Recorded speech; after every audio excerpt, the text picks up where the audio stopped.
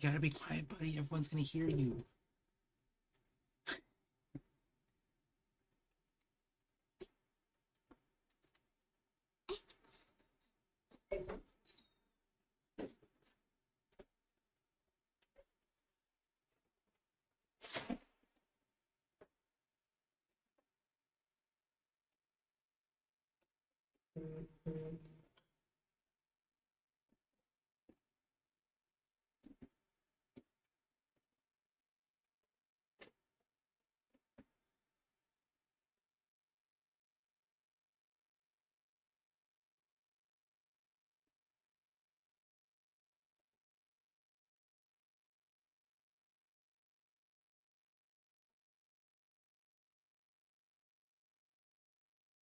Hey, if you pull the headphone cord, I can't hear the stream, buddy. No, I didn't. Well, it started, but oh my god, he's pulling it out of my ear. He's like, no, Dad, no. Pay attention to me. Well, they could hear all of us. Oh my god, he's so strong. If you pull any harder, I'm gonna lose my ear. Do you want Dad to have no ear? Okay, buddy. All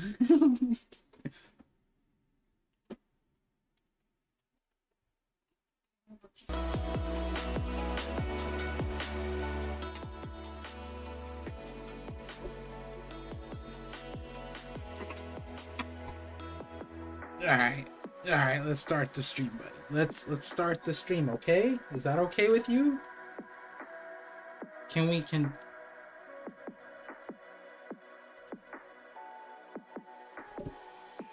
All right, guys. Surprise, surprise. TCB can be on their own schedule, but there's no schedule greater than the baby. That's enough blue light for you, right, buddy? Who is calling me from Indiana? What? Robot call. Let me see. Oh. Okay. All right. Let me slide this over. What's up, Threevil?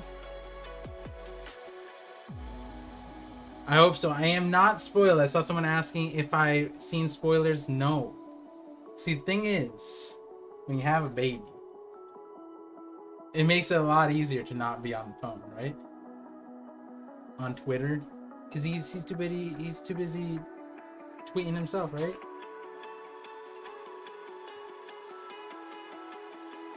I think he was like playing with my shirt, but then he just like grabbed the wire on my headphones and just started tugging, and my head went whoosh, and I was like, oh my goodness, this is crazy.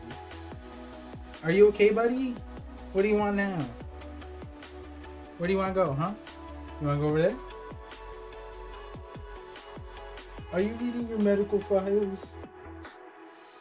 Or are you reading Mom's Valentine's card? Which one?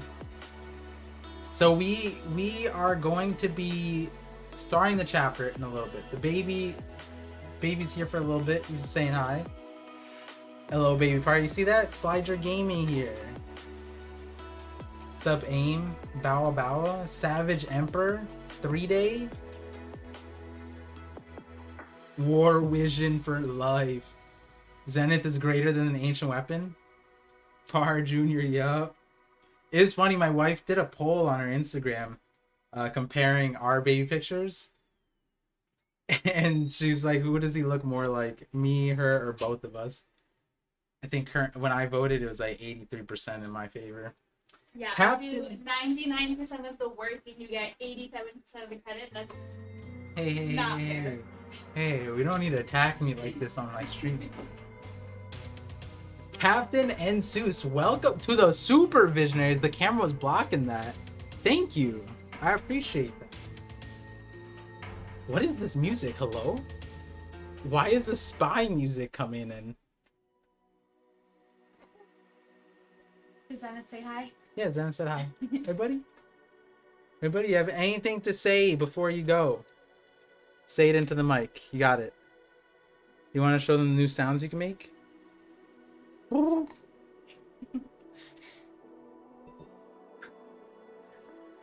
was that sound? Where did that sound come from? Huh, I don't know. Alright, buddy. Dad's gonna come back.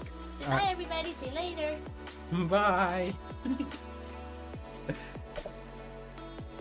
Hey, trouble. Bye. Have fun. Alright. Yeah, we're gonna have fun. Apparently, this is one of the greater chapters of the year. And the year just started. Boost. Welcome to the Visionary Pirates, my friend. Yeah, we're just having a good time a little bit earlier than usual. Usually we stream on Thursday at 12, but then TCB was just like, here's a Wednesday surprise, right, buddy? Now he's talking. Yeah, now he's talking. Is it because now you see Dad talking? Is that why? Am I spoiled? No, Cosmos, I am not spoiled. Oh, that's Mr. Boost? Hey, long time no see. Bow AI ParVision Sai has been canceled. He will not be here. Wait, Bow, how'd you... Okay, so there are a few announcements to make. First, let's start off with some... Wait, was there... I feel like there was like 3 big newses that I was supposed to make, and I only remember 2 of them. And one of them isn't even news. So, first big news is that locked in the stream with Teching next Monday, so 2/27, 23 this year, at 2 p.m. So that stream's locked in. We're gonna do that. We're gonna enjoy that one. Ooh, I see some super chats. Oh wow, I just read a super chat. I didn't even thank you. Thank you, Bow for the super chat. What was the other announcement? I feel like there's something else. I might as well announce it now, but yeah. I mean, that one's already. We just have to lock that one in, which is already locked in. But Threeville's here, so I might as well mention it.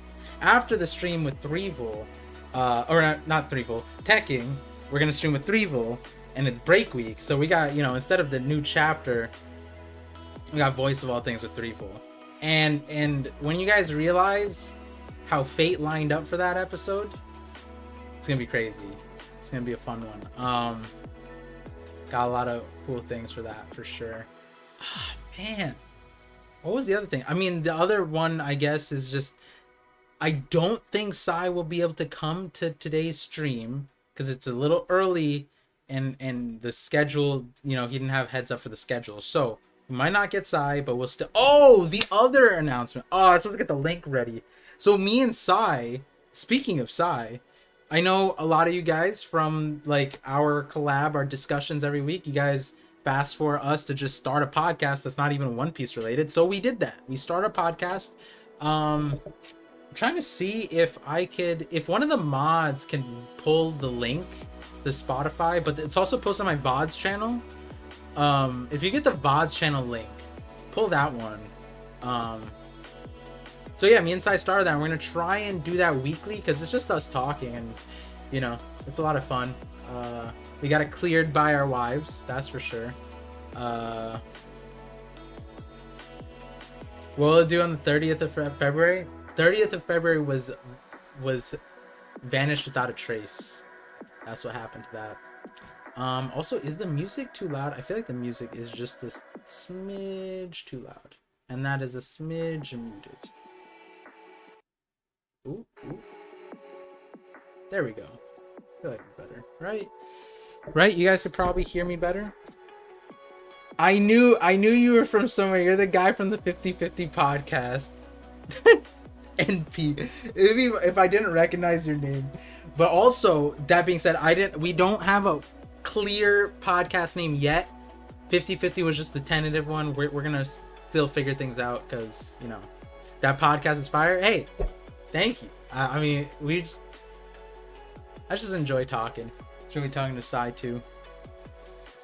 It helps that we read the same news and talk about the same things. All right, I guess I gotta go read the chapter. I'll be back. All right, Nasty Ninja.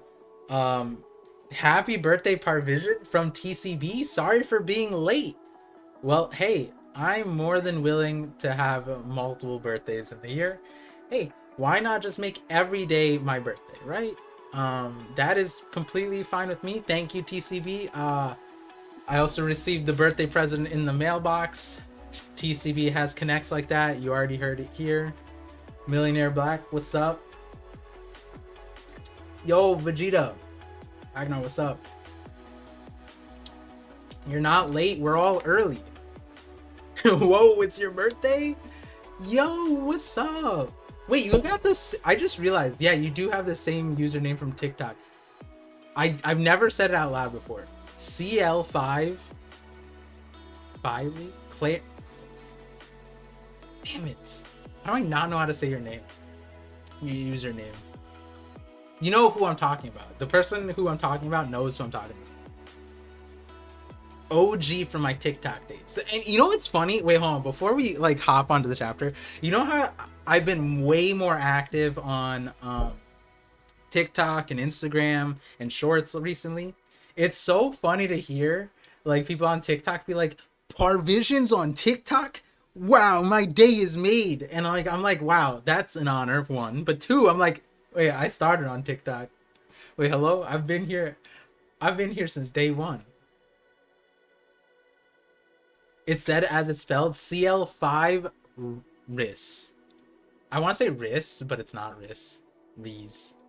Not a streaming guy, but I'll tune into today. All right. Well, that means that this chapter is crazy. Happy birthday, Good Morge.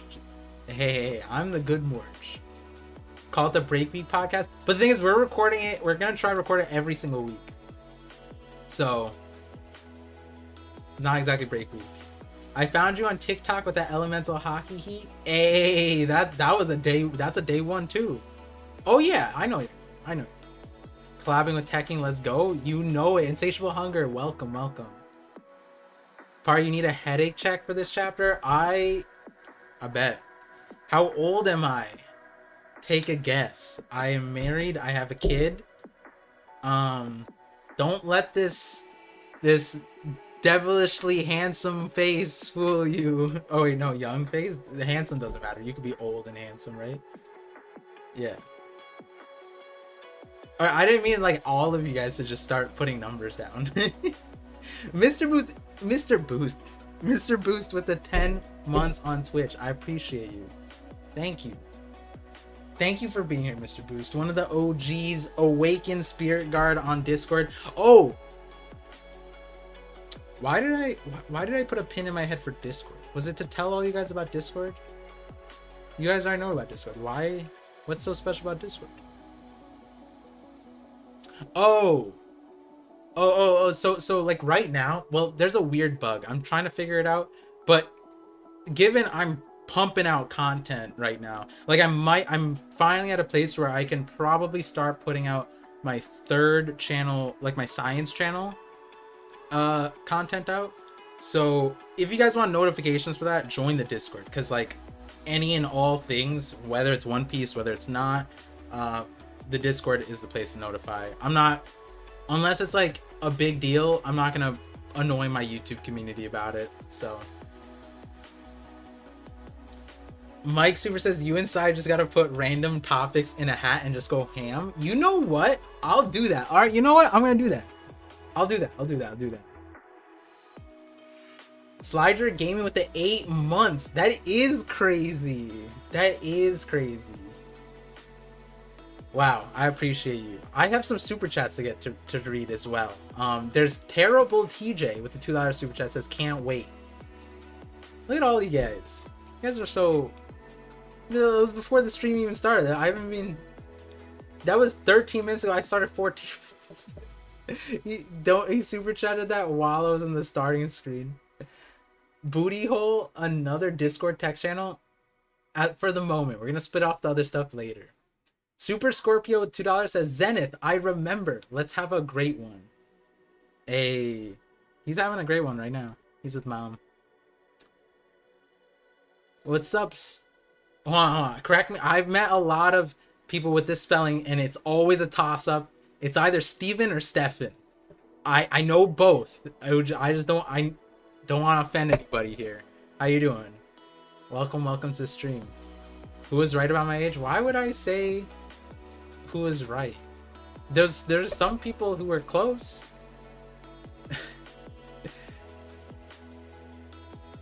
Lil Autism with the $5 super chat.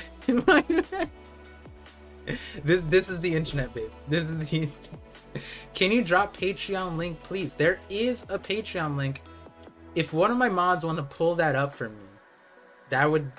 Hey, it's somewhere. I think I could actually pull it up.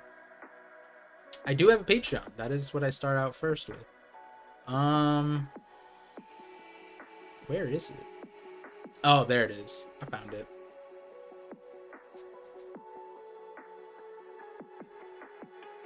That is generally, you know, that thing is more for like all of the content, but hey, if you want to support it, I appreciate you. Are you reading with Sai? Maybe. It's up to Sai. Last discussion with Mosh DMC was so good. Yo, let him know that too. I'm gonna hit him up because he was nervous. You know, Mosh is so funny. He sometimes, like, he does not get stage fright, but like on a call sometimes he gets nervous. It's funny. Who's streaming? The GOAT? What's up? All right, so that's enough Knockup stream foreplay. So I know I see a lot of new people in the chat. This is the Knockup stream where Oda knocks us up with the latest chapter. If you guys are like, that's really weird, hey, Oda's really weird. We have the Knockup stream. It's canon in the show.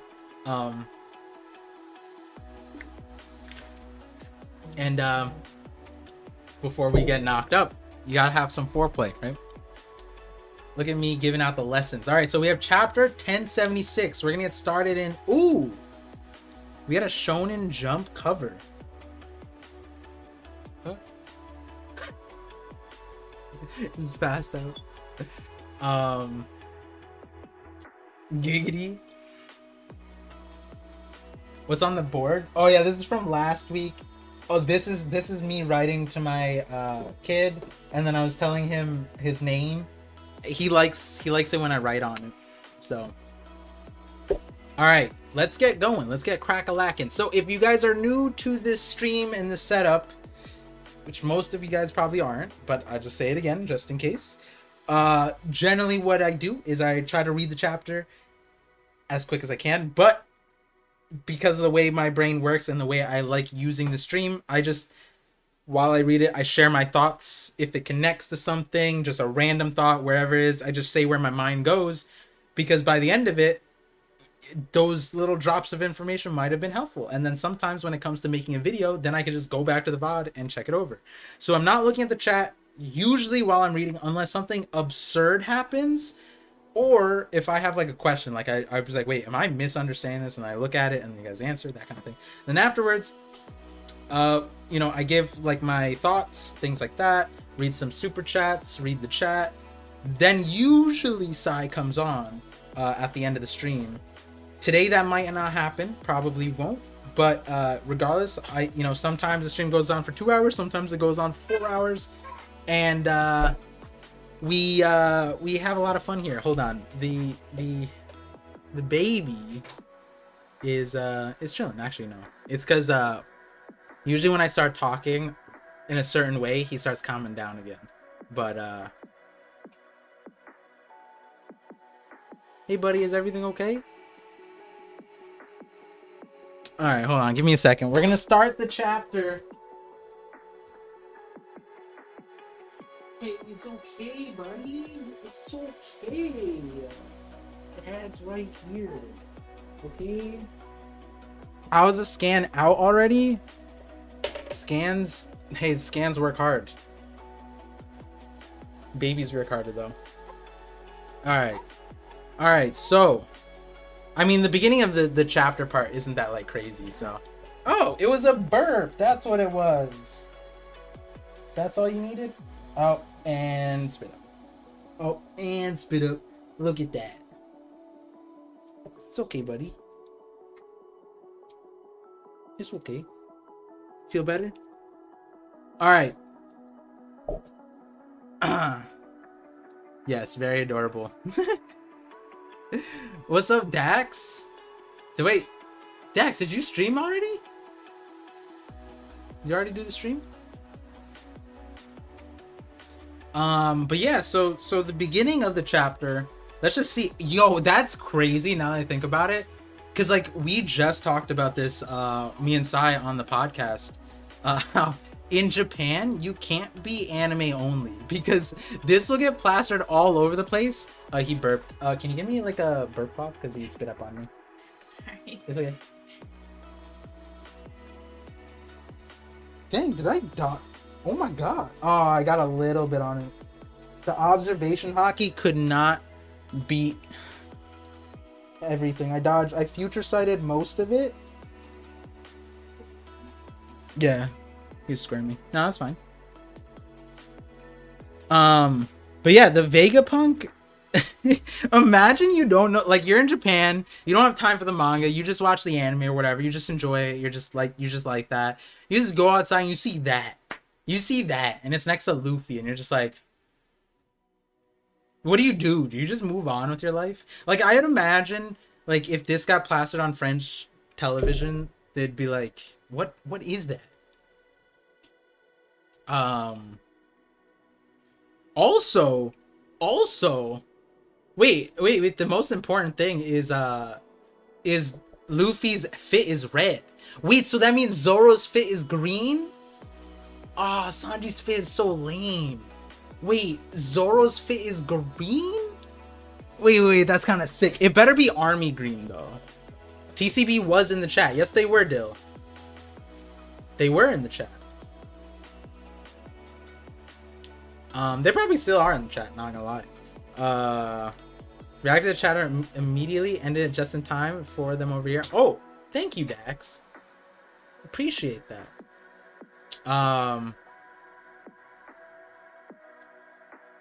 But yeah.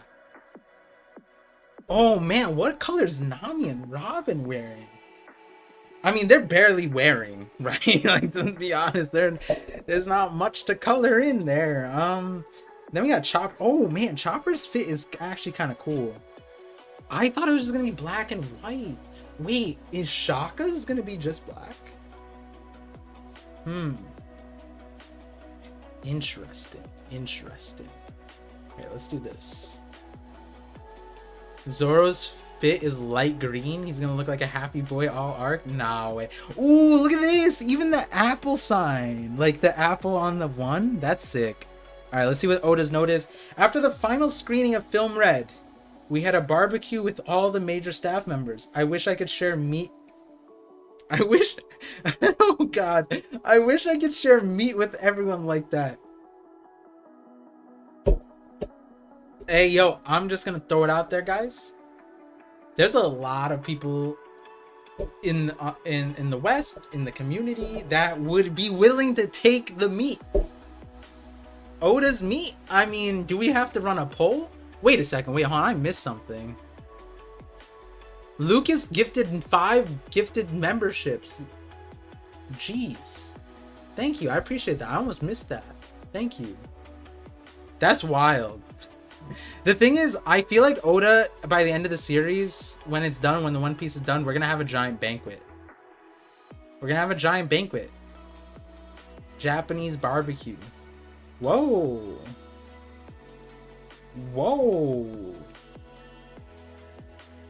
Whoa, Frankie. That positioning on Frankie. We're just looking at Frankie, guys.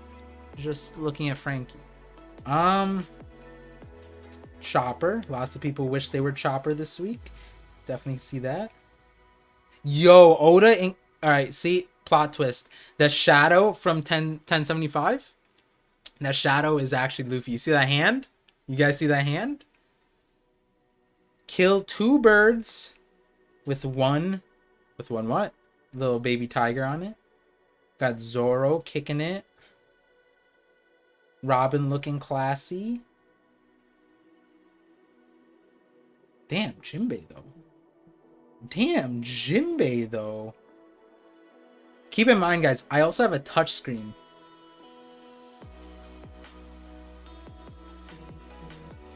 All right, let's start with the chapter. Wait, where's the title of the chapter? Oh, there it is. Old friends. Old friends. Let's see. Let's say we free you guys, says Zoro. I can't see you letting us cuff you again later. Fair? Are they really joining forces? That's not true. When we're out of danger. Hold on, let me try to pull this forward. There we go. Okay. When we're out of danger, we'll put these restraints back on without a fight. What? What? Why? Kaku's scheming, bro. Really? In that case, sure. He's obviously lying. Oh man, I love the memes. This should like just be like a wallpaper, like this clueless face and then Zoro mad. Oh my god. Shroom? Shroom? Hey yo, psychedelics go hard. Let's see. Yo, Sasha's wild. Okay, so he threw. Wait, what? Wait, what did he slash with? Oh, like the sword ended up behind his back after he swung it? Oh no, he was winding up. Wait, this is so weird. Did he kick? Wait a second, is that a kick? And then he slashes? What the heck? No, it's definitely like he swung the sword. But why would he swing the sword? It looks like he swung the sword upwards. Whatever. It's a slash. We get it. Luffy pulled Lucci and Zoro pulled Kaku. Okay. What? Isn't that the dice? Oh, it was his leg. It was his leg. Man, look at me gaslighting myself. I'm looking at this. I'm like, wait a second. This panel makes no sense. Like, isn't... Man, look at it. Oh my god. Wait a second. If these things have hockey, we might actually find out. If you could infuse the blade with armament, does he become a black blade? Because the Mr. One is the ultimate black blade. He is a sword. Mihawk is... Oh my god, wait! Yo! Oda, where I need to pour one out for Oda. I need to pour one out. Sword Man Mihawk. Mihawk is a sword. Can we... I didn't even trust your stocks or have no doubt. Look at this. Mihawk is a sword. How many... I have a comment section to hit up. I may not be 100%. You know what this is like? You know what this is like? Like, I'm shooting a 3-pointer, right? And I shoot. But instead of making it into the hoop right in front of me, I make it into the hoop on the other court. Like, on the other side. Like, this is a full court shot. Like, that's how... Boom! You know what I mean? That's what I'm saying right now. I hit all the hoops. You know what? Not even that. It bounced from hoop to hoop to hoop. Mihawk is a sword. It's canon. I can't believe I can actually say it's canon. No, that's too funny. Mihawk is a sword. What are you talking about? This is great. Oda saw your theory, and he's just like, you know what? This man gets it. This man gets me. Yo, and you know what's funny? People... Huh. People were saying, why not give him the chop fruit? I was saying, you know, Alvida's fruit would be cool too. This fruit makes a lot of sense. Why not? The glub glub. I like how the green blood's making a glub glub. A glub glub sound. He heard it from my closet. Yeah. So many people fought Par on this hill. And Oda's just like, here you go, champion. Here you go. Yo, this is actually...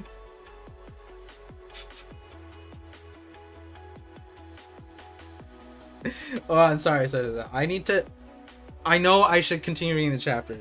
How many... Are we even a page? We're 2 pages in. This is... I just gotta let this one sink, you know? So I know I'm like 99,000% sure Tekking's not in this stream. He's not in the stream, right? Let me just give you a quick insight on that stream. I was gonna run down all my crazy theories, just the headlines of them. Mihawk is a sword, the moon is a brain, Vanderdecken is a mushroom, Zoro is a plant, like all of them, right? Now Mihawk is a sword. When I say that, he's gonna be like, yeah, well, yeah, last chapter, 1076. It's not gonna hit the same, guys. Remember the good times when I said Mihawk is a sword in 2022 and everyone's like, what? From now on, when I say that, I'm like, oh, you mean you're just stating facts, bro.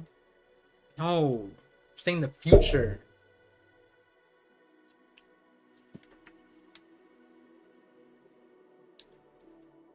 The longest read time is about to happen. If this chapter continued, you know what would be crazier? If Oda continued. You know what I mean? Like, this is 2 pages in. What about the 3rd page or the 4th page? If Oda continues this in this chapter, because you know what's funny? He did this before. What chapter was it? 1050, 1057, 1058, when we left Wano. At the beginning of the year, I said Nami would have Conqueror's Haki. At the beginning, he gave it to him. And then I said Zoro's a plant. And then they called Zoro a plant. And then they also called him an Oni. Oh my goodness. There was like 4 different theories confirmed all in that chapter. And I feel like Oda might do that again. But anyways, we'll reminisce on this again. We'll reminisce on this one again. I need this one. I need Seraphim Mihawk with Mr. One's power clashing with a Mihawk sword, like Mihawk as a sword. Like the 2 of them fighting, and then Zoro just going like just jaw drop. I'm gonna get that commission, or something. Oh, we need that. Oh, you know,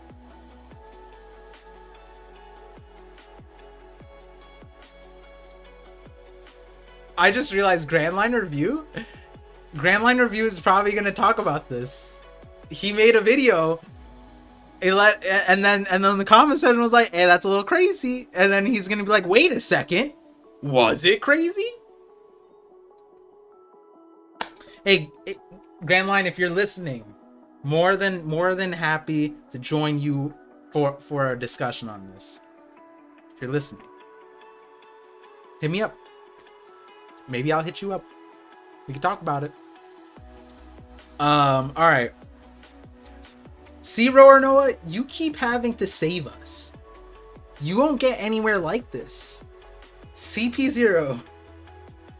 Let me ask, what? Ooh, Shaka's actually like asking the real questions. Shaka's asking the real questions. What was your mission here? Are we gonna find out? Oh, we got an LLC up in here. We got an LLC up in here. Mama's Nest Entertainment, welcome, first and foremost. You got the limited liability, I got you. This is not a confirmation that Mihawk is a sword. Hey, all you know, my point always is Oda prepares us. He sets us up. You know? Sets us up. And then ultimately, he gives us the reveal. And then you sit there and like, why? But then you see this, it's like, wait, he set us up, leading us there. This is just a step in the right direction. Steps to the vision, you know? Okay. Eliminating all 7 Vegapunks. Lucci, don't just burst it out like that. Oh, don't blurt it out like that. Is Lucci Luffy? Nah, he said this for a reason. Eliminating all 7, so 6 satellites and Vegapunk. Hi. And I take it you won't let Stussy off the hook given her betrayal.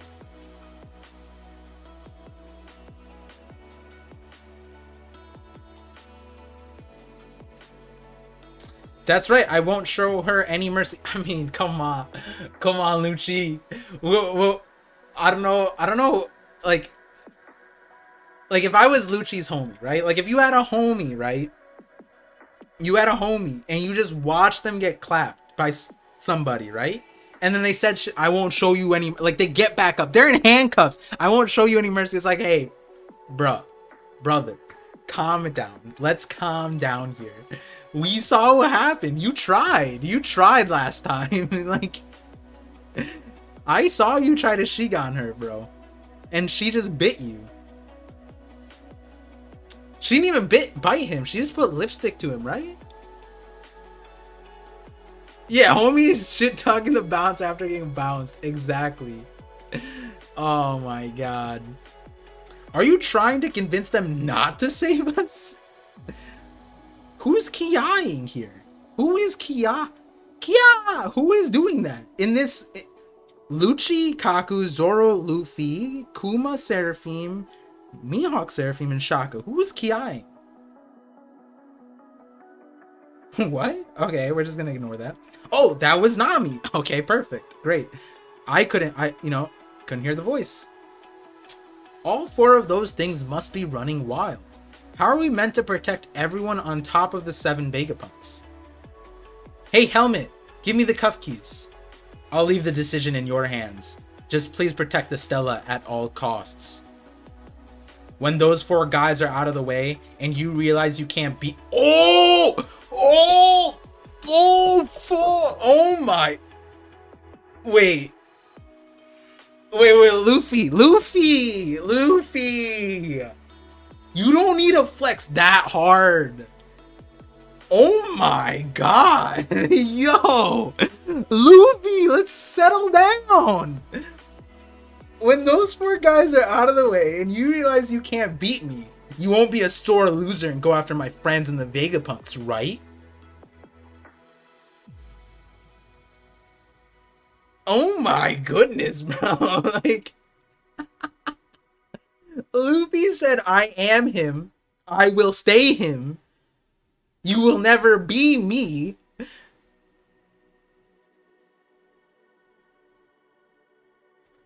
Luffy straight out said, you remember what happened?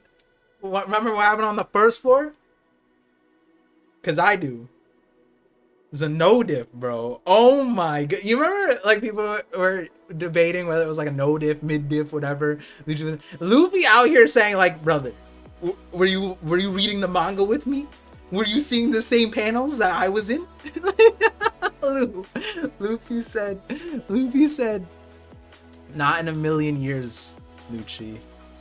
That's so crazy too, from like Eni's lobby to now. Like, cause this is what Lucci would say to Luffy 2 years ago. And the worst part is Luffy is not memeing right now. This is the most serious face I've seen since Kaido, right? You idiot, these guys won't fall for a taunt like that. Fat shame. You're the top priority on my hit list. You straw-hatted bastard. I won't go out of order, but your friends won't outlive you for long. He took the bait. And then this Seraphim Kuma's just like, he's just like, I want to put a sound effect on it. Like, I just imagine S Bear is just like the cutest, like boop. Like he's just like boop. And he's just chilling while they're arguing. Boop, boop, boop, boop. And then he's just like waiting. Oh my god, that's so crazy. That thing is... Oh wait, that's an Ursula shock, right? That's probably wild. Ursus? You know what's also crazy too? This interaction right here is like... This interaction right here is... Like, even though I said prior that, like, you know, was 1067, I said with Sai that we might get an alliance. Like, this interaction's kind of like friendship. I don't. This is how it all starts in One Piece. Ursus shock, Ursus, gotcha. I said Ursula. Little Mermaid. Okay, so we got the cuffs off. Oh, I was not wrong, yo. This thing is crazy. This thing is wild.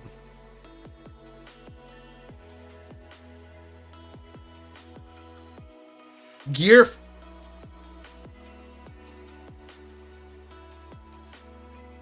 Wait, I'm shocked. And here we thought that we'd never get Gear 4th again.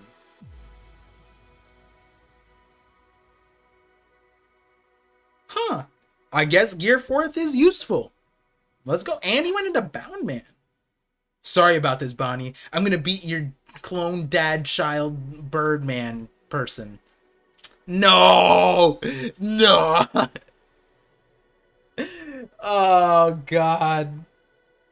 No way. That... Is it conserving his stamina? I feel like this is more stamina... Like, sacrificial. Stamina sucking. Sucking? Whatever. You guys know what I mean. It's sap stamina. I don't know how I feel about this panel, if I'm being honest with you. You know, we could have an alliance, but to do all... This is giving me Goku Frieza vibes. This is giving me Goku Frieza vibes.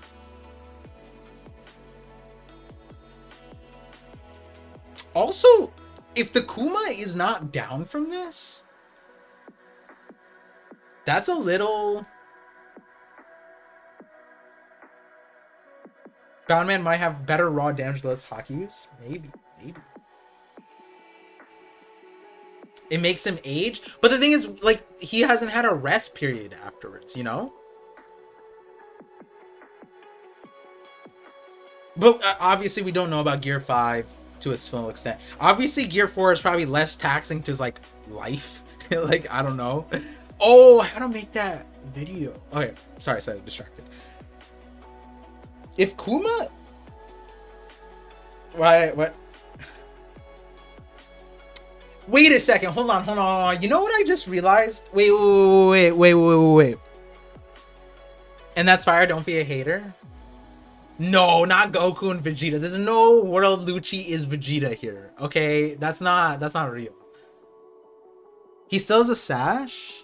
Oh, you're right. I mean, he did, like, it towards the end. I think when he turned Snake Man, the sash was definitely there. When he initially turned Gear Bound Man, I think he had the sash too, but then it, like, went away.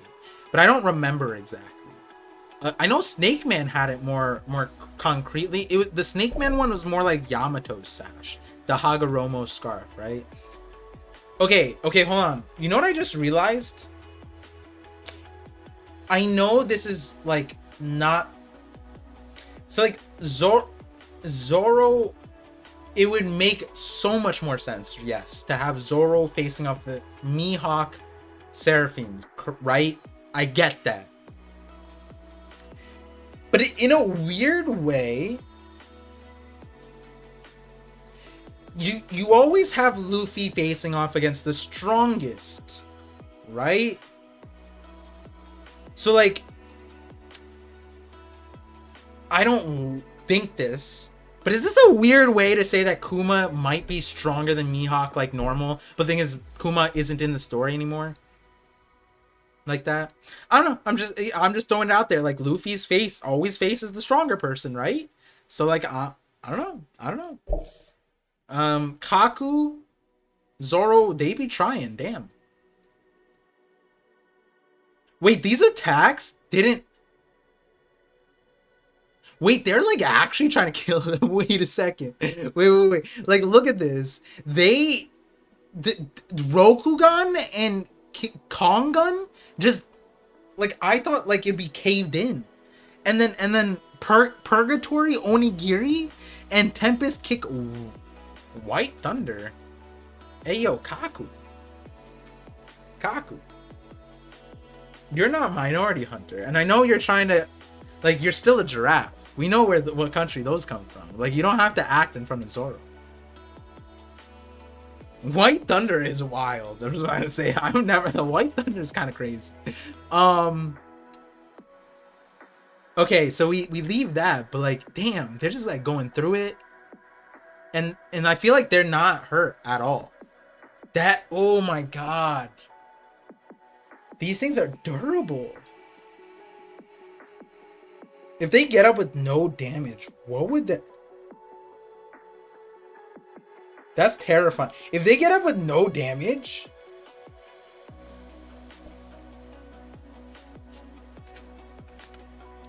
Purgatory Onigiri couldn't kill Killer. Hey, are we really gonna slander Killer though? Hey, come on, it's Killer, right? It's Killer.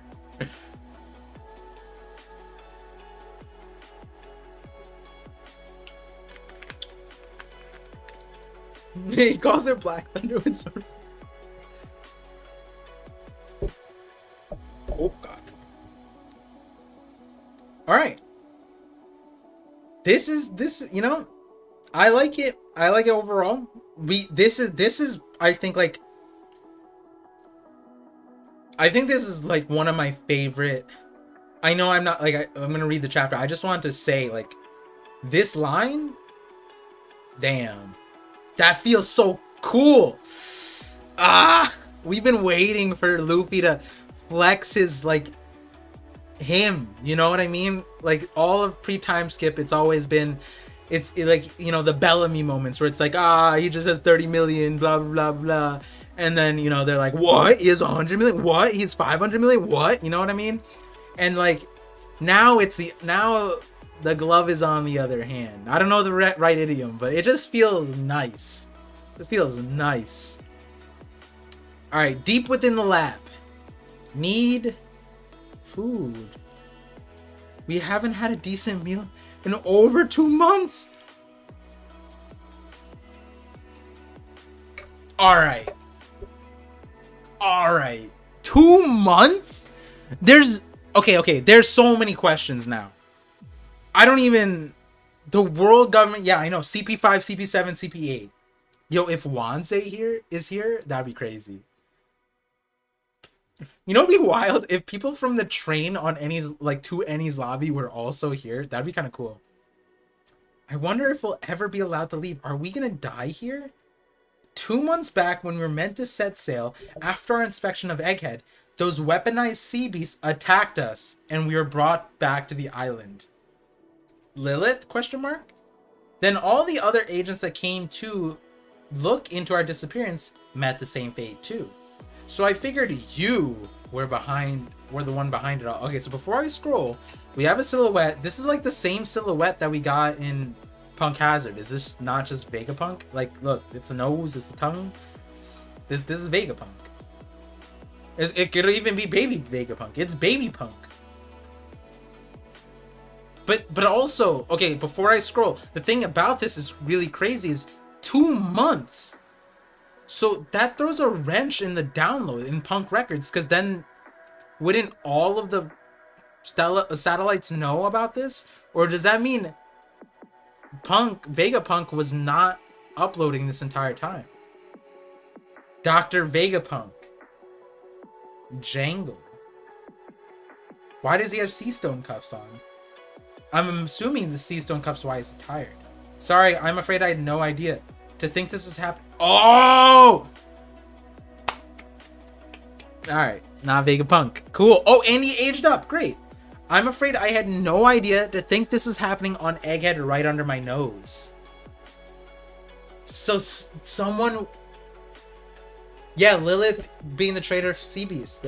That's the simplest route, right?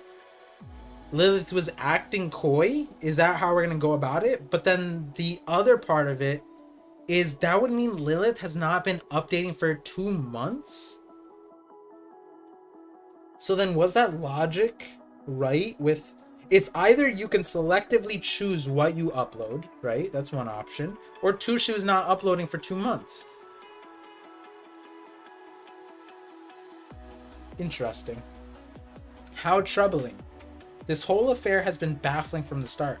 Word leaking to the government about our research into the Poneglyph should have been impossible.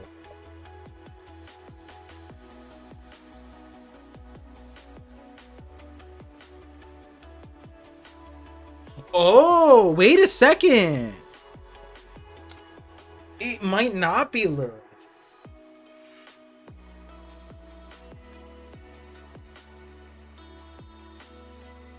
Oh, wait, hold on. This gets a little confusing. The reason why... Okay, I'm on the fence right now. Lilith is interesting. Why? Because one thing that she said was can't control the Sea Kings, the Sea Beasts. She, to a certain extent, couldn't even control them. But the thing is, those Sea Beasts would have just wrecked the ships. They wouldn't have captured them. But what I was thinking was, what if they were given the order to destroy the ships? Like, on their own. But then on the flip side, Lilith said something interesting. She said, I can't stop them from eating the ships. What's the point, essentially, when I'm trying to, like, capture them? Did she... Oh, I have to go back now. This was chapter 1061, if I'm not wrong. Oh, yeah, it's right here. Hold on, we have to look at this.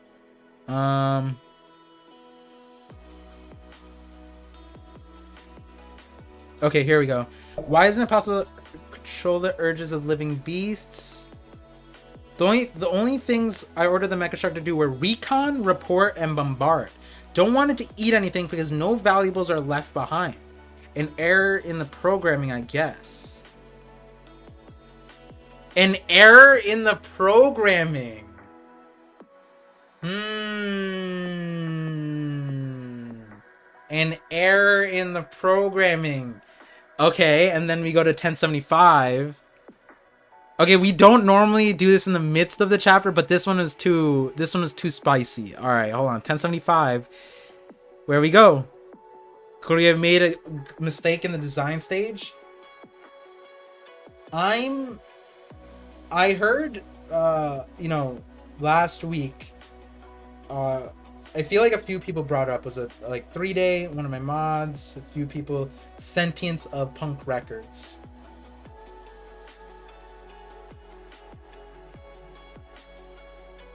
Or Edison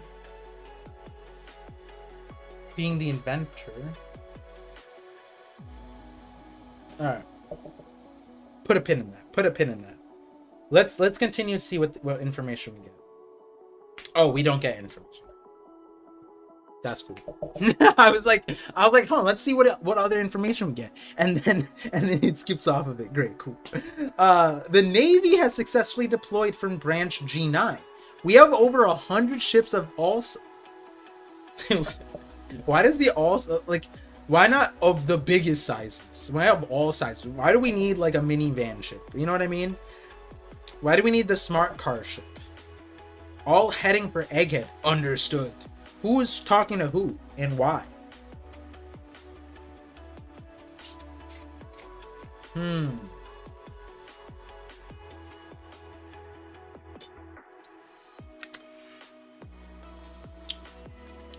Yeah, this is interesting. I see a lot of thoughts in here. The thing is, I'm seeing a lot of thoughts, and the thoughts are still not like unimined yet. I think there's plausible reason for all of them. We might need to do another Detective Par stream now that I think about it. We were on the right track with the last one. Raise your hand if you want another Detective Par stream, is all I'm gonna say. Because I could make it happen. I can make it happen this Sunday maybe. Or even tomorrow, since I was supposed to... Maybe tomorrow. A bar at a small port on a certain island in the New World. What? What the heck is that? Is that Panda Man? Wait, is this Elbaf? Wait, this is Elbaf. This is...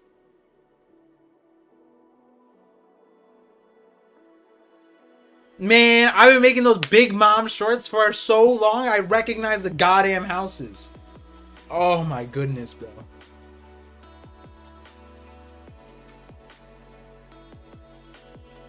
What are these ships, though? These are not ships that I recognize. What? Who's here? We're on Elbaf?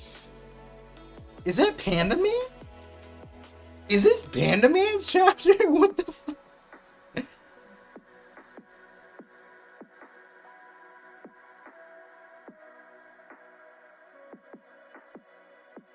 Okay, take me with you.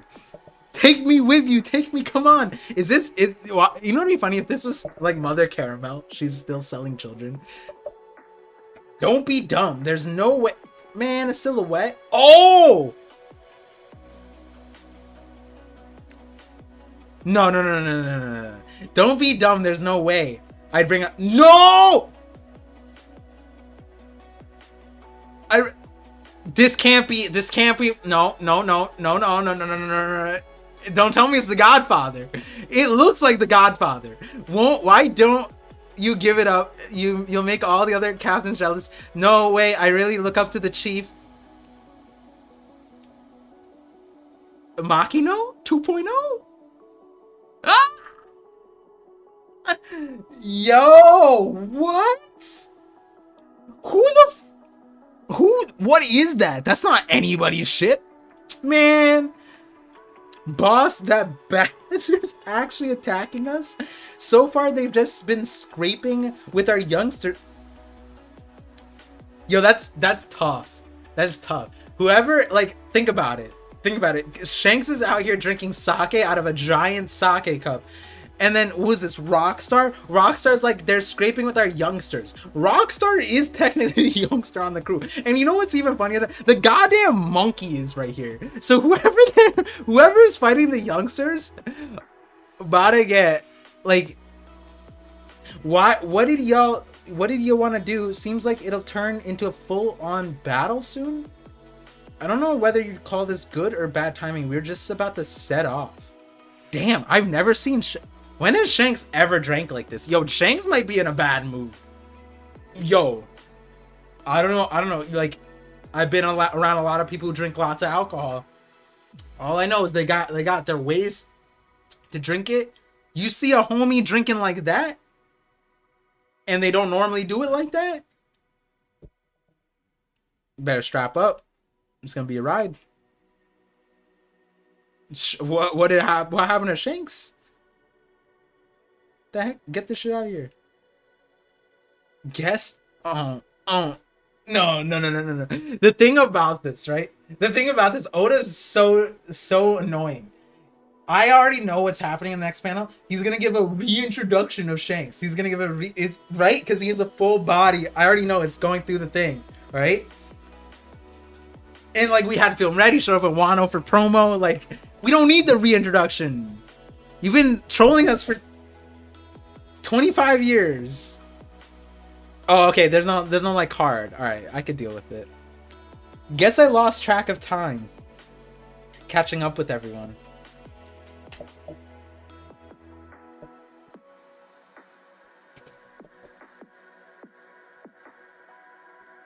You can't tell me. Shanks has another Makino. Look at this. This is another Makino. This is another Luffy. He's doing this. He's going around the world doing this. Tell me. Go watch the Godfather Shanks video. Tell me. He's not just cooking up kids, bro. Can't be helped when you suddenly come across old friends you thought were dead. Oh, wait. These kids were supposed to be dead? Alright, fair enough. Fine, whatever. The enemy's gonna be pissed at you for keeping them waiting. You can't talk back. Who's talking? Lucky Roo? What's Lucky Roo's accent? Did he talk like Dia? Do you really think he's the only one they're mad at? Let's set sail. So we're really doing this, Chief? You're going out there to fight, Shanks? I never let this island become a war zone. Oh, I thought she was saying that. Oh, he's so...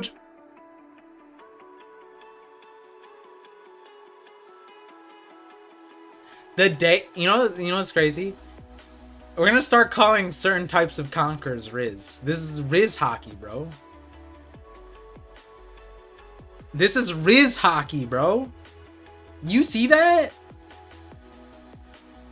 Bro spilled liquor. Look, hold on. Let me just walk it back. Bro is spilling liquor on himself, right?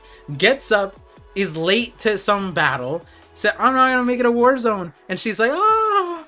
You know what I mean? It's just like, man, what it's like to be Shanks. I don't want to cause any major trouble here. Hey, Dory, bro. Can you lend me a hand? I already knew because the silhouettes. What do you mean, Shanks? What do you mean lend me a hand? I saw Mr. 3 give these dudes hell. Now, I know they have the Ikoku sovereignty, right? I know. But Mr. 3, come on. Alright. Alright. Let's see. Oh!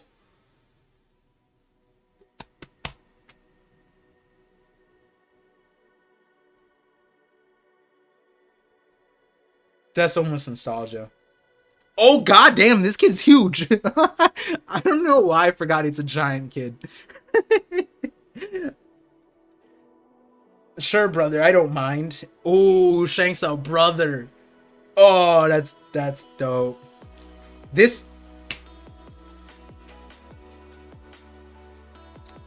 Can we... Wait, hold on, it says I skipped a panel?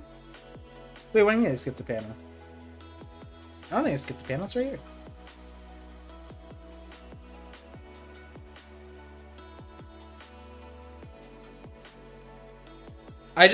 The funniest part of this is I need to see the Viz. There's no chance the Viz says this island is actually Elbaf. Like at the beginning it was like on a certain island in the New World. Like, if you didn't get it from this, if you didn't get it from... Like they tried to hide the kid's size, I guess, right? Like, from this, it's like, oh, surprise, we're on Elbaf. Like, before that, can you go check something for me, Rockstar? You have a message for Captain...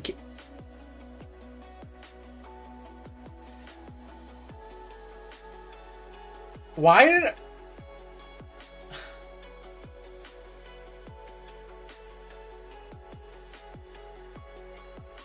I'm gonna be honest. I'm gonna be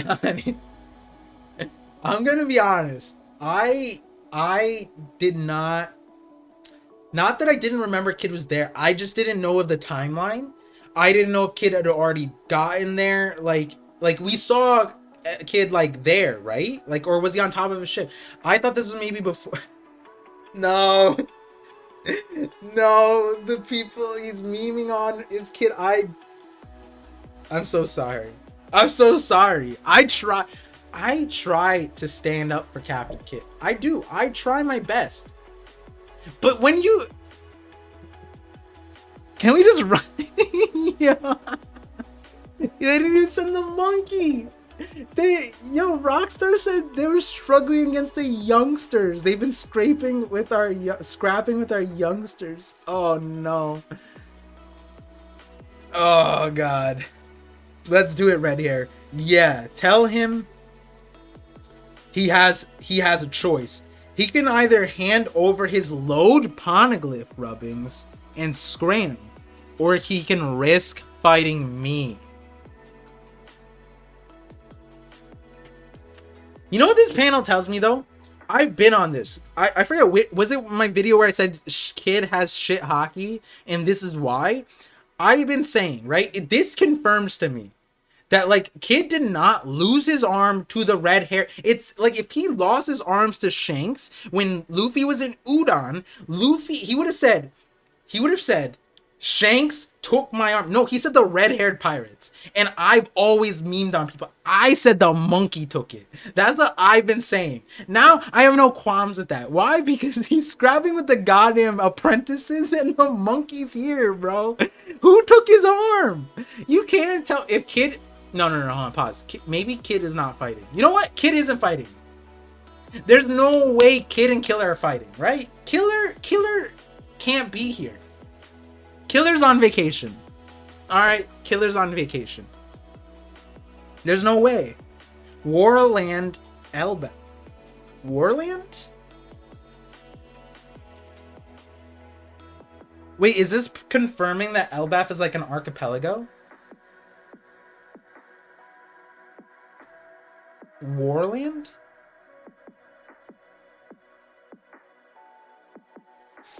Warland? Those ships on the horizon are all his, including the ones lagging behind.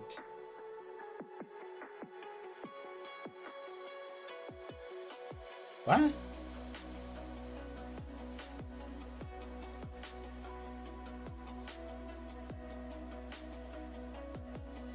Okay. They're allies of the...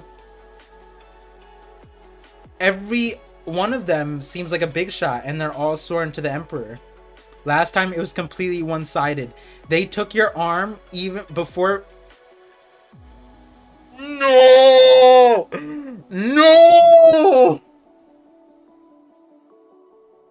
No!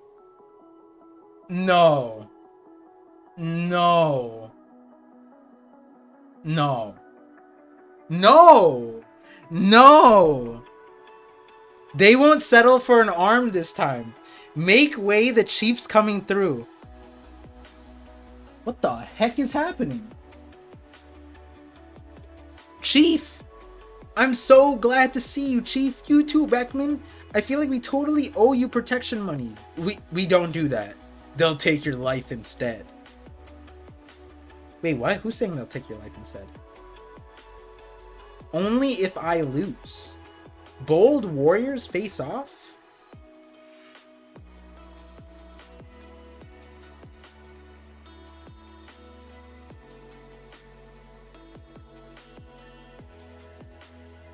Wait, I'm having trouble. Make way, the chief's coming. Chief, I'm so glad to see you, Chief. I feel like we totally owe you protection money. We don't do that. They'll take your life instead.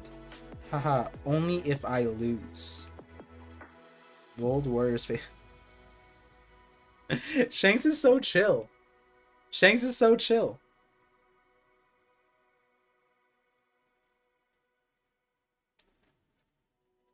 Wait, so like... They didn't even see. They didn't even see Shanks last time. Oh, they'll take your life instead is killer. Gotcha. Go to the Ben Beckman part?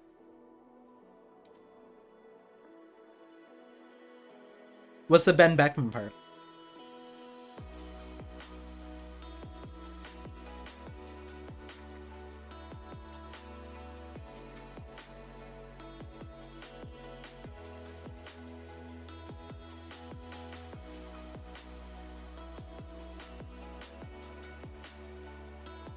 That's Ben Beckman.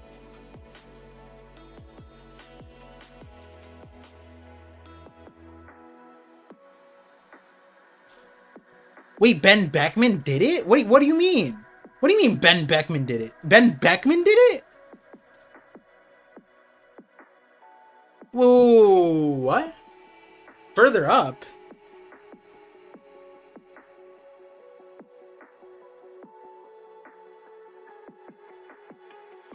Wait, I missed this? What did it say?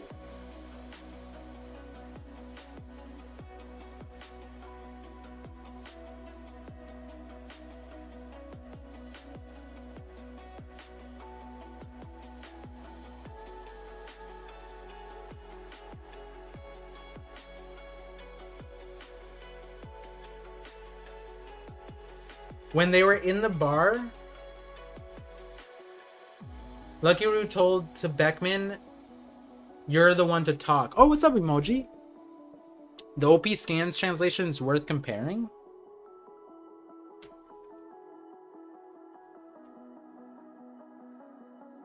Oh, okay, I'm understanding. So I'm assuming in the other translations, you can't talk Beck. Did you really think he's the only one they're mad at? So what is the OP scans is saying he took their arm? Damn, that's a crazy difference.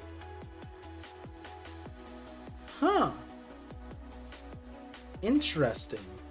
They're mad at Beckman too. Okay. So it's like it's not deliberately being said, but it's implying it. Okay, got it. Interesting. Yeah, if Beckman took it, I have more respect for Kid. Heavily implied. It's implied in both. I would imagine from what I'm seeing, it's more heavily implied in the OP scans, less so in this one. We'll wait for the viz like we always do.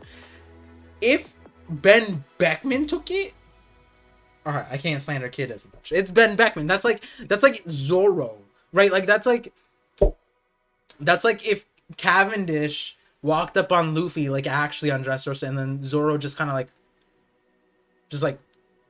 you know, and it's like you can't knock him down. But like my headcanon was always the monkey took it. Like that would be so funny, and that's the way it was going, right?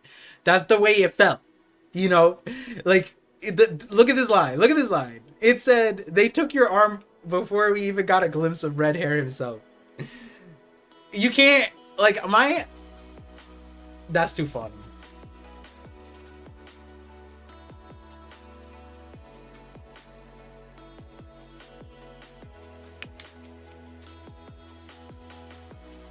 We're not gonna debate which scan's better. I use TCB because it normally follows my schedule as much more evenly. Now, in terms of translations, there's gonna be misses on all fronts always. Hey, look at the Viz scan. A lot of people don't like the Viz scans for those misses. I think what's most important is we take in all of the translations as much as possible. Translating is very hard. Shout out to TCB, and just, you know, anyone who's doing it. We're always striving to be better. Kid it.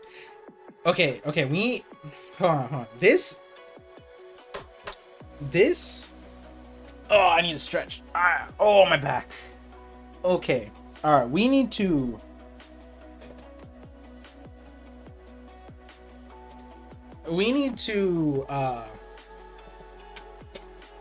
okay, see, understand what's going through my head, right? Mihawk is a sword. Kid is a bum. Not that Kid is a bum. All right, I'm sorry. That was basically like a Freudian slip, right? Like I had to get it out. More so, yeah. Kid is essentially Gonzo. You know, like this is like if Luffy went up against the entire Whitebeard Alliance. Oh wow. Why does Kid even think he has a chance? Wait a second. Wait, can we talk about this real quick? Kid ain't gonna die. Fair. Like, look, Mr. Bushido. Kid's not gonna die. You know why he's not gonna die though? It's because this guy right here is not Kaido. No, hell, even when it was Kaido didn't kill him. Why? Because Kaido didn't kill anybody, right? Whatever. We'll just call him Lido. Whatever. But the reason why he's not gonna die is because it's Shanks. And Shanks has a soft spot for kids. And what is the name of the guy he's facing? Kid. Boom. Logic applied. Kid's about to get Luciad. That I see is fair, right? He's just gonna disappear. If Kid actually dies and Shanks is that guy, right? Like, think about it. Big Mom didn't kill anybody. Kaido didn't kill anybody. Whitebeard? Well, Whitebeard wouldn't kill anybody, right? But Shanks? Hell, Blackbeard. Oh no, Blackbeard killed Whitebeard. I mean, but you know, this is.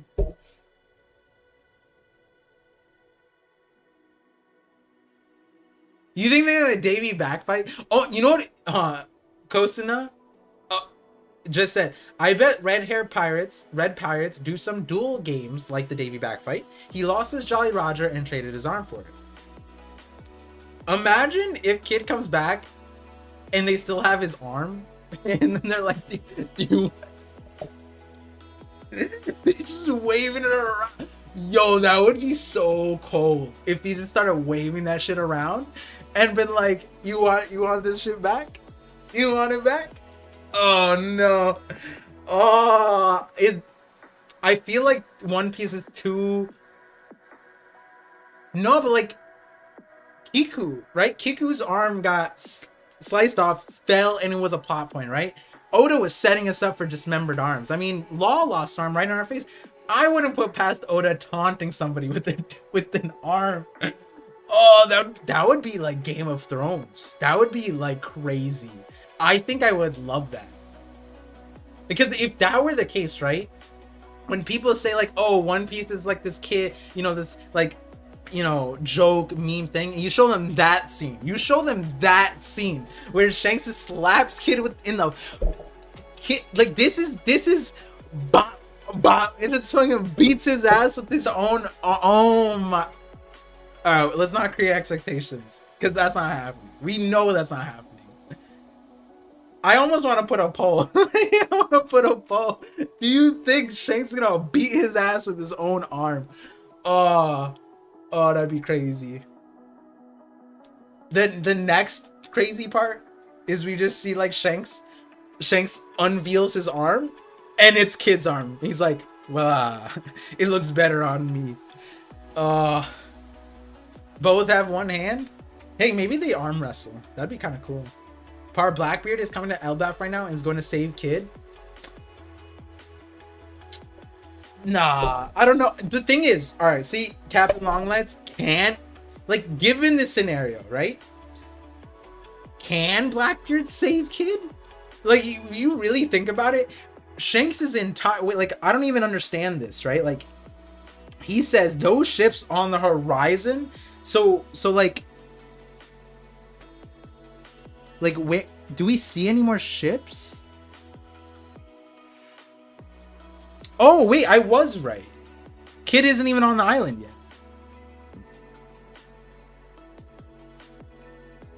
Wait, that's funnier. This is even funnier. I was right.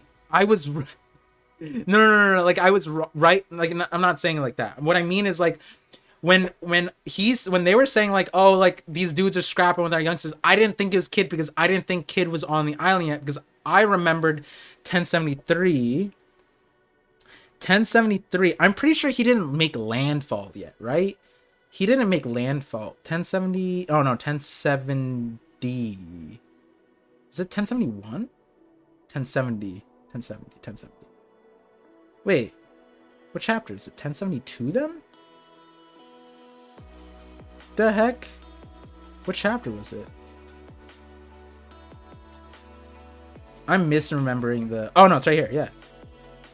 Oh yeah. They're saying Elbaf. They're mad far. Okay. So see, when they said that, I was thinking like, oh, Kid's not on the island yet, so it must be other people. But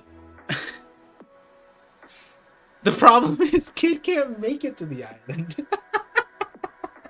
He can't even make it. He can't even make it to the island, bro. He can't make it through the bouncers. Like, the joke that he can't even make landfall. Like he needs permission. Like, Shanks isn't even there yet, by the way. That's the... you know, guys, we need to... Man, at my old place, I would have had the setup for this. I was gonna say we need to have like a wake, like a funeral, like not because Kid's gonna die. No, not because Kid's gonna die. That's not why we would have the funeral. We need to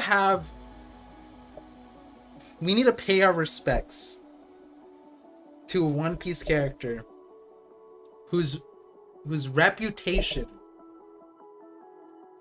has been dragged through the mud, slandered, but will be like resurrected from the dead, then killed, then slaughtered, then executed, then like murdered. Like this break week is gonna be the worst week Kid has ever had in the history of One Piece, because he couldn't make it past the youngsters. Oh my god. Yo, AIM PDX, thank you for the 10 gifted memberships. And that reminds me, I should read the super chats. Hey, you got homie Seal. Kid's gonna flip the script. Oda setting all up. Hey, Mamba's next. I love the energy you have. I love it. I don't know if you tuned into the Reverie. The Hidden Island is gonna be your best friend. He was the best lawyer for Kid. And I'm not a Kid hater. I like Kid. I like his power. I like Kid. I think he's strong. I just think I am rational in the sense that in the story, it's been rough. in the story. It's been rough. That's my take. I want Kid to do well. I made a whole video about it. I had a whole video explaining why Kid didn't have the hockey that people wanted him to have. And it makes sense to me. Now, this thing is, I can't blame them. You are a kid. No, I'm not. No, I'm not. See, the thing is, okay. See, you say I'm a kid hater, right? But compare me to the others. Compare me to the others. I'm middle ground. I see a way, right? I'm a kid hater. Kid is the worst version of Magneto, though. Kid's railgun might reach... No! Tim Tistic Toby. Let me read out. He said, Kid's railgun might reach Ben Beckman at least this time. No. You know, you guys see what I'm imagining? I'm imagining the monkey slapping that shit. I'm imagining, like, cause Big Mom was pinned, right? Big Mom was pinned, and then the laser, it was hitting him, right? Like, Big Mom... I don't know, but like the monkey just bop. Sorry, I didn't mean to clap into the mic. I'm sorry, I just had to, you know, we're gonna lay off on the on that though.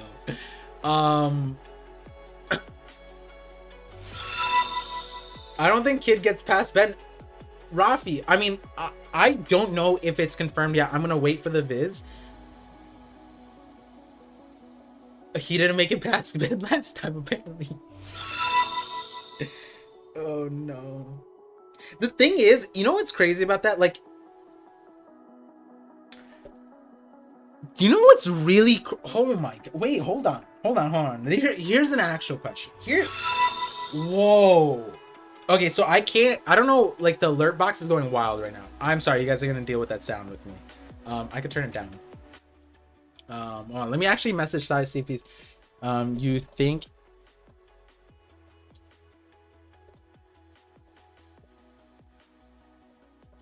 I'm gonna be honest with you guys. I'm gonna be live for a while because this is it's break week, great chapter. I liked it. Lots to talk about, lots of variety to talk about. Even if Sai's not here, we're gonna be talking for a while, I imagine. Okay, what was I talking about before? Can't do the super chats. I gotta go soon. All right, I'll read your super chat real quick. I see the super chats. There was something I was gonna say. Oh, real quick, Mr. Bishop. Hold on. Real quick. Kid versus King. Kid versus Katakuri. Okay, Katakuri is different. Kid versus King. Killer. Can Killer be King? No. See, the reason why I asked that is because there's no world where Luffy does not make it to Big Mom, right? I mean, I guess on Whole Cake Island, he making it past Katakuri. No, but he was walking by the end of it. Killer can't beat King. Need advanced conquerors. Okay, so the reason why I say that, because, like, Luffy makes it to Big Mom. Luffy makes it to Kaido, right? Like, Luffy beats King, right? Now, put that in perspective.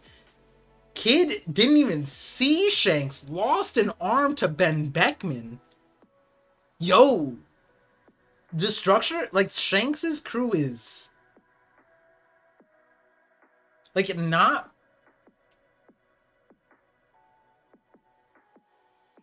like, because then King and Katakuri compared to Ben Beckman is whoa. But this was also Kid way back during the time skip. That's true. Casuals matters. That's true. This was during the 2 years, right? Okay, fair. Good point. Let's hope Kid shows up because I don't even... I don't even want to. You can't beat King. Yeah, that's what Queen said. Yeah, like a year ago. It's not even about Kid at this point. I just like Ben Beckman being that much stronger is kind of wild. And that's what it'll feel like if he just like slaps. But then again, Killer, like, what is Kid gonna face Shanks and is Killer gonna face Ben Beckman and actually do something? I'm gonna let that one sit. But let's get to some of the super chats. All right, Mr. Bushido said he gotta go, so let's start with some of Mr. Bushido's super chats. €5 says Bushido controversial. This is why he specifically requested Bushido controversial time. Have faith in Kid. He's gonna be a fight for Shanks. And here's a theory: Kid will recruit Barto, a fellow punk like him. Thoughts, chat. Let me know. Shanks asking LBAP Giants for help is one thing. Kid fans can't hang their hats on. Yo, Shanks. The thing is, like, Dory and Brogy are gonna fucking Ikoku sovereignty, right? We saw the way Big Mom and Kaido's won. I don't know. Barto is dead? Man, Barto's not dead. Let's stop that. Come on, Bow. Don't know about the Barto stuff. Yeah, I don't think Barto being on Kid's crew, I get the thematics though, right? Like the Rockstar kind of things. But in that regard, then Rockstar should join Kid, right? Yo, Davey backfight for Rockstar? Not a bad idea. Have faith in Kid. He's gonna be a fight for Shanks. See, the thing is, no. Like, no. No, he's not gonna be a fight for Shanks. I think the way I see it. Hold on, let me reread this.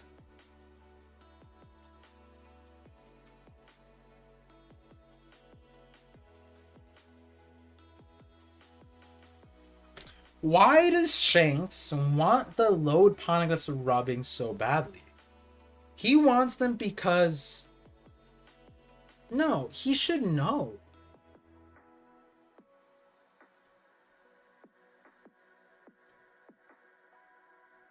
Like Shanks doesn't need these rubbings, right? So that means that he's just gatekeeping. Godfather Theory Part 2. Yo, I could do one. This break week might be the time to bring out the Shanks video.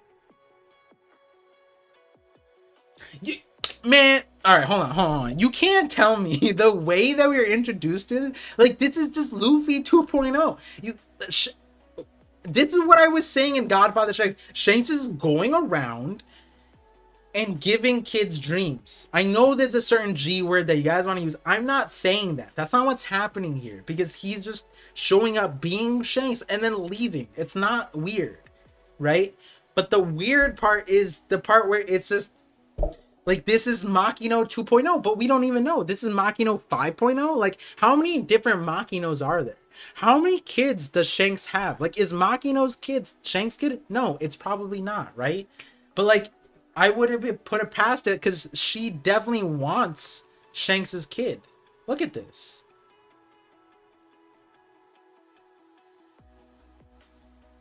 Who is the man marked by flames? Still no. Maybe he's gatekeeping. Yeah, I think Shanks is gatekeeping.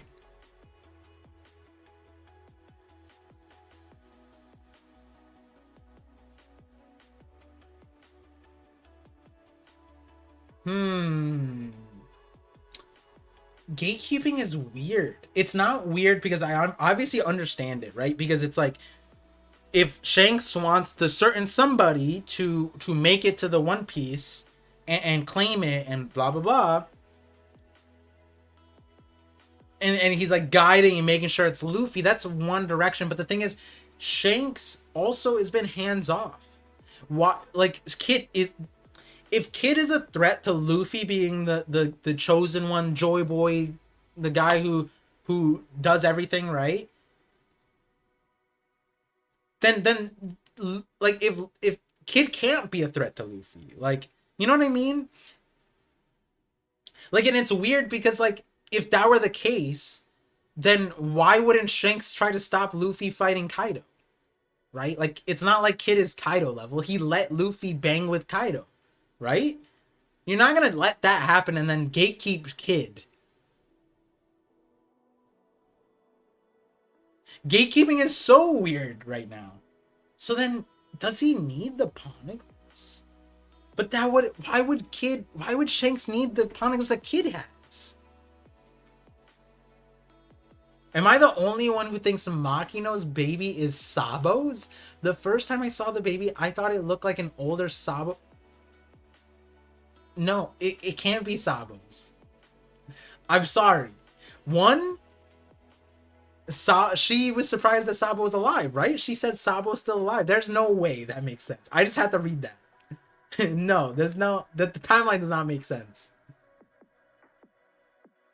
His crew can't riz him to the One Piece, so he's gatekeeping them.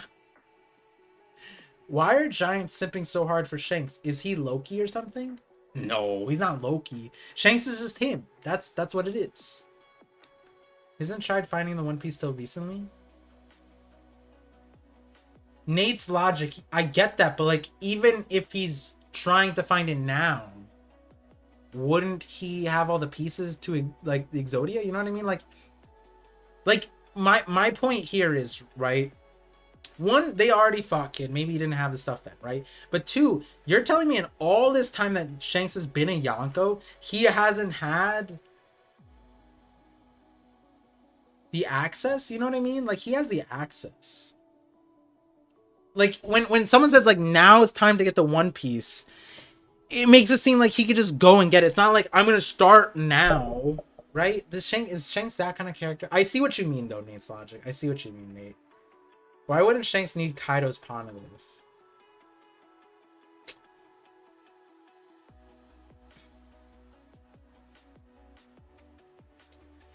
But if he needed Kaido's poneglyph, why not just go to Wano?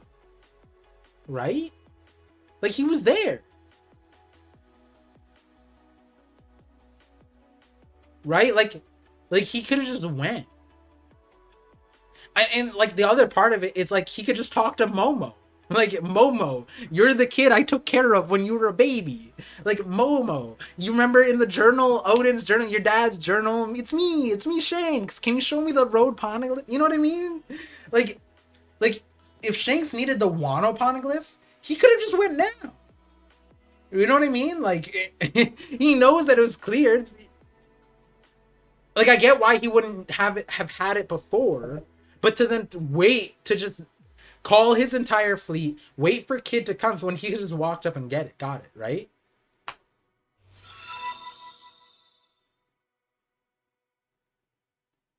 that timing? Maybe they can only figure it out with certain time. Yeah, but I know it's timing, but it's like, what's the difference in timing of, like, him getting it himself versus waiting for Kid? You know what I mean? Like, there's no difference there to me. Maybe it's a respect thing for Kid attacking him. Yeah, but like, he could just beat Kid. He doesn't need to do it over the poneglyph. Like this line, right? He has the choice. He can either hand over his load poneglyph rubbings and scram, or he can risk fighting me. The alternative, if he didn't have the road poneglyph, would be what? Right? Like, this makes it seem like he needs the poneglyph when it doesn't feel like Shanks is the type of character needed. Like, would he, if, okay, here's a hypothetical, right? If Kid didn't have the road poneglyph, what would happen here? Would Kid just sail onto the shore and be like, la da da da dee, oh, hey Shanks, how you doing? That's a cool bar. I'm gonna go over this side of the island, right? It's a giant's island. I imagine it's huge. They could be on different sides of the island and never see each other, right? Or does Shanks see Kid and just like, hey, don't come here?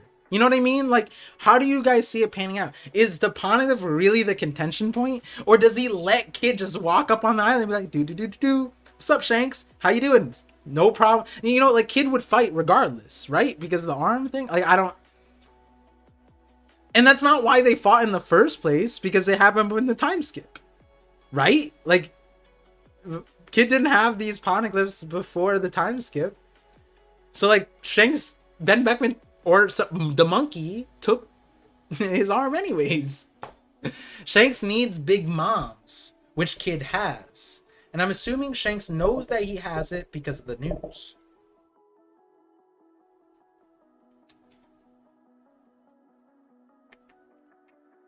Kid having it makes sense. The thing is, it was never confirmed, heavily applied that he got it. I know somebody was saying, was it Mr. Bushido? Oh, I had to read this. I know Mr. Bushido was saying there was another reason why Kid went to Whole Cake Island. It wasn't for the poneglyph. It's weird. You know what's... Man, if you really think about it...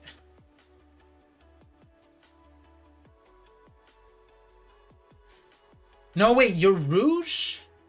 Didn't your Rouge use Snack to get it? And that's why Snack was demoted? Your Rouge didn't break in. I was thinking like your Rouge broke in, Kid broke in, Brooke broke in. Everyone's been breaking into this place. Oh, Killer said that they have big moms at the end. Yeah. I think 1057, right? That's where it is? No, 1056. 1053? What chapter was that? No, I think you're probably right. I probably just forgot that. Kid is there in front of Shanks. Give me all you got since you're here. It's weird. It's weird, but like it's only weird because we don't know where Shanks is at. That's the only weird part. Now, real quick before I forget and miss it. 3-Day. Thank you so much for 9 months. Ultimate Visionary. That's insane. That is wild. And also subs everywhere else. It's ridiculous. Also bought merch for your birthday. It's crazy. Shanks did say he was going after the One Piece. Maybe he's just trying to keep anyone else from getting there. Yeah, it's weird. That's why we're looking at this, right? It's like, what angle is Shanks taking here? Is it the angle of gatekeeping? I'm gonna think on that. Is it the angle of he needs the poneglyphs? Also weird. Big moms? Fair. Big Mom, I mean, we've never heard Shanks and Big Mom of any connection, right? It would be crazy if your Rouge was part of Shanks' crew. That'd be wild. Would be really wild. Let me get through some of the other super chats. Ms. Rishio with the €2 says, Giant Kid is Luffy from chapter 1. Exactly. The Godfather agenda, bro. The Godfather agenda. What are we saying? What it isn't, then what? Yeah, it's so weird. It's so weird. Let me see. Okay. Sammy the Don TV, $2 super chat, says Shanks with the Riz of all things. I don't blame him. Shanks, hair's luscious. He looks like a normal dude. He doesn't look like a bad guy. He looks like he's like, look at this guy. Look at it.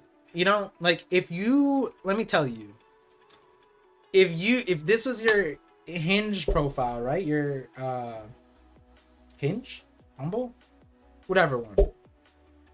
I've clearly not on dating apps, obviously. Bumble, yeah, Bumble. Wait, is Bumble the Hinge? Whatever. If that's your profile picture, you don't even need to talk, right? Like you just show up. Like you got three red luscious hair. All I'm saying is it's like Riz of all things. We're gonna see it. Do I make a video on this? The question. Daks, we haven't even went back. We haven't even went back yet. Let me get through some of the super chats because I think that they are going back to the Vegapunk thing, which is like crazy. We just spent like 40 minutes talking about the last like 4 panels, but it's Shanks, so obviously. Let me see. Alexander with a $10 super chat says, Subpar, how are you? I'm doing great. Early on the stream. I generally have more energy at nighttime anyway, so these streams kind of more energetic. Yeah, thanks for asking. Hopefully you're doing well too. I don't want to be the guy who starts this necessarily, but the kid in the bar for Straw Hat Apprentice. I also see the shadow being Vegapunk organoid controlling the robots, the records. Vegapunk organoid's interesting. Just read the chapter, so much to process.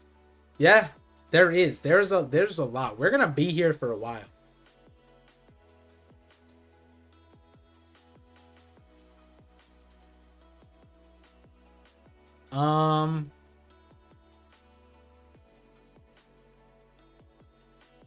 Let me get through these super chats and then let's see. Let me think about this. Let me get through the super chats. I have a thought.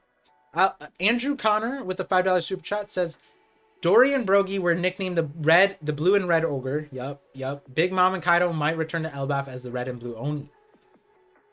I like that. Shout outs back to my Big Mom video. You know, for those of you guys who don't know, stories about ogres and Onis, the most popular one across the entire world is the blue and red one. You see that throughout like nearly all of fiction.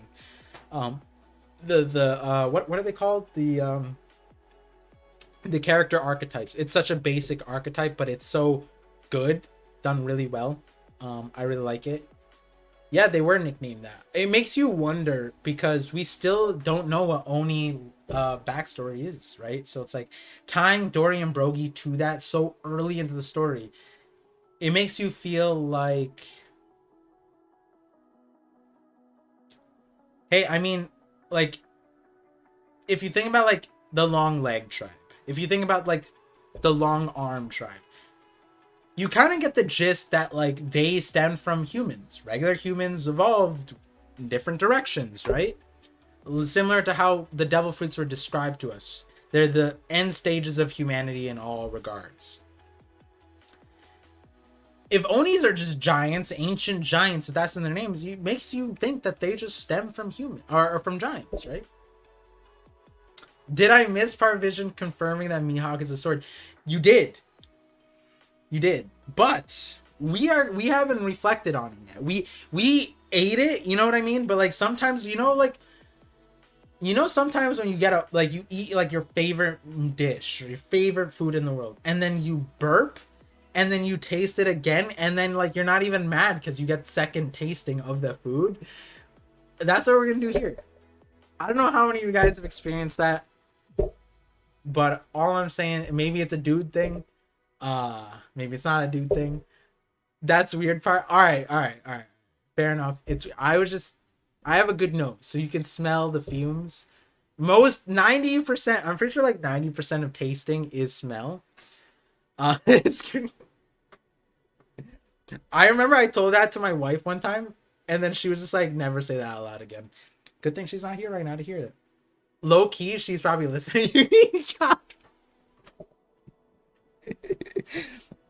I said it's the favorite meal. I feel that though. Okay, wait, hold on. Save it. All right. See, I was getting all red, and then I see. Moral of the story, guys. No matter how weird you are, there's always someone out there who understands you. And you know what's even crazy?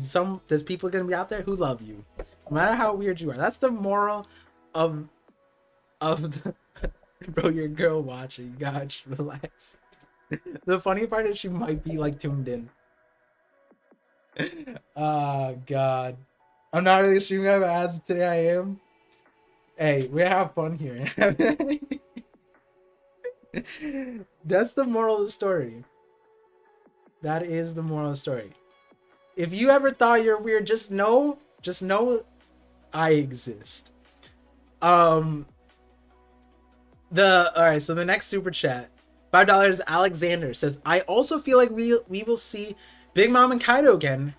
I never see it discussed, but I've always believed that they got shot out of the volcano eruption. I discussed it. It's just the thing is, it's like a unanimous thing. Even if you believe in that, you just don't want to be the guy who's still talking about it, right? If you think Big Mom and Kaido's alive, good. Just keep it to yourself. Just wait for for Oda to cook, and that's what we got to do. You know what I mean? I think that they're gonna be back, but as weird as I am, you guys just saw how weird as I am, right? I'm still not the guy who's gonna be like still talking about all the ways that they're still alive, you know? Because it's just a dead end. You don't have much to go on. I cannot smell things, but can taste food just fine. Hey, Joel, I'm just gonna throw it out there. You might be missing a lot. You might be missing a lot. You don't know if you could taste things just fine. You wouldn't know. It's like saying it. That's like a colorblind person never knowing that they're colorblind. Fun fact: my wife's dad is colorblind. He didn't know for a while. Like if that is your reality, you wouldn't really know. Especially with something with a smell. Like it would suck to know that like your favorite food isn't your favorite food by the end of it. Yeah, Patrick, smell 100% affects it. Taste is 50% smell. That's what I'm saying. Fun facts with Par. If you guys want to know more of these fun facts, hey, subscribe to the Science Channel. It's coming to a YouTube channel near you soon. Oh, it's already a YouTube channel, but it's gonna be more videos. Mimoji says it was an obvious thing that they were shot out of the volcano and they were never announced dead, never seen dead. Like we had a funeral for Whitebeard and Ace. Yeah, Mimoji. All right, let's. I just want to walk back that last line. Who is having a funeral for Big Mom and Kaido? Like Big Mom died on Wano, and her crew wasn't even there. Like ain't nobody having a funeral for Big Mom. 1, 2. Kaido's crew got slaughtered by Green Bull and then got taken out. So like even if Kaido is just like, oh man, where are all the people who are gonna tell tales about me? They're just like on a ship in chains. Also sucked. Also like violated, by the way. Like we don't talk about that. Like Green Bull doesn't seem like a man who gets consent. I'm gonna throw it out there. But you know what I mean? Like the point is, Kaido and Big Mom could be dead. I'm almost on the fence there where like if Oda throws out a popularity poll, right? If Oda throws out a popularity poll at the end of 2023 and nobody votes Kaido and Big Mom, hey, maybe he doesn't bring them back. I'm not even gonna lie to you. Maybe he does their storyline through other characters. And he just like, you know what I mean? Like, isn't that the case with Law and Kid? He saw how popular Law is, and then we got 10 years of Law, right? Like,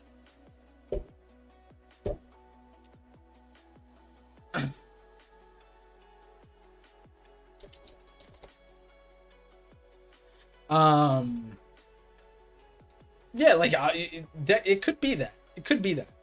What other purpose does the eruption have? See, booty hole.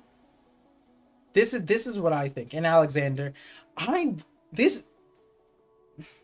wanted that volcano eruption to make a sky island. Like it had the ingredients for everything. It had the water. It had the volcano. It had probably ceased like the pyro blowing because Wano is known for it. Like I don't know. I just feel like it made sense for a sky island to be made. Maybe they're just sitting on a sky island and they're just like floating. And then like later on we get a rerun of Kaido and Big Mom where like Big Mom's like, hey Kaido, I could fly you down. Hey Kaido, aren't you a dragon? You could just fly down. And Kaido's like, nope. And then just smack us. I keep smacking in front of the mic. But like, how can I say booty hole? I had to read that because the person who typed that is the Riz Fruit. There's no way you made that account like prior to before. I'm just a serious guy. I've been 100% serious this entire time. I'm like a doctor. I have to see all the things. I just have to deal with it. There's been wilder names though. But yeah, like honestly, that's how random Big Mom and Kaido feel to me at the moment. The thing is, Big Mom, I feel like Kaido could just die. Like he could just be gone from the story forever. Whatever, right? Like it's fine. People might actually like that because they're so disappointed in him. Maybe he awakens now. Maybe that's what he needed to be awakened. He needed to be he needed a rude awakening, right? Like just like Luffy got his head knocked in, maybe Kaido, right? Big Mom like was staring at the magma and said, "I'm not gonna die." So now the question is like, we are on Elbaf in this chapter, right? We're there. We're here. Is this not when Big Mom should be here? And like, what is the result? like what is the result of this current predicament, right? Shanks and his Grand Fleet are here. Kid is solo dolo against the Grand Fleet, struggling or scrapping with the youngsters. And then what? Luffy shows up, and then like Shanks just is about to execute Kid, and then Luffy's like, "No, Kid's my homie. Don't do that, Shanks. Why are you being so mean?" And then Shanks like, "This is the pirate." Like, I don't know where that pans out exactly. Where I'm gonna sit on that one. Par is the Riz fruit user. I appreciate that. Let me catch up with the super chats, and then I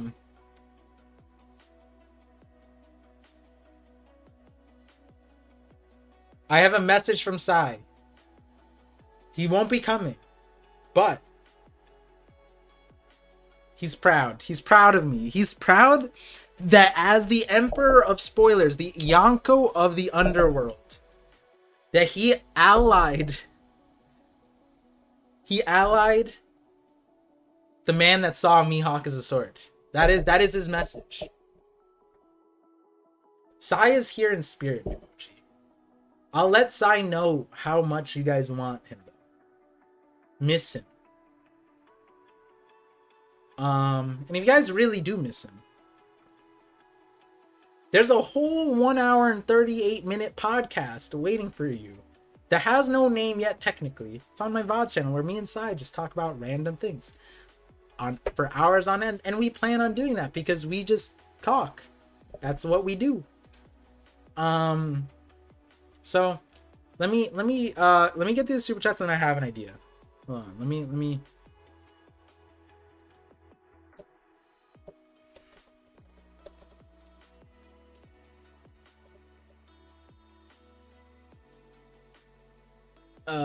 okay.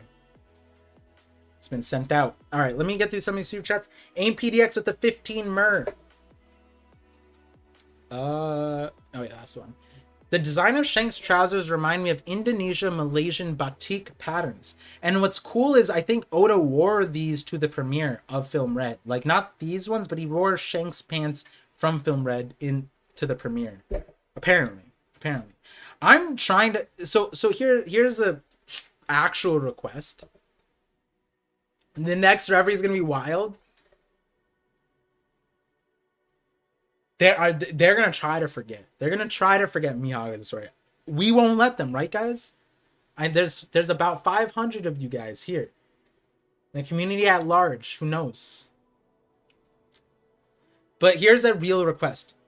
If you guys know where to buy pants like these, like baggy at the bottom, tight, like jogger type of things, like with these kinds of designs, let me know because I'm actually trying to buy them. They're gonna be ducking you the whole stream. Bowser is defeated falling into lava.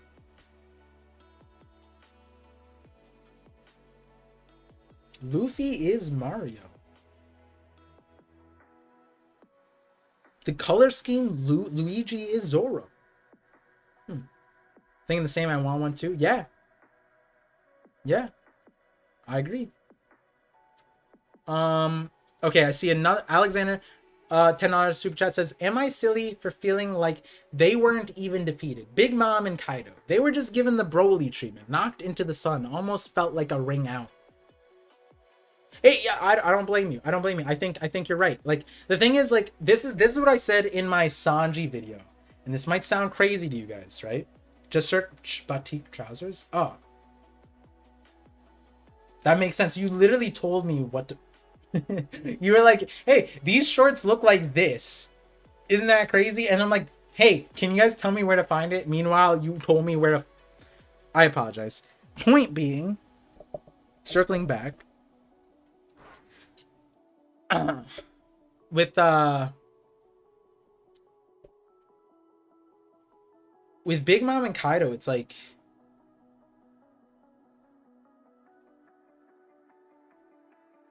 there has to be a reason, right? There has to be a reason.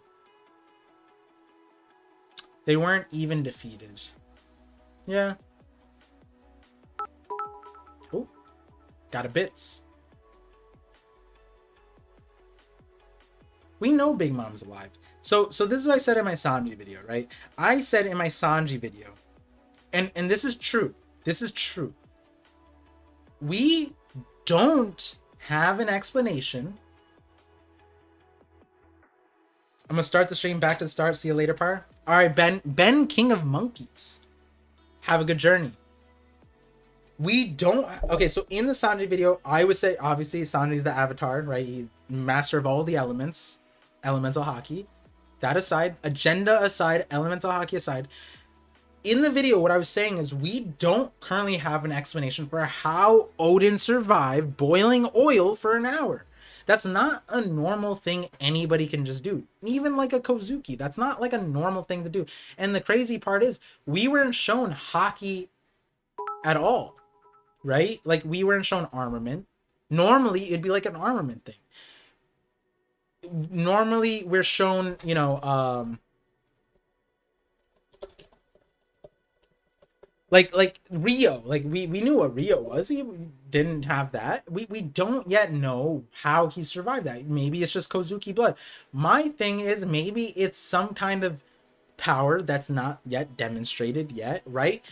And you know, going back to like this, right? Was it 1001? When Big Mom, was it Big Mom? No, 1002. 1002? 1002. I think it's right here, right? It's right around. There's no escape. Straw Hat, that lightning didn't work on you because I'm rubber. Rubber, right? My flame doesn't work either. And in the anime too, Big Mom was also shocked at that, I'm pretty sure. And like we know Sanji's using hockey to he says that with his hockey he's able to achieve hotter flames. So you get a line of logic that yeah, hockey can give you heat resistance. But Odin wasn't shown to be using armament hockey. Right? Like so and so in the Sanji video I was saying that at the very end, I was saying that I wouldn't be surprised if in the future we see people who can survive conditions like a volcano, like magma, that they just walk through it. That's why I thought Sanji would be that person. I mean, Kaido makes a lot of sense. That's why I thought that he covered himself in magma.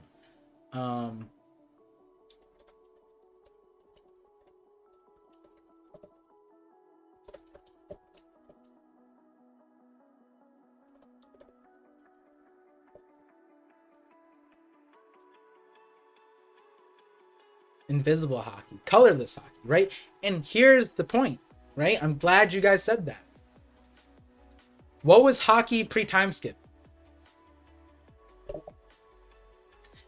Is it not that when you don't know of something, when Luffy doesn't know what it is, it's invisible? Luffy doesn't know about that kind of hockey, right? So it'd be invisible. Isn't that how it should kind of play out? That's my logic, right?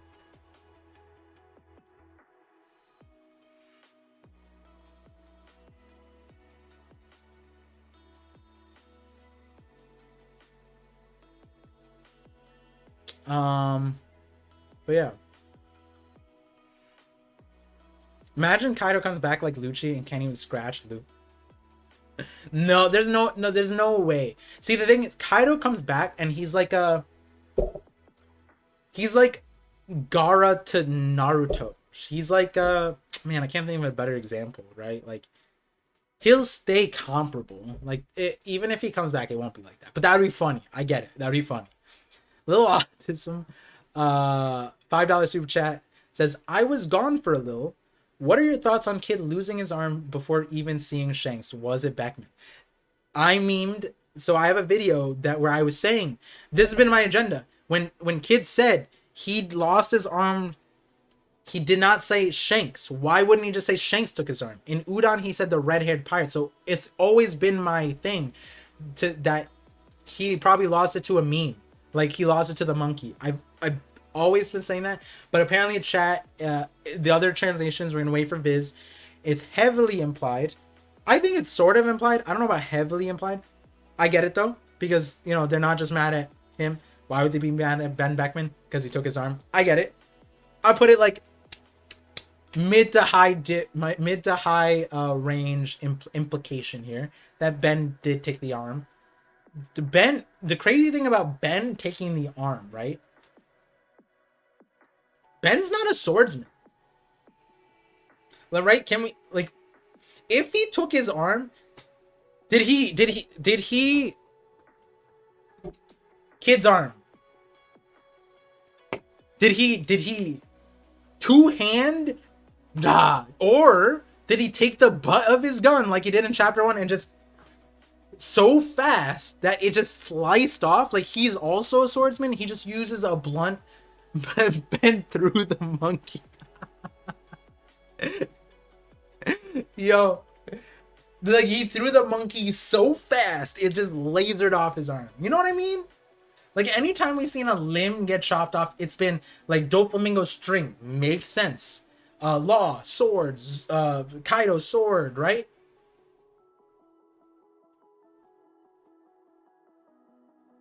Point blank blew it off. So you think it was like he has like a shotgun and he just bop and it just exploded his arm off?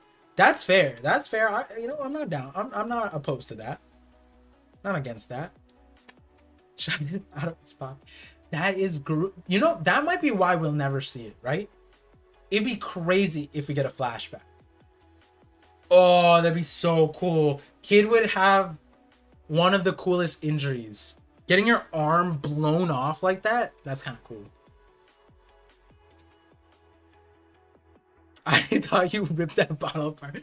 Just science trick right there. Does the devil fruit user's child possess the power of the devil's soul in that child?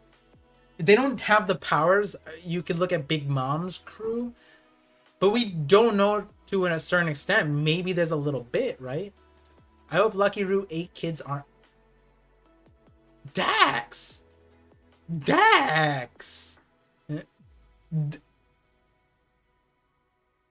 You guys are mad at me? Not you guys, but people are mad at me saying that Shanks is Godfather trafficking kids.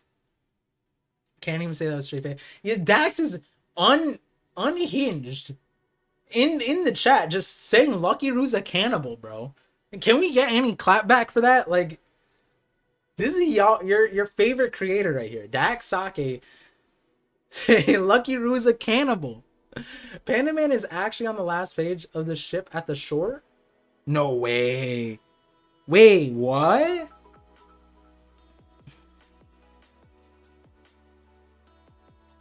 Ship on the shore? Last page, ship on the shore?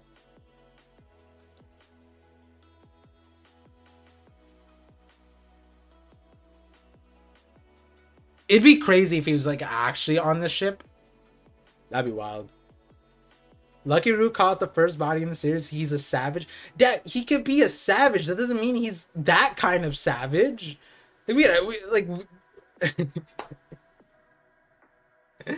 Oh my god. There's blood in the clip, so watch out for that. Wait, what clip? What if one of the elders created? Oh, like Princess Momonoke. I'm not gonna pull out the clip right now, only because if there's like copyright things, I want like the stream to like be demonetized or whatever, or deal with that stuff. Ignored bits from the mod. No, wait, it's next. We're gonna get to it, and then I have a surprise for you guys. So let's get through these because I want to hit the surprise. Time Lord 50 bits says, I still think Big Mom is coming to Elbaf. Napoleon is Big Mom's sword. After being defeated at the Battle of Trafalgar, Napoleon was exiled to the Isle of Elba.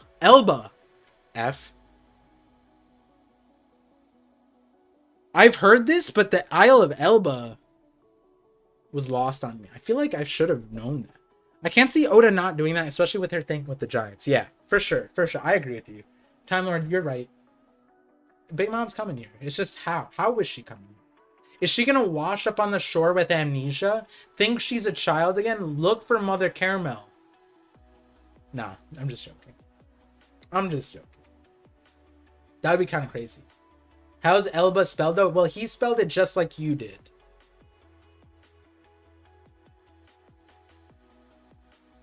And the figurehead is ship. Got you.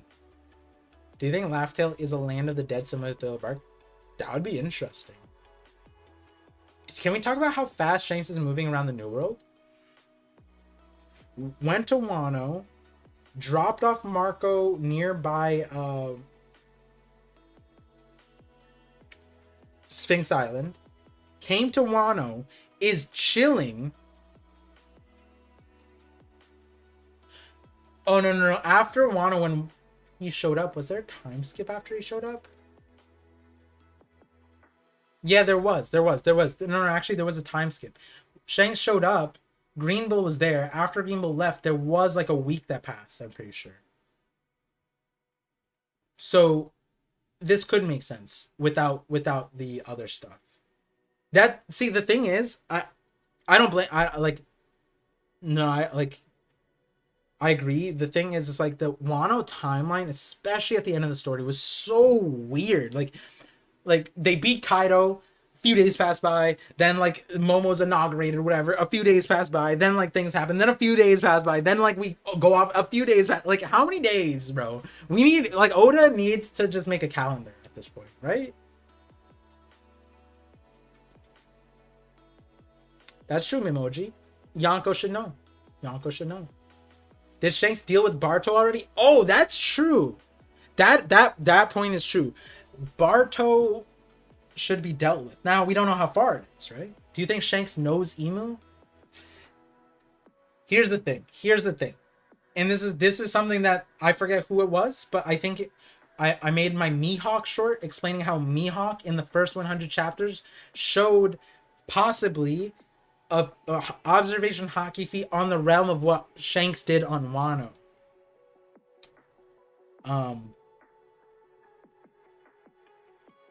And here's the thing. Shanks was at the Holy Land. Shanks walked into the Gorosei room. Unless the walls are like impervious to observation hockey, and Shanks is just like respectful. You know what I mean? Like, you know, like Superman has X-ray vision, and like everyone's like, oh, like with the things I would do with that power, right? But then like Superman's like this wholesome dude. He's not abusing that power, right? Like, is Shanks so respectful? Like, oh, I'm not gonna look behind those doors. I'm not gonna look. Like, that's a suspicious door. I'm not gonna key sense. I'm not gonna hockey observation. You know, he had to sense Emu, right? Right?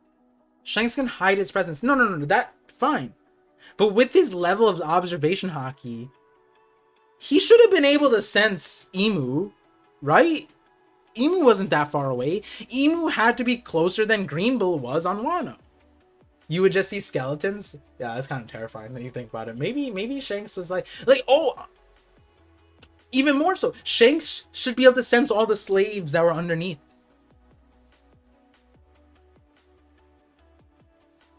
Oh my god, wait, Godfather Shanks 2.0 is cracked right now. Like, everyone talks about the Gorosei scene like that. Like, yo, Shanks is evil, blah, blah. But, like, we have yet to contextualize the part where it's like, Shanks knows about what's happening underneath. There's just people there pushing. And he's just like, yeah, cool. Whatever. Like, you know? And then Eam. He has to know about Eam. Alright. Let me get through. I said we were going to go through fast. Let's go through. Time with the 10-bit says he was defeated at Waterloo. Big Mom and Waterloo. Not Trafalgar. My bad. Had a brain fire. Oh, just correcting the lesson. Got it. I understood it. I auto-corrected. Alexander with the $2 super chat says, Big Mom is needed for Nami's origin. Winky face. What are you trying to say with that? What are you trying to say? Are you saying Big Mom is Nami's mom? Are you saying Big Nam, like Mommy Nami, is actually canon? Is Shanks the dad?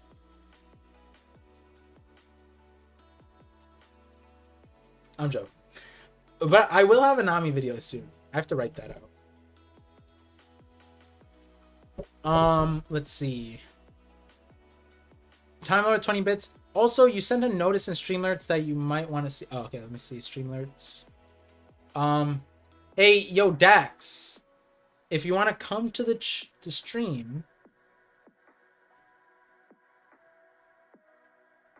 and hop into one of the voice channels, I'll bring you in.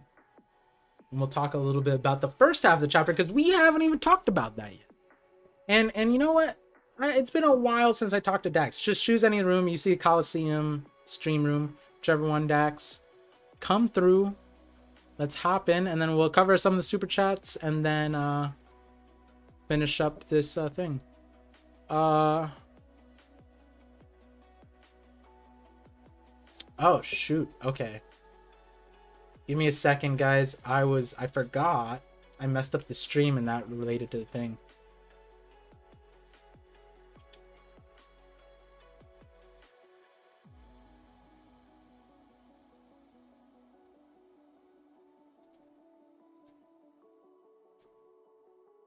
All right, we should still be live. We're good. Let me see.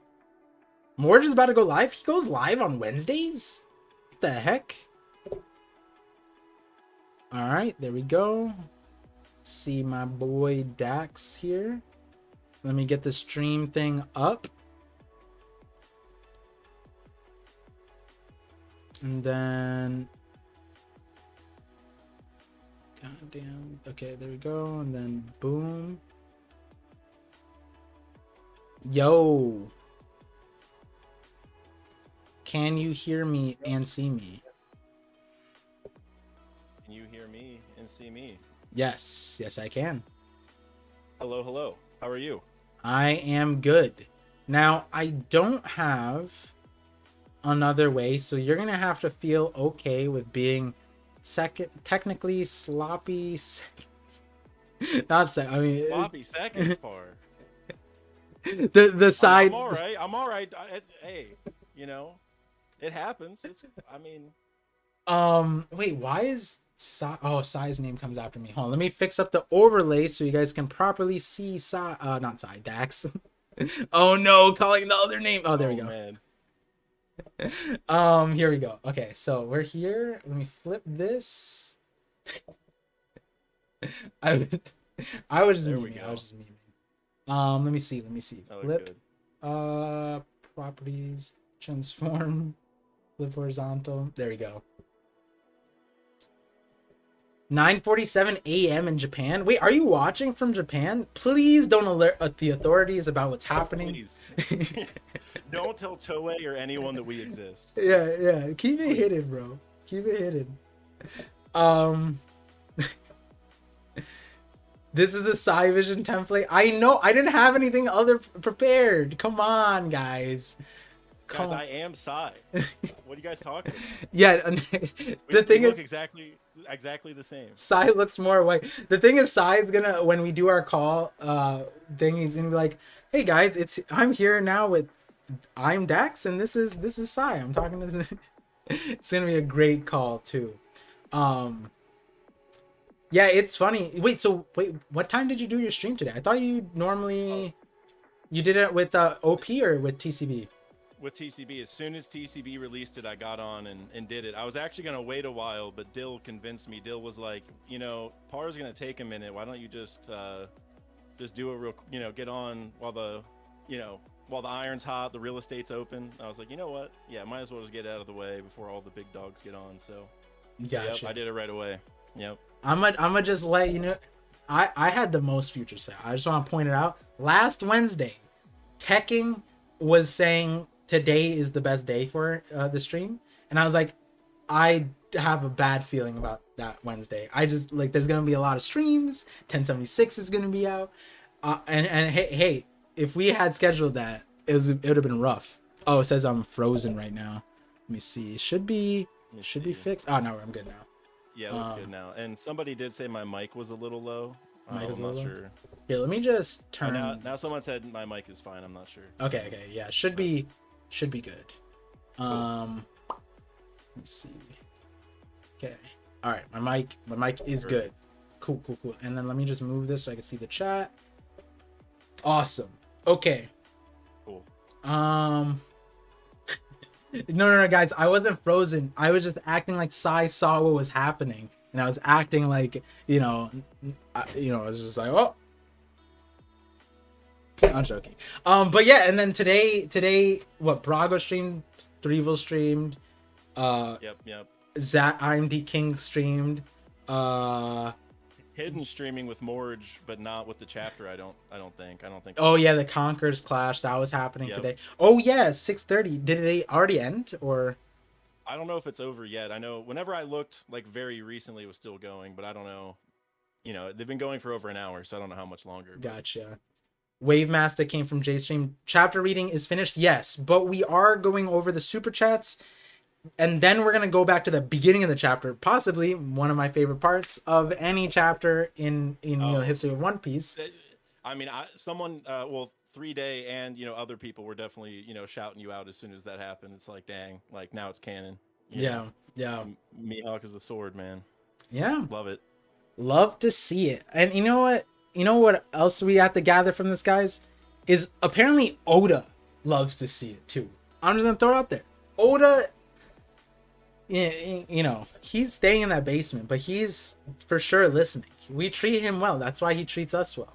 Yeah, he watches the channel 100% at this 100%. point. It's confirmed. I mean, if we go back, what was it, like 2 chapters ago? Whenever Zoro's like, oh, you're like more human than him, and now we have this. It's like Oda's just, and also even for me with like Pluton as a mole, we had the mole pistol like a few chapters ago. Yeah, I'm telling you, Oda watches our videos, man. I'm telling you, 100%. 100%. People said they can't hear me again. They can't. Up his volume more. Okay, it's at 200% now, guys. We're going plus. Are we ultra. good? I'm gonna stay as close to the mic as I can. Let me. Oh. Not that I moved much, but All right, it should be good now. okay. It should be. We good? Yeah, that was my bad. It was my bad. Was it like the audio on Streamlabs, like that audio bar? Yeah. I never mess with that, but I did earlier in the stream because I was fed up with the music. Much better. All right, music's too loud now. You know what? Hey, shout out to 3-Day for always helping us straighten things out. All right, we don't need music. That's all the music to my ears right now. Right, guys? Where's Sai? Sai is... See, the thing is TCB I am blitzed Sai. us. Yeah, Sai is here. It's just, he ate the mythical human Hito fruit model Daks sake. And he had his awakening just now. Let's see. Okay. So there are some more super chats. Let's get through those super chats and then actually let me just actually change this thing. So people are like, wait, this is Sai. Change the name tag because it still says Sai here. There we go. Properties. I like this background, Par. This is great. Yeah, it's a fun one, right? Little dragons. Sake. Hey, we got an agenda here. We got agendas. And was that like water coming down the screen? Yeah, it's like raindrops. Hey, that's nice, man. That's nice. The vibe is good. I love it. The vibe is good. What's up, Zaki? Sai, where's your cat? I'm worried. Oh, hey, you know what? My cat's right next to me. I should get my cat in the screen just to fill the void, Yeah, true. All right, let's see. Andrew Connor with the $10 super chat says, I think Shanks is the supplier of devil fruits created from the Adam Tree. And Nell got his fruit despite being from the Sky Islands. The only way to the Sky Islands would be Elbaf, the point of High West. Fair. We don't know of the other route to the Sky Islands. Elbaf, the giant tree thing, the Adam Tree would make a lot of sense. I do agree on the Shanks distributing the devil fruits thing. Hey, it wasn't just the Mihawk as a sword agenda that got boosted. It was the Godfather Shanks thing that got adjusted. For sure. I mean, did you see the tree in the chapter? Like, very obviously, there's like a huge tree to the side in one of the Elbaf chapters, like with Kid's ship. So yeah, Yeah, I see. Yeah, I mean, yeah, so it makes sense to me. Like we don't like we even saw like in the distance before it was like kind of hinted there like the Adam tree or just a huge tree is going to be there, and now it's basically confirmed. So Yeah, which is I think like it's likely. kind of crazy because when you really think about it, like this tree is so massive that like you could supply the entire like you could flood the supply where the demand doesn't even make sense anymore and it's like worthless. That's how much tree it looks like there is, and yet like the giants are just like they're not billion, and that they could be Jeff Bezos right now. Each one of them, they could all have mega yachts. I mean, they might be from even just selling atom wood in general. You know what I mean? Like these dudes have monopolies on like some of the most important stuff, you know?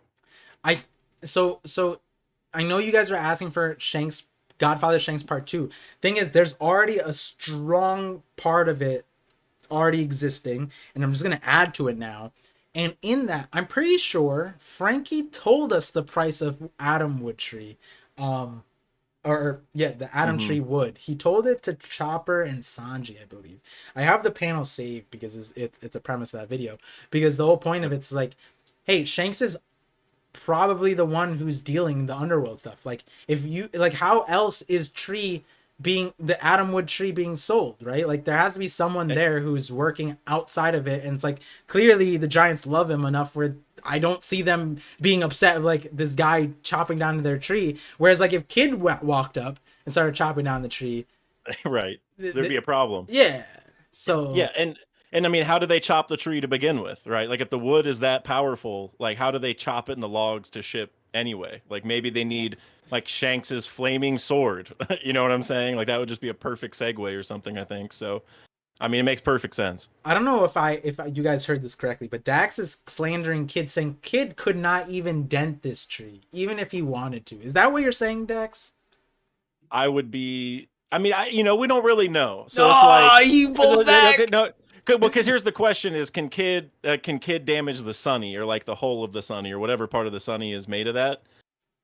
And like probably, you know what I mean? So maybe, but we're talking about like the tree, like the right, yeah. Tree. Like I could break so hard wood, itself, like, but I can't go up to a tree and like knock the shit out of it, right? Like that's not happening. Yeah. I mean that tree. I mean the tree looks massive, so I doubt it. Like it's got to take something special. I feel like. Yeah.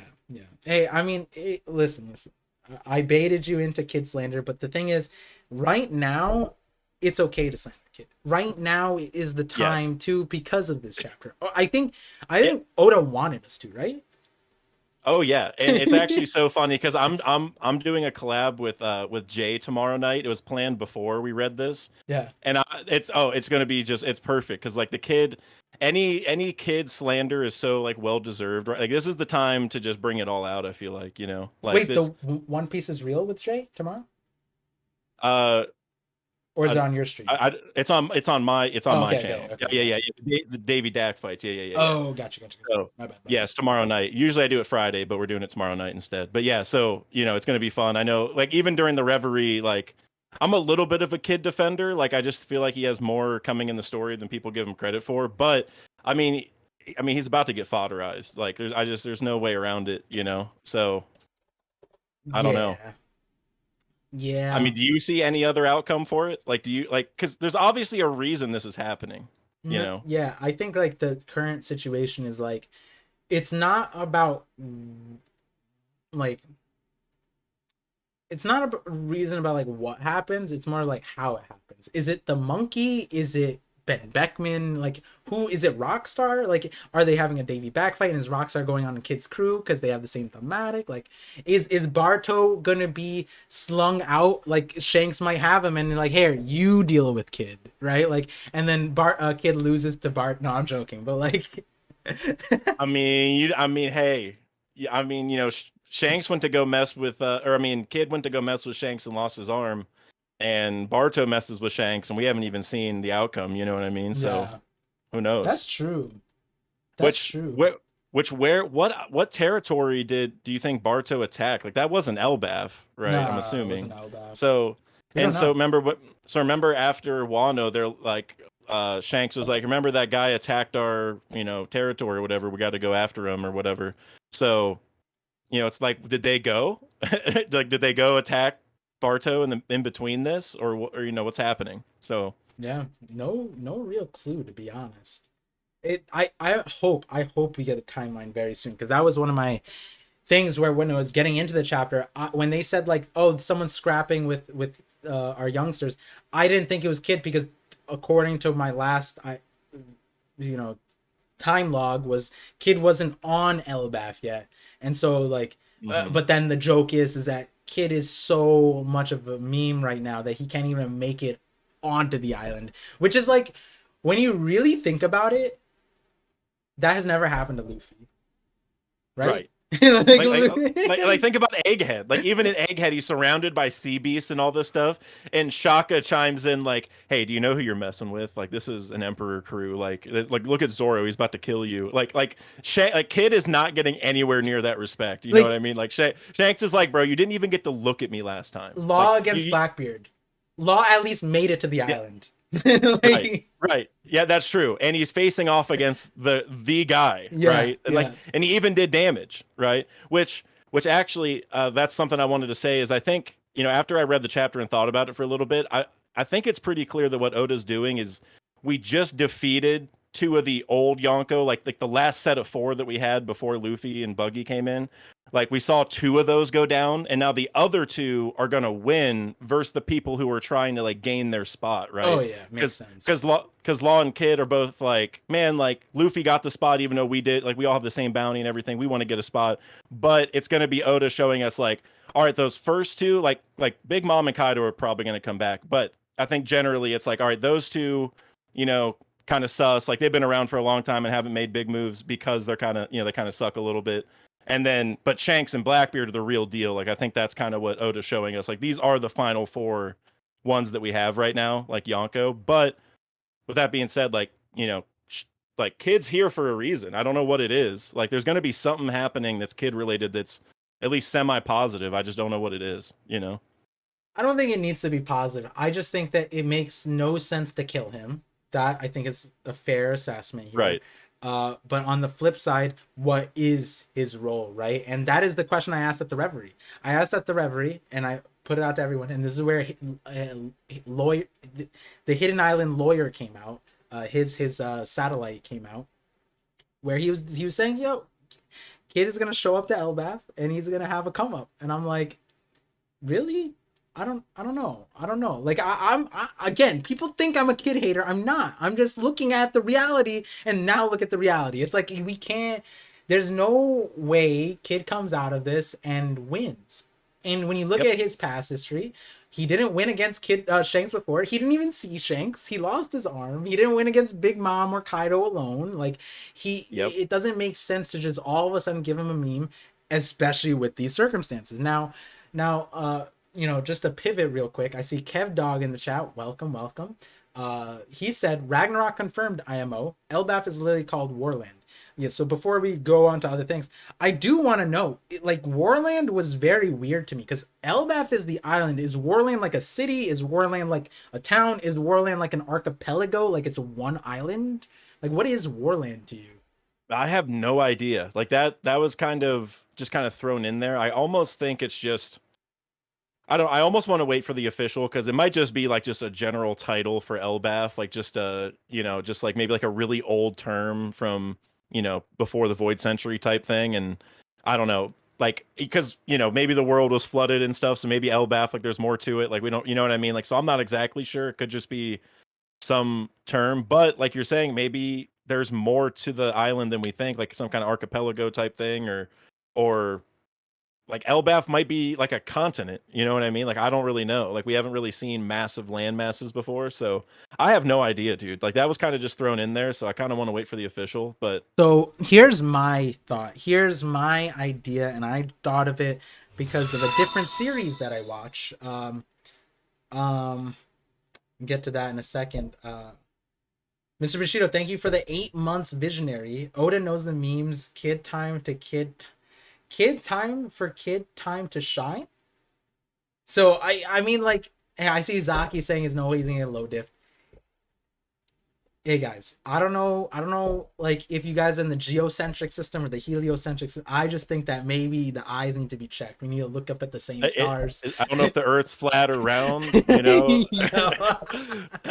I'm just saying, bro. Listen, guys. I mean, I'm not like a huge kid defender, but I'm definitely more so than a lot of people. Like, you know, I've said it multiple times. Like, the reason kids in the story is Elbaf, and something's supposed to happen here. But Oda has just stacked the deck. Like It's not it even would fair. be it would be irresponsible of Oda to set it up like this and have Kid win. It would be a joke. Like there's no chance. You know, like now maybe something good happens where we're like, oh, Kid, oh man, that's kind of impressive. But there's no way he wins. You know. Think about it like this, guys. Think about it like this, right? It doesn't matter how good he looks in this fight.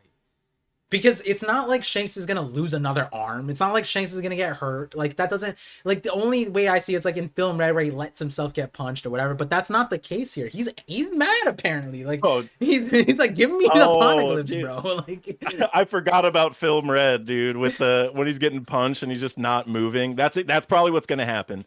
Kid's gonna like come with a giant attack like that he hit Big Mom with, and Shanks just won't move. Yeah, like, and that'll be the whole thing. And like, and I get it. Like this is what the anime is gonna do. Okay, yeah. Let me give you the future sight.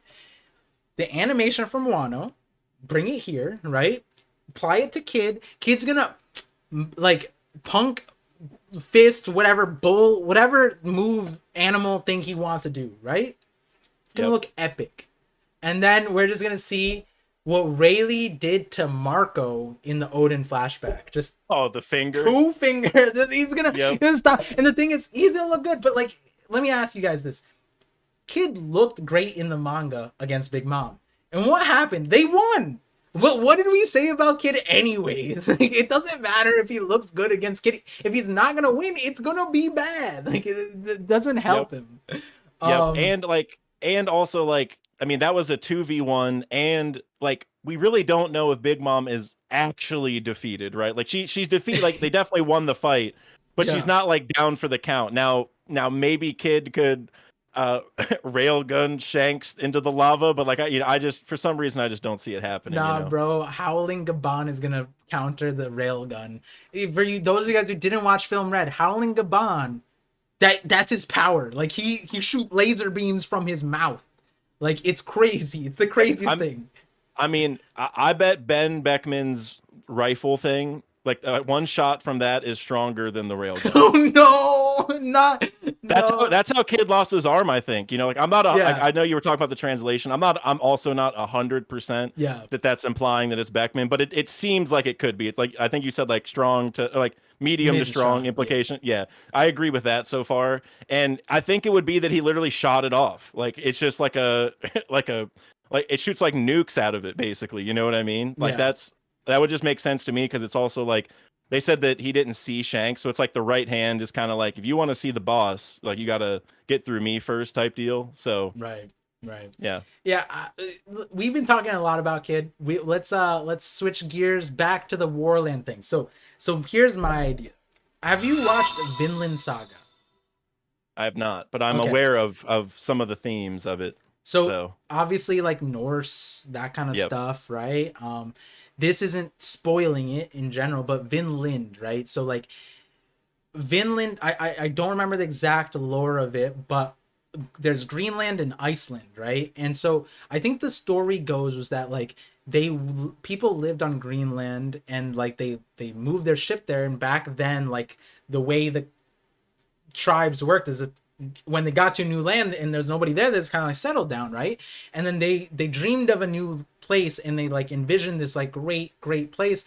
That place ended up being or I think they were on Greenland, which is icy, and they were fantasizing about a better place, which would be a Greenland, but that ended up being Iceland, right? And like the irony in the names, we actually have the real world lore of that, which is funny. But like the other part of it is the way the names work is like how it's like Odin and Odin's son, right? Like that's how it is. I think there's a like war land, right? It might be that because Elbaf is like Norse related, this war land, no land Figar Land. Like these could all just be different islands on Elbaf, different locations. Noland. Yeah. Like if War Land is a place on Elbaf, No Land is probably also a place on Elbaf. Figar Land is also probably a place on like Elbaf. Are you saying like they're like daimyos, like essentially the daimyos of different regions of Elbaf, like kind of like with Wano, essentially? Yeah. And I think that makes a lot of sense. Yeah, that's what I'm looking at. Zaki saying Warland just means land of war. No, I get that, but like the same thing is like the naming scheme is Odin's son. That's what you name your kid, right? Or like that's what you'd refer to them as, and what that means is just the son of Odin. But you'd say Odin's son. So like in this context, Warland could mean some kind, like there might be a Warland family, like there's a Figarland family, like there's a Noland family, right? And it could also refer to where they're from. I'm very curious on how Elbaf is gonna go, because I might be misremembering him completely, but when Saul introduced himself to Robin's like, oh, you're a giant. She knows, probably from the books, right? Mm-hmm. And he goes, I'm not a savage like the people from Elbaf. There are other giants that are unlike them.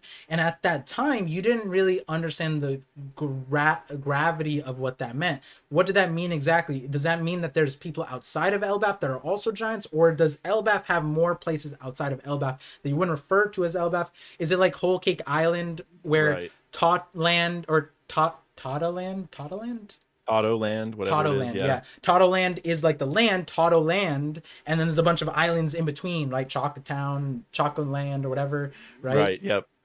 So that's kind of what I'm looking at with the naming scheme here. Warland is the land of war. The Norse god of warfare is Tyr, and a lot of people say Shanks is resembling of that, right? So I like that. And, you know, and like you were saying with Greenland and Iceland, how they're like reverse. If this is war land, I wonder if it's like a land without war, ironically. You know what I mean? Like maybe this place doesn't have any war, but they like set out, you know, to have wars, like, you know what I'm saying? To like protect and conquer, whatever it is, you know what I mean? Or they're just having a good time. I don't know. But that I like that, because that would make a lot of sense, because it's just like, even if you go back to like with Big Mom's flashback, like they were pretty like, I mean, they're giant warriors and stuff, but they seem pretty peaceful until Big Mom, you know, was doing stuff. So, I mean, I could see it. I like the fact that you're digging into that name. I think that's good. I want to see what the official says first, but but I like it. I like that you're getting a head start, because you never know. It could be, it's just that could be a huge hint. Because like right now, like if this is Warland Elbaf, right? Land of War Elbaf. It's like interesting also with the way that like Oda introduced this is like, again, we have to wait for Viz. He said like we're on some random island. Then he says this island is actually Elbaf, and then he goes Warland Elbaf. It's like such a weird way to introduce all of this, right? Yep. Yeah. Or it could be like, you know, maybe like Elbaf, like maybe it's hard to get into Elbaf, kind of like it is with Wano, and maybe that place where they're at is like the entrance, and that's why it's Warland, is because that's like where the wars are fought. Like if you need to win this war here to enter Elbaf, you know what I'm saying? Something like that. So I don't know. There's something there though. I like that a lot, because it is weird that Oda would be like a random island and like, oh yeah, actually it's just Elbaf. You know? Yeah. So it tells me that something's important there, I think. Yeah, quick question to the people from OP Scans. What did they say for Warland? Did they say Land of War in there? Because that, I imagine that's a possibility, right? And then obviously with the wait for Viz to see what Oda, apparently, the guy who can talk to Oda, intended here. Imagine it's a little interesting. So let's see what some of these super chats. Oh, wow, there's a lot more now. There's a name that's coming up. It's a little funny. And then, but when we get towards the end of the super chats / if the super chats take us there, I do want to talk about the beginning half. We've spent like 2 hours talking about this last 4 pages essentially, and the beginning half had some craziness. So we'll go there. The Vegapunk stuff. Yeah. But yeah, we'll get back into that. Yeah, for sure. Alexander with $10 super chat says, it was an older theory. Nami was found after a giant storm in a battle involving the Navy. The whole Cake Forest reacted to her. Her bond with Big Mom's daughter, Big Mom even defended her on Onigashima. Yeah, I do see all those connections. It is interesting, right? Like, because like at what point would Big Mom have Nami though? Because it's like she had like Sparrow, Katakuri, and then all these kids, and then she's like, you know what? Let's go over there. Let's drop a child over there and leave him there. And she also doesn't. Yeah, she doesn't seem like the type to like have a kid and leave it behind like that. You know, like not that she's the best mom. I'm not implying that. I'm implying she has children to use them. You know, and she wouldn't like waste the resources having a child for some reason to not, you know, use them. But now there could be an argument where maybe Nami, like the science experiment didn't go right. Like they tried making her a 3-eye member or something and it didn't work or something. I don't know. But I don't know. It's like I think it's digging too deep. I do think Nami's gonna have a Big Mom connection in the sense of like she's gonna be the real Big Mom, like the actual good mom and motherly figure of the world and stuff. But I don't think they're actually connected. But it would make sense if they were. But I just don't see it. You know. Yeah. I agree. I told you a little bit of a vision in the future for a Nami video, but we could talk about that at a different time. So Vero in the Twitch chat says, does chat really see a path where Kid wins, or does something other than show what happened when you enter a Yonko territory alone? Yeah, that's another point I just wanted to read. That was like, there has to be a gravity of Kid being solo, and then not just Shanks, it's his entire fleet, bro. Like yes and Kid's the one out at sea, right? Like he's approaching the land, so like if Kid loses his ship, he's done. You know what I'm saying? Everyone else is on land. So I mean, yeah, I want to see him just get smoked, not even for the Kid slander. It's because like, bro, like you don't go into a Yonko territory and just win. you know, like it just doesn't happen. Yeah, especially against Shanks. You know, honestly, you should be dying for that. But like, this is One Piece. This is Kid. So like, we'll see what Oda cooks up here. Right? Well, they said like this time they won't want just an arm or whatever. So, Mr. Bushido with the €2 thing. Hey, you're getting close to. I might need a buster call you, Mr. Bushido. You're hitting close. Nami is from Shiki's homeland. Shiki attacked it. Hey, all I can say is I like that super chat. That's all I can say. Now Alexander with another $10 super chat says, I forget the details, but storms were associated to Big Mom for some reason, but it's been so long, you'd have to check out the theory more. I'm not a good ambassador. Yeah, because Big Mom is called a natural disaster. She just brings storms. But like it's not like, see, the thing is like the D clan is supposed to bring storms, like the powerful people are supposed to bring storms.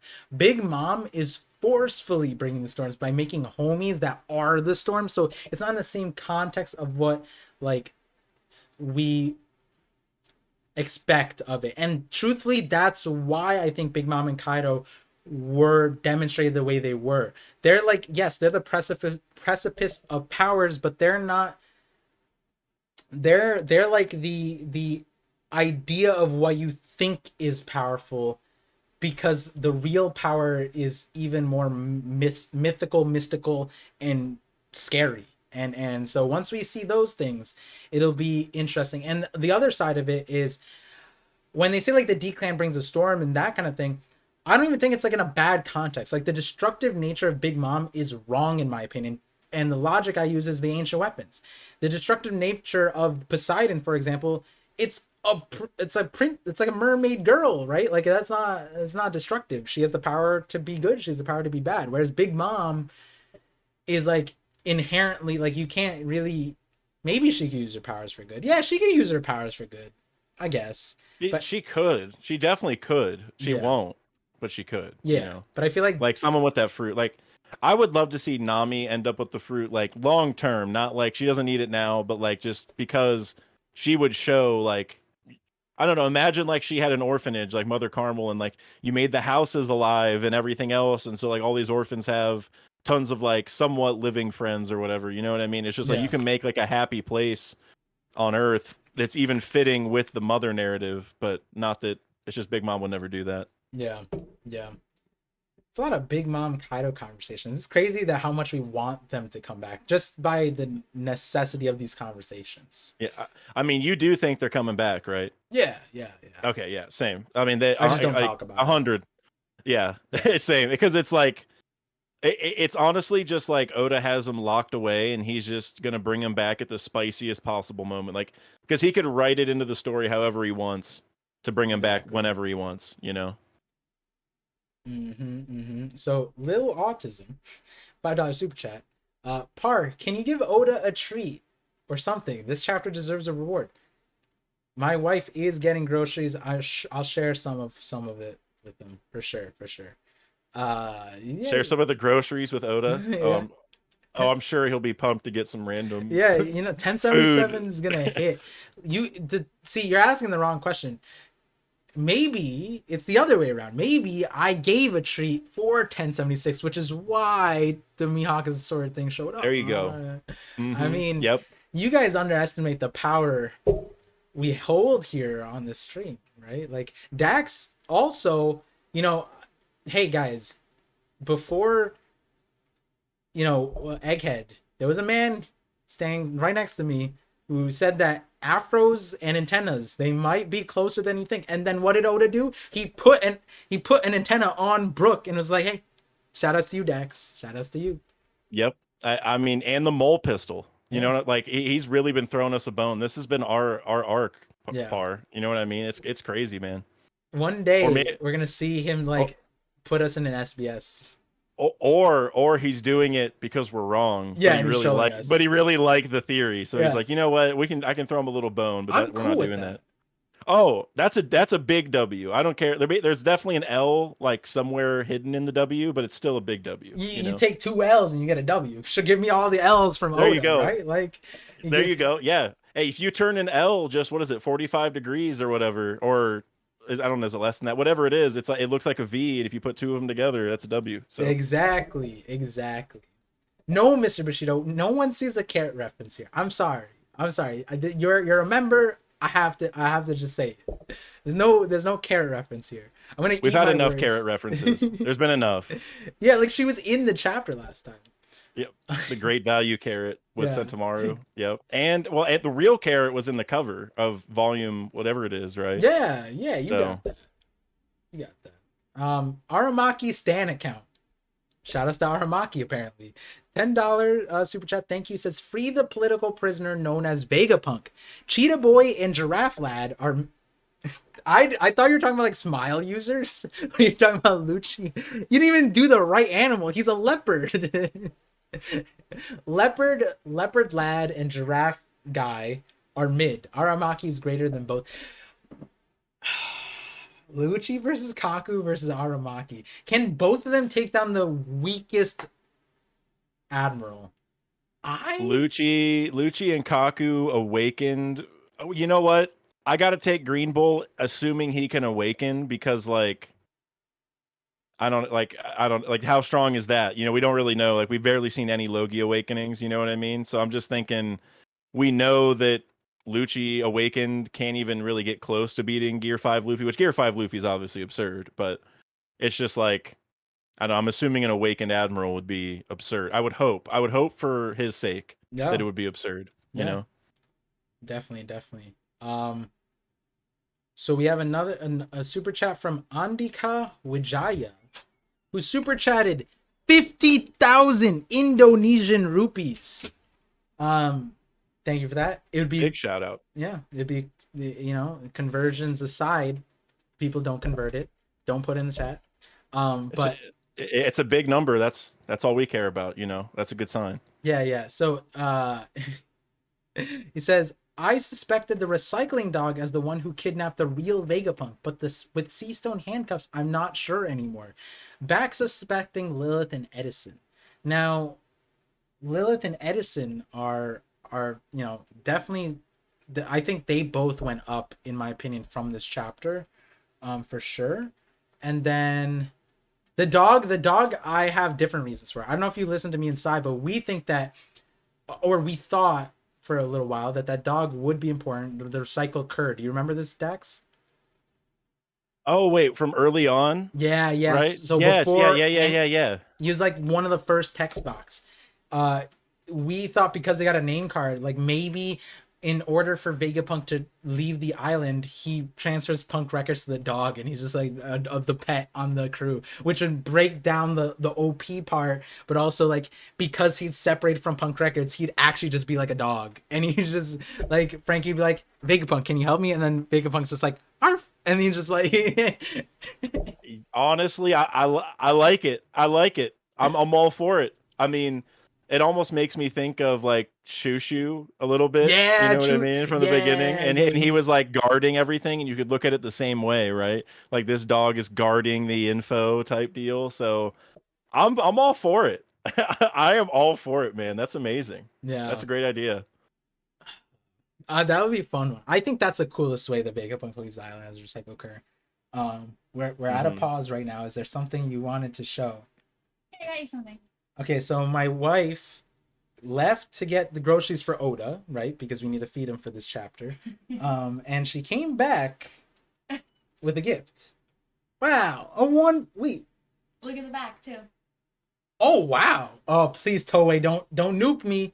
Don't nuke me. It's just a shirt. It's just a shirt. This is a dope Hey. shirt. Thank you so much. You're welcome. You know how I'm always like I always Yeah, find- you're always Oh, that's looking. hype. No, but I didn't even look. I just was literally passing through the men's section, and Yeah. I swear I literally put my hand on one shirt, and this was like I saw it, and I like literally double checked. I was like, wait, what? Like, because it was the very first shirt that I like looked at, and I was like, that's One Piece, so I gotta get it. Yeah, thank you. Wow. Yeah, Chad saying W. W's for my wife. Big W. That's Yeah. a big W. This That- is the second time that's happened. Remember, I got you another one on time. Yeah. I'm gonna wear it right now. So Dax, can you just read the chat and respond to things while I just change real quick? Absolutely. All right, thank No, you. absolutely. Go for it. All right, let's see. What's everyone talking about? When did Sai turn into Dak? You know, we did the fusion dance. We put on the Potara earrings, and here we are.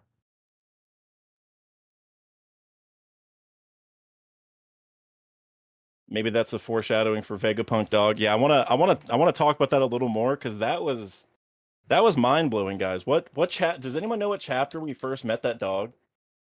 Because that's to me that's also like Oda slipped it in there early, so we don't think about it type thing, right? I think that's a really good idea.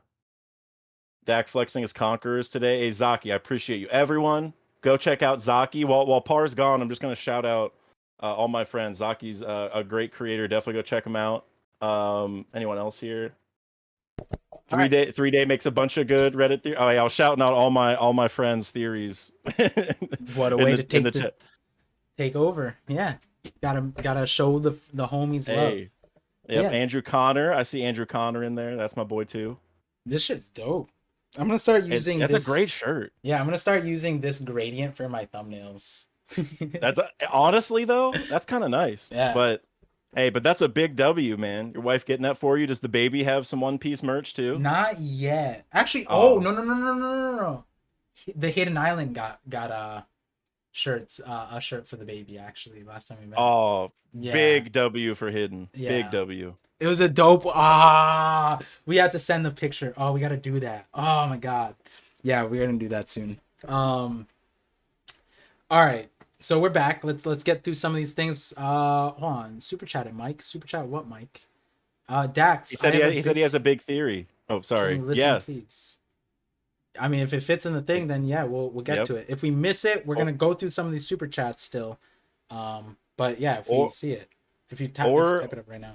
Or if not, you can go to my Discord or even Par's Discord and ping me. I get notifications from both. So Yeah, feel free to works type it too. out though. oh yeah, yep, whichever. I mean, join the Discords, obviously. You all should. Yeah, join the yeah, do that anyways. Yeah, but, if there's not an influx of 359 people into the Discord right now, you're all fake. Mhm. I'm just joking. Yep, and also if there's not an influx of 350 people liking the stream, then they're also fake. Appreciate that. Thank you. Damn, I don't wanna go back to the Elbaf stuff. and I just want to go to the Vegapunk thing. So Andika's thing is about Vegapunk. So I'm gonna scroll real quick to see if we can run through some of these super chats and just really quickly address the Kid and Shank ones. Then we'll come back to the Vegapunk ones. Perfect. All right. So let's see. Okay, so I got this Mr. Bushido one. Mr. Bushido with the €2 here says Frankie presses self-destruct button on Egghead. Wouldn't Vegapunk be the one to do it? But like that'd be kind of funny if Frankie's like, "Ooh, what does this button do?" and then destroys it again. If it's anyone, I do like that idea. Bushido super chatted that to me too earlier, and I like that a lot. But I want it to be Shaka, because it can just be like, imagine like everything's like kind of blowing up. It's almost like a Monet situation, and because he knew all along he was gonna die, and it's just like he has like the helmet and everything. It'd just be like a cool scene. He's like, like mission accomplished, and hits the button type deal. So I like that a lot, though. I think it makes sense. I think like, you know what actually, I think Oda's gonna give he's gonna give Vegapunk a shrink ray. Because like Honey, I Shrunk the Kids, I feel like it's such a big like universal thing, and like I don't know why, I just feel like now that I think about it, like in terms of getting punk records off, maybe shrinking it. Well, Luffy, right? Can't Luffy just make it rubber and shrink it down? Like we always think about Luffy like blowing things up, but if it's rubber, maybe he can also squeeze it, down into a smaller thing. Yeah. Have we seen a shrink devil fruit yet? We have in a movie, I believe. There was the giant girl who ate a devil fruit and she became small. Right? And I think so. And I think it could be argued that San Juan Wolf might technically have one, because it seems like whatever his fruit is makes him really big. And I would presume you can also go the other way. Obviously, that's just speculation, but I would say that if there was one, that might be it, because it can do both. True. I wouldn't put it past that. I feel like those kinds of like gigantification is such a big thing in One Piece, so be interesting to see how that plays out. Oh, Burundi World. He had the thing that can make things bigger too, right? He had the cannonball and he made it bigger. Zaki saying. Said Burundi World, you said? Yeah, I mean, I think the English one's Brandy World, but the sub says Burundi. Oh, okay. In a movie. Oh, yeah. Gotcha. Yeah. There's a lot of stuff, crazy stuff in the movies, and even like some of like the random filler episodes, like the Rookie Marine arc, dude. Like, so like I have a Lucky Roo video coming out, and that had like so many weird abilities in that. It's like a filler arc, but it's like whenever I watch it, I was like, dude, like this might, like people are gonna have these powers that are absurd, like the power Lao G has, like that was like built upon in filler stuff, So it's really weird. Hey, we're not calling Lao G filler in any regard. Put more respect on the GOAT, all right? Not him, but just his power being expanded upon to not be age related. That's really it. Like they were used for a young dude. I'm excited for that video, by the way.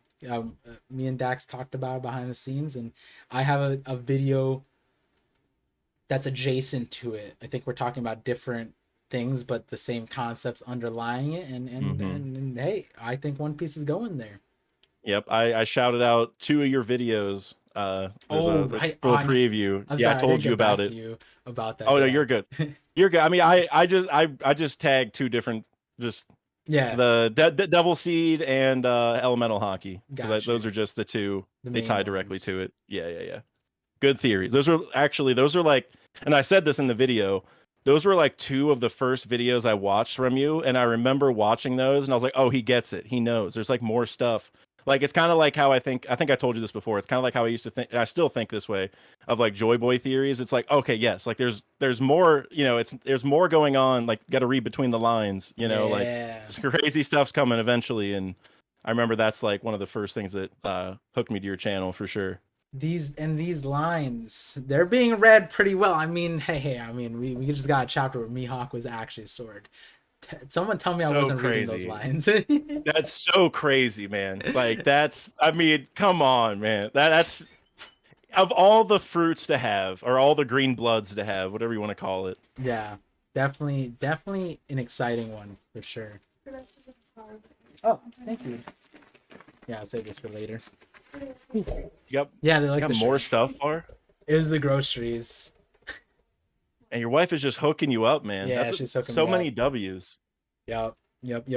They're saying you're the best wife ever.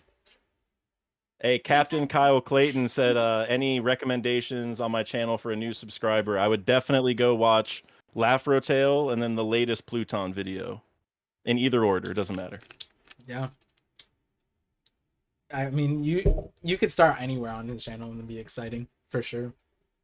I appreciate you. Lafro Tale 2 coming in a week or so. So that's why definitely want people to go watch that before that drops. But yep. Sounds dope.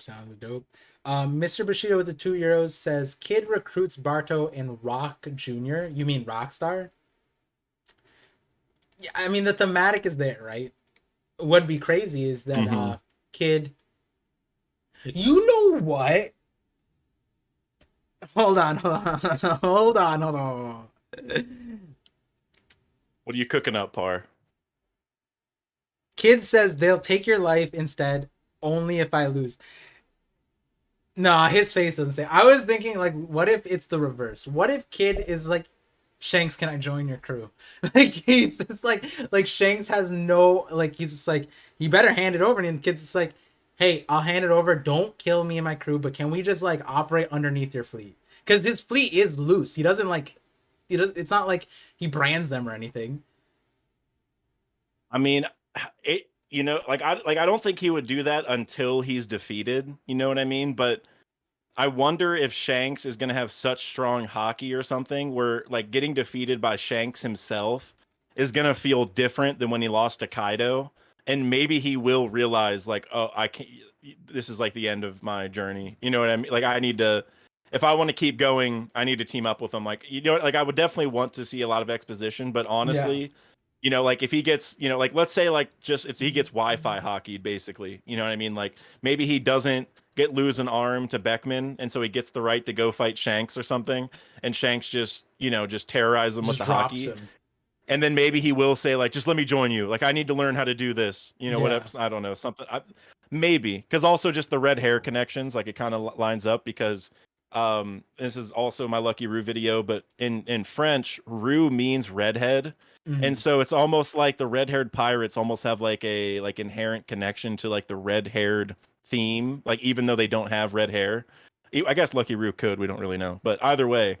And so, you know, we have a captain here in the New World with 3 billion bounty with red hair. I mean, maybe he does join, you know? If there's any guy, any captain in the world to make a 3 billion bounty man bend his knee, it's Shanks, right? Like Kid has been stubborn the entire time. I'm not saying this is a theory that I would particularly make a video about, but if we're trying to figure out how Kid gets out of this, right? Maybe Kid's like, hey, I got photocopies of the poneglyphs, and he's like, just let me live. I'll pay a heavenly tribute to you, and we'll move on, right? And then, you know, something like that. Because like technically, Shanks just wants the poneglyph, and then him to scram, and then it's like. I mean, think about this. Like building off that idea, what if Law joins Blackbeard? Oh my god, wait, I didn't even think of the ramifications of what I just said. Yeah, you're right, because the situation's paralleling. Yes, and it's those people realizing that they aren't, essentially they're going to, I mean, Law just wants to find out the will of D, right? And so maybe he gets the will of D. Yes, and so maybe like Law gets defeated and he basically is like, all right, well, like I want to figure out what this is. I don't want to die. Like I'd rather team up with you and figure out the truth than die right now. And both of them could be forced into those crews, and then that's just a huge, and then that just pits us against our friends in the end, essentially. You know what I'm saying? Yeah. Oh, not God. The kid's really our friend, but Law joined the afterlife. He ain't joining anything else. I don't know. If we're ending Law, like that's think about it like this, right? Think about it like this. A lot of people would think Kid is dead here. A lot of people would think Law is dead there. Do you truly think Oda, who couldn't kill Kinemon, is going to kill Law, one of the favorite characters in the entire community, right? Yeah. We'll be lucky if we get Garp dying. You know, like, come on.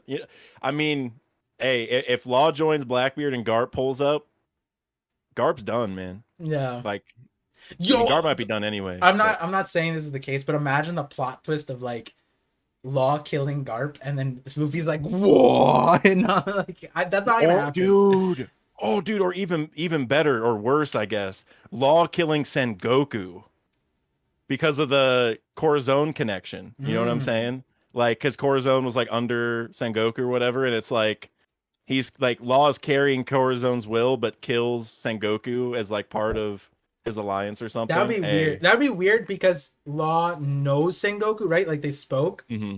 So like, I think that's like the precipice or the foundation of like Randy Choi's Law and Sword theory, that like Sengoku brought him in. So could be like a loyalty test. Yeah, I do see the loyalty test. I'm low key liking the kid Law joining the other side just because they can't do anything about it kind of situation. Huh.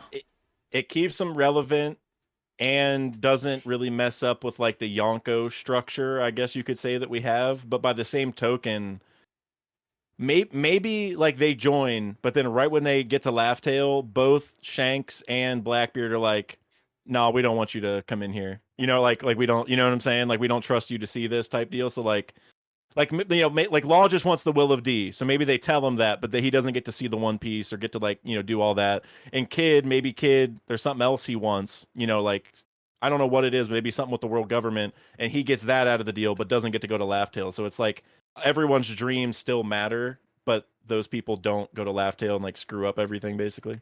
Yeah. I think it makes sense. And you know, like I'm gonna have to let this one sit a little bit more. I'm gonna have to let it sit. It's an interesting one. Spicy for sure. Related on the note, Mr. Rubik's with $5 super chat said both Law and Kid fighting Yonko's post Wano. Could this be leading to a surprise Luffy versus Buggy face off either this arc or the next? Just quickly let you know, hey, I had Brago come on the channel and confirm that yes, Vegapunk is a Yonko level threat. So Luffy is with the Yonko. He just made friends with him. But the Luffy Buggy thing, I would love if you watch my recent video about Fraud Valley. You know why? Because it's like Rox and Roger and Luffy and Buggy. I'm not saying things, you know, but if the shoe fits, what are we gonna do? I don't know. I see it though.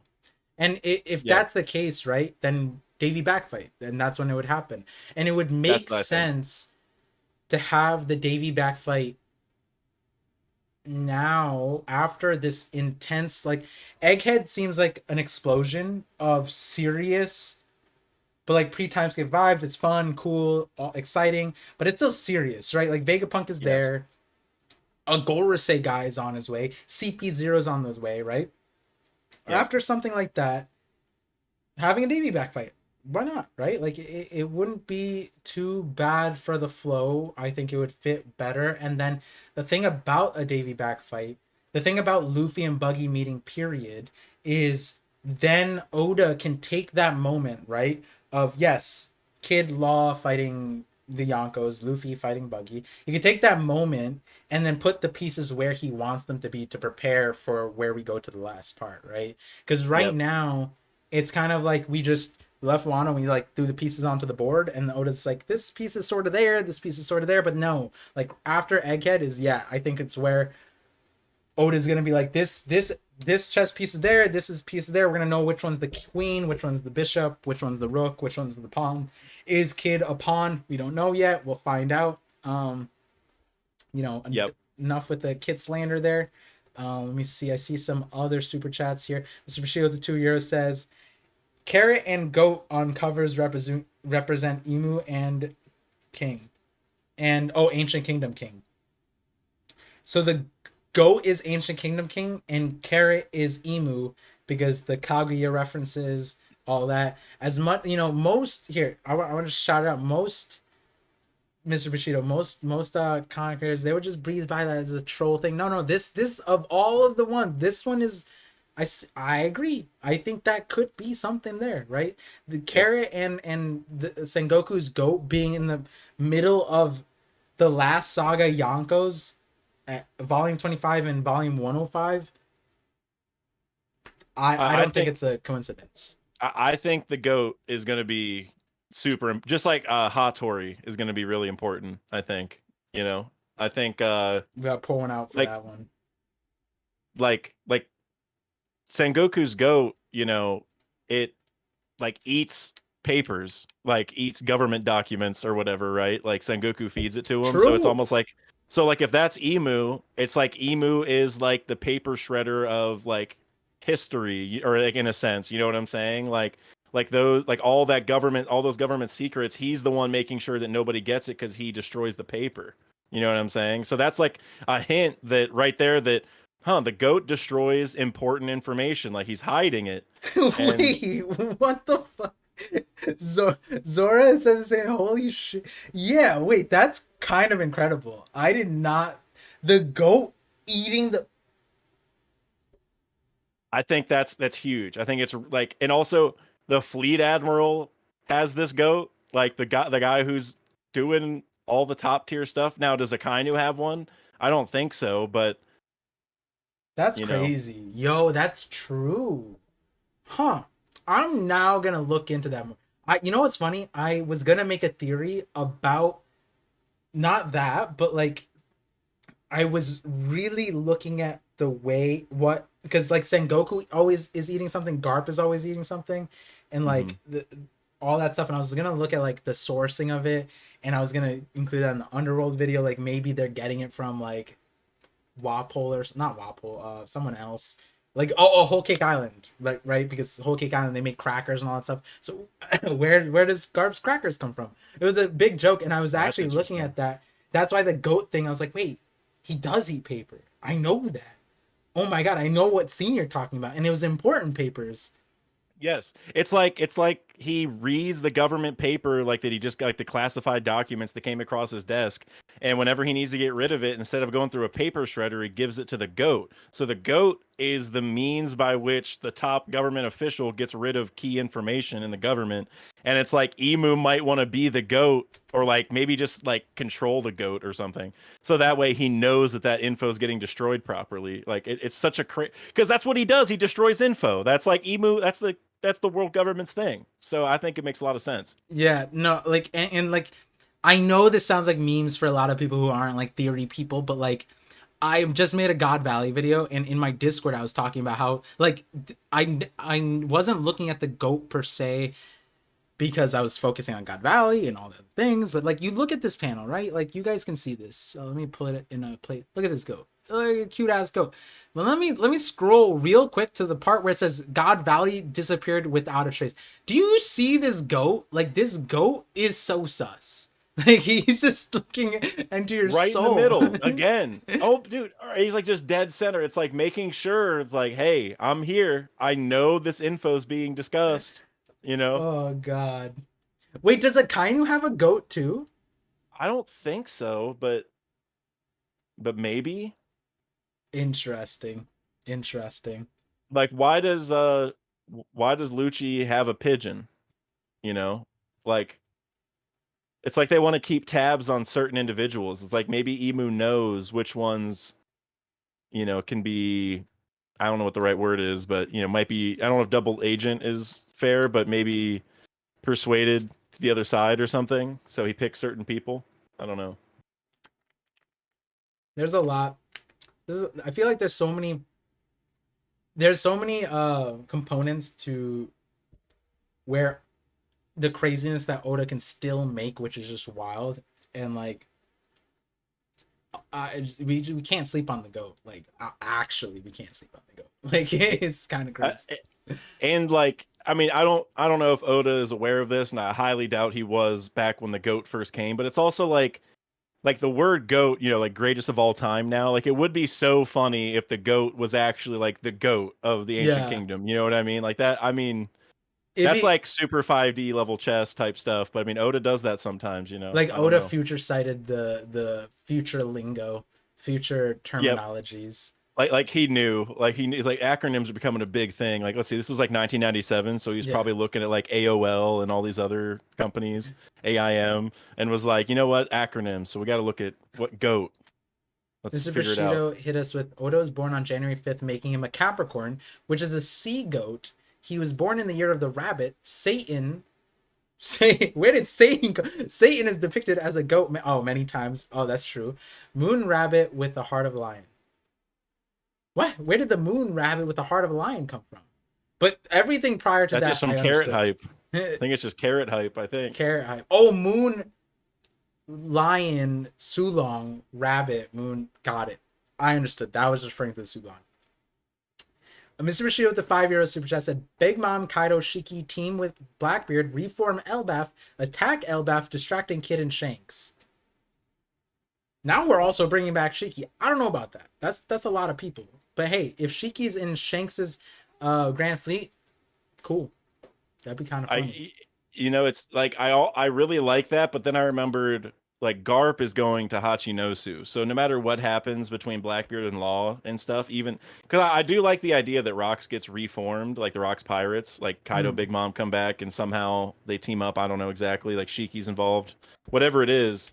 It's like, well, then they have to go to Hachinosu. They're can't underneath go to the Elbaf. Cross Guild.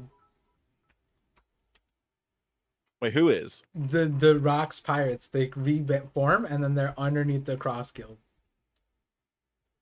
Well, I mean, to make I guess the new Rocks Pirates. I mean, but I feel like they would go under Blackbeard because he's like the new Rocks. You know what I mean? Kaido's probably slapped Blackbeard silly, right? I hope. I mean, we don't know Blackbeard's true powers. I feel like he scarred Shanks, so it's like Oda. I feel like that alone is Oda telling us like, hey, I can do whatever I want with Blackbeard. Like I'll make him as strong as I feel like he already scarred Shanks, so just get ready. He's gonna win whatever I want him to. Yeah. So. Yeah. All right. So there's a few more Elbaf related ones. Shiny Charizard, dope name. $5 super chat says, I have no idea how Kid is gonna win, but what if Kid initiates a Davy back fight? If Shanks doesn't accept, Kid burns his road Poneglyph rubbing. Kid initiating it is a little weird to me. He doesn't give off that vibe. And also, I don't know if I'd like a Davy back fight in this context. Yeah, like I don't like the idea of like you're in like a terrible situation. Like imagine Roger, like if Roger was like a little bit weaker and wasn't gonna win the Ed War versus Shiki, like he's about to lose and he's like, wait, no, we're gonna do a Davy back fight, and then so everyone just stops. Like I really hope that's not the case. Fight. It's like it's like a timeout in basketball. You know what I'm saying? Like it's like just saving it's like the last second. It's like, bro, come on, like we can't be. I don't know. That. Yeah, like you're diving on the ground. It's like pretty much a travel, but you call it timeout. It's like the same thing. Like, bro, you can't just get out of the situation like that. Yeah, but I agree with you that like Kid not winning, like we have to kind of. I mean, that's why I was saying like maybe Kid just joins because that's the easiest way to live right now. Like, Conquerors should also know like the best way for them to like live. So And I think just generally speaking with the whole situation, like regardless of Kid being involved and quite honestly, even regardless of just like the fact that Giants are on Shanks' side, it's like it's Shanks.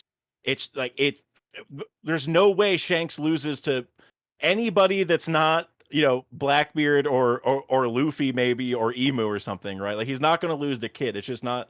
There's like Oda. This is one of Oda's biggest, most important characters ever. There's no way. So I don't even know. Like you said, I think Kid joining is like the only way out of this, other than Kid dying. Which Kid dying is a possibility, but that would be like a waste. But man, that would be hilarious. But. Yeah. Real quick, Mr. Rubik said apparently Muhammad Ali was the first to popularize the term GOAT. His wife created an organization in 1992 with the name. That makes sense because that is Muhammad Ali's quote, "Greatest of all time." Like that when you hear that he's saying it. Wait, and he said float like a butterfly, sting like a bee, right? That was him. Yeah. And Emu's introduction had a butterfly floating. Oh no, Emu's gonna be a giant bee. And the bee sting is the Lelucia thing. Oh God. Now we're talking. No, Emu is Muhammad Ali. That's crazy. That'd be kind of wild. Muhammad Ali. Oh Man. no. Oh God. Oh, we're cooking right now. Yo, I don't know wait, what no, we're no, cooking no, with. no, no, no, no. I know what we're cooking. I know what we're cooking. It isn't your agenda that where it's gonna end with like a boxing the thing.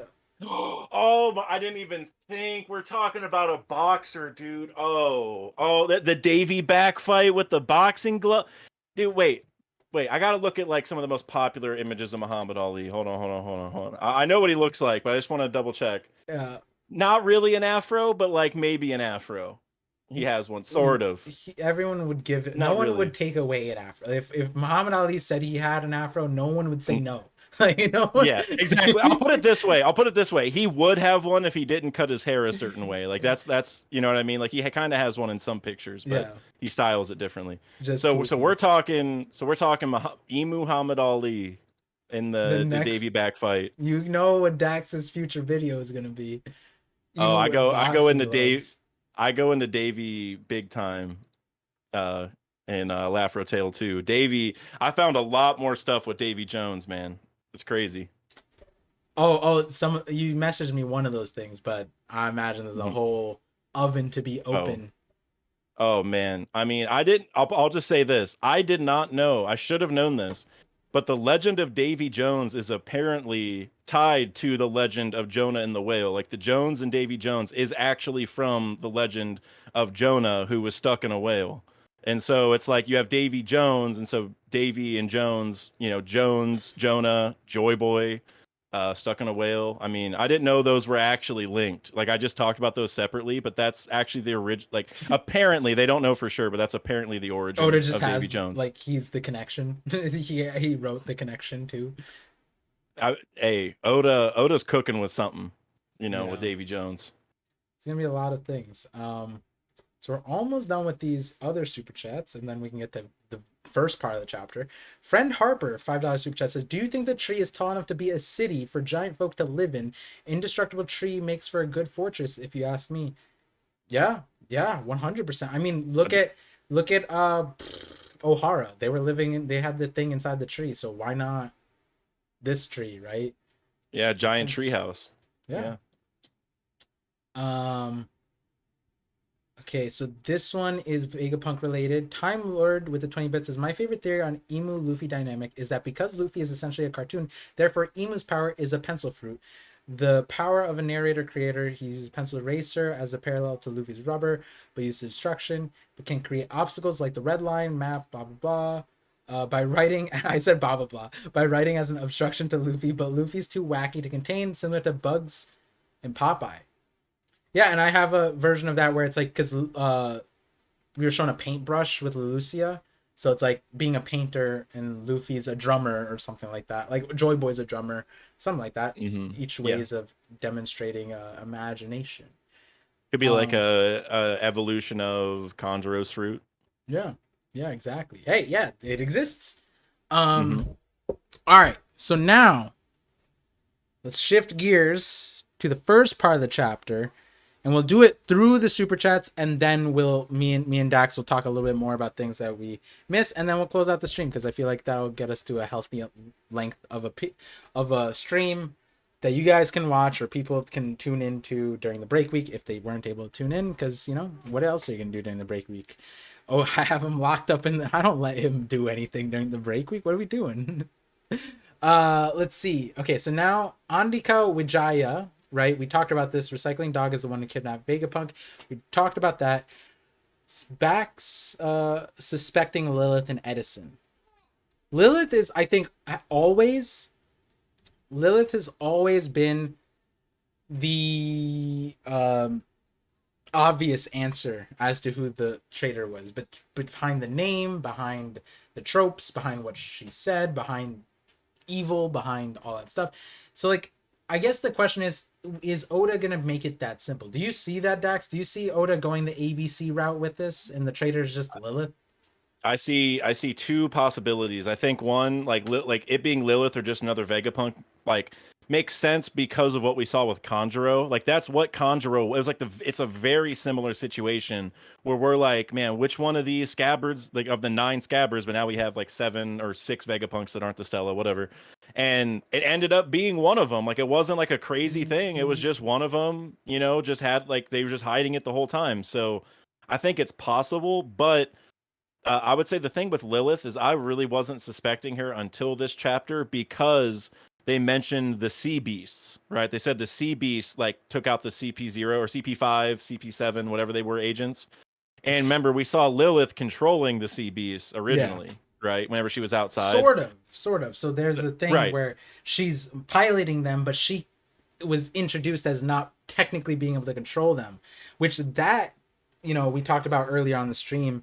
I don't know if you were able to, were you tuned in then when I was talking about this or no? This is so early on, so I was in and out, so probably not. So basically I was saying I see 2 options where it's like, yeah, it's simply she's controlling the sea beasts, she's there, but it's like the way I see it is it's like, especially in the mystery stuff, especially since Oda's probably talking to Aoyama, the Detective Conan thing, it's like you put someone in the place and they're the obvious suspect and then they don't end up being it because there's a slightly more absurd thing that doesn't quite make sense unless you look beneath the surface in other situations. And I think beneath the surface is a whole thing where at the end of like the Detective Par stream, we were basically saying like the Seraphims, they have autonomy. Since then, I heard a lot of people, though I wasn't as like talking about it as much with people, but I heard a lot of people say that Punk Records could have gained sentience on its own. Is there I posted a Kloboterman video. People are like, does Punk Records have a Kloboterman? I don't know if that's the word you could use, but the way I see it is like a smart factory, right? Like if Punk Records could just make like a hologram that has the gloves and then it can interact with the world, right? Then the Punk Records could be interacting throughout all of this. Punk Records could be the grave miscalculation that caused the sea beast to do this. It could be what Pythagoras was referring to in Ultron situation. Exactly, Zora. Except it's more insidious in that Ultron, the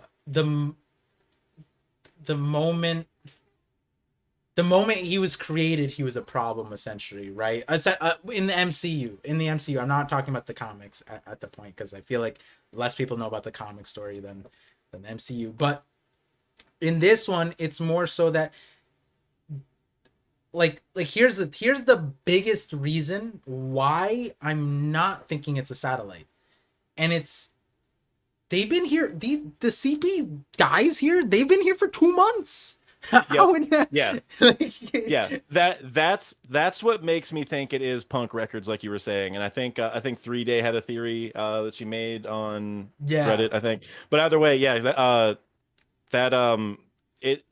it makes a lot of sense because like 2 months, it's like, well, how do you do something for 2 months without Vegapunk or the Stella specifically noticing?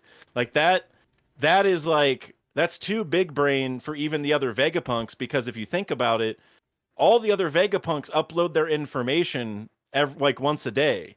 So for 2 months or whatever the time frame is, but for 2 months they've been uploading information, and at some point wouldn't the Stella have gotten the information like, oh, they have been putting people in this chamber for 2 months? Like he would know, right? If one of the other 6 did it. So to me, it automatically kind of proves that it can't be one of the other 6 that have been putting people in there. So I think, like Punk Records gaining sentience and basically doing whatever it takes to protect the Stella, because like Punk Records is the Stella's brain. Like if the Stella dies, the brain dies, right? Or it should technically, and vice versa. So I think it's just doing everything it can. And it's like, I don't know, maybe it predicted the future and was like, oh, like CP0 is going to come and all this stuff, and you need to have some like hostages to hold as leverage to get out of, or something like that. I don't really know. No, but so it's interesting. Yeah, like so I see. I remember when I brought it up, I was like, I'm pretty sure 3 Day was the one. 3 Day made a Reddit post about it. I didn't read all of it, but 3 Day somehow I heard it somehow through there. And so addressing what Mr. Rubik said, $10 super chat says, I've been riding the Shaka is the traitor train hard since the start of Egghead. But after Artur's video, I begrudgingly accepted it's Edison. Oh, did Artur come out and say it was Edison too? Because that's what after the Detective Par stream, that's who we were leaning on. Edison was the main person. Edison betraying Tesla. Yeah, we discussed that at lengths on that stream and prior. Even on like the discussions aside, it was like when people asked me who the traitor was initially, because I didn't even think about a traitor at first. I was like, Edison makes sense but the original thought was Edison would be protective over his inventions, so he would kind of do anything to protect his inventions, even if it was selling out the rest of him.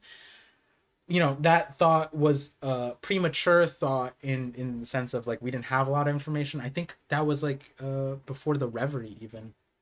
Randy Troy when someone asked me that. But that point aside, I like Edison. Last chapter I was on the Edison thing because Edison said some sus things. But the thing is when you look at the official translations, everybody says something sus. Mainly Alice. Alice says the most sus thing, where she says in the TCB it said like, oh, I could change my face, whatever, like switch out the parts for my face or something like that. In the officials, it says I could look any way I want to be. Like it completely changed. Instead of saying that, it's like, yeah, I could look however I want to choose. And I'm like, oh, that's like, interesting. Yeah, that's like super sus. So you can pull it up if you want. I'm like, wait a moment. Ain't no way that's what we're saying right now. Yeah, that stands out big time. That's crazy. Yeah, that's like red flag number one. And then on top of that, she decided to be in the place where there's organoids being made. And hey, you know what's interesting? The Stella body was just like, like, or not. Robin's like, oh, I just thought it was dismembered Stella body, right? It's like very, very sus. But obviously now we see that the Stella body's there. It's also beaten up, like, right? Like the Stella body's bludgeoned. Like there's a punch to its head, right? So it's like, so what happened there? Yeah, did Wrath give him a good 1-2? Like, well, you know, I'm actually gonna go look at it right now. Yeah, go check it out. That's a big line. Right. So it's because like since he's hurt, it's also and like he's chained up, right? So it's telling me that like wherever, like you know how he was missing like for a couple chapters there, it's like he was basically kidnapped, right? That's like so like and whoever Shaka has been it. Yep, and whoever's been kidnapping these CP5 agents also kidnapped Vegapunk, right?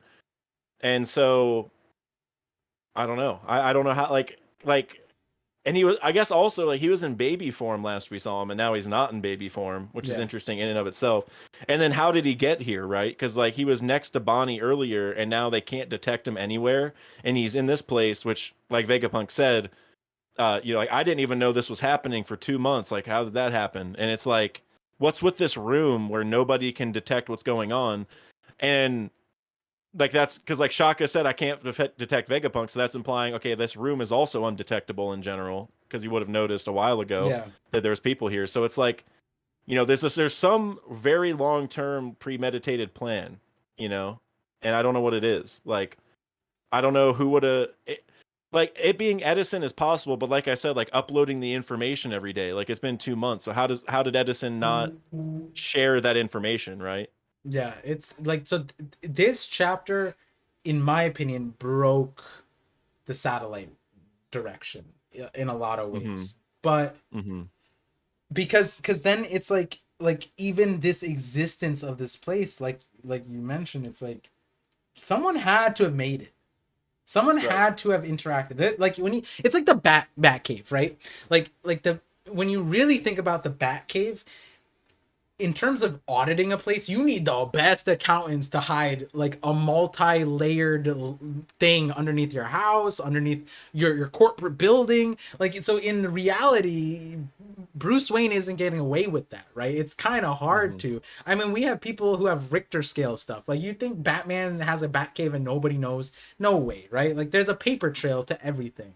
So, like, it's not just hiding this for the last 2 months. Someone had to build this. Someone had to make this. And Vegapunk had to not be aware that something like this is in existence and could be used like this, right? Like, it's crazy. And I'm not trying to like overhype the CP5, 7, and 8 agents, but it's also like they've been trapped in this thing for 2 months and like they can't get out. Like what is like whatever this thing is that was made is like super durable, right? Like, so it's not like, you know, some crappy engineer like snuck into like some you know, crawl space and made some. This is like a legit operation going on, right? Yeah. Like this is like a holding cell for really strong people. Like who, like you had to have some serious engineering prowess to do this. So I don't know. I'm definitely leaning like AI punk records the most for sure. Right now. I saw Zaki say, because we don't know if these are C-Stone cuffs, right? But like he's cuffed, and it's not like Vega. Like even if he wasn't C-Stone cuffed, right? Like it's not like Vegapunk is breaking out of, like he's not that guy, right? Like Yeah, he might be Yonko level, but not that kind of Yonko level, right? Yeah.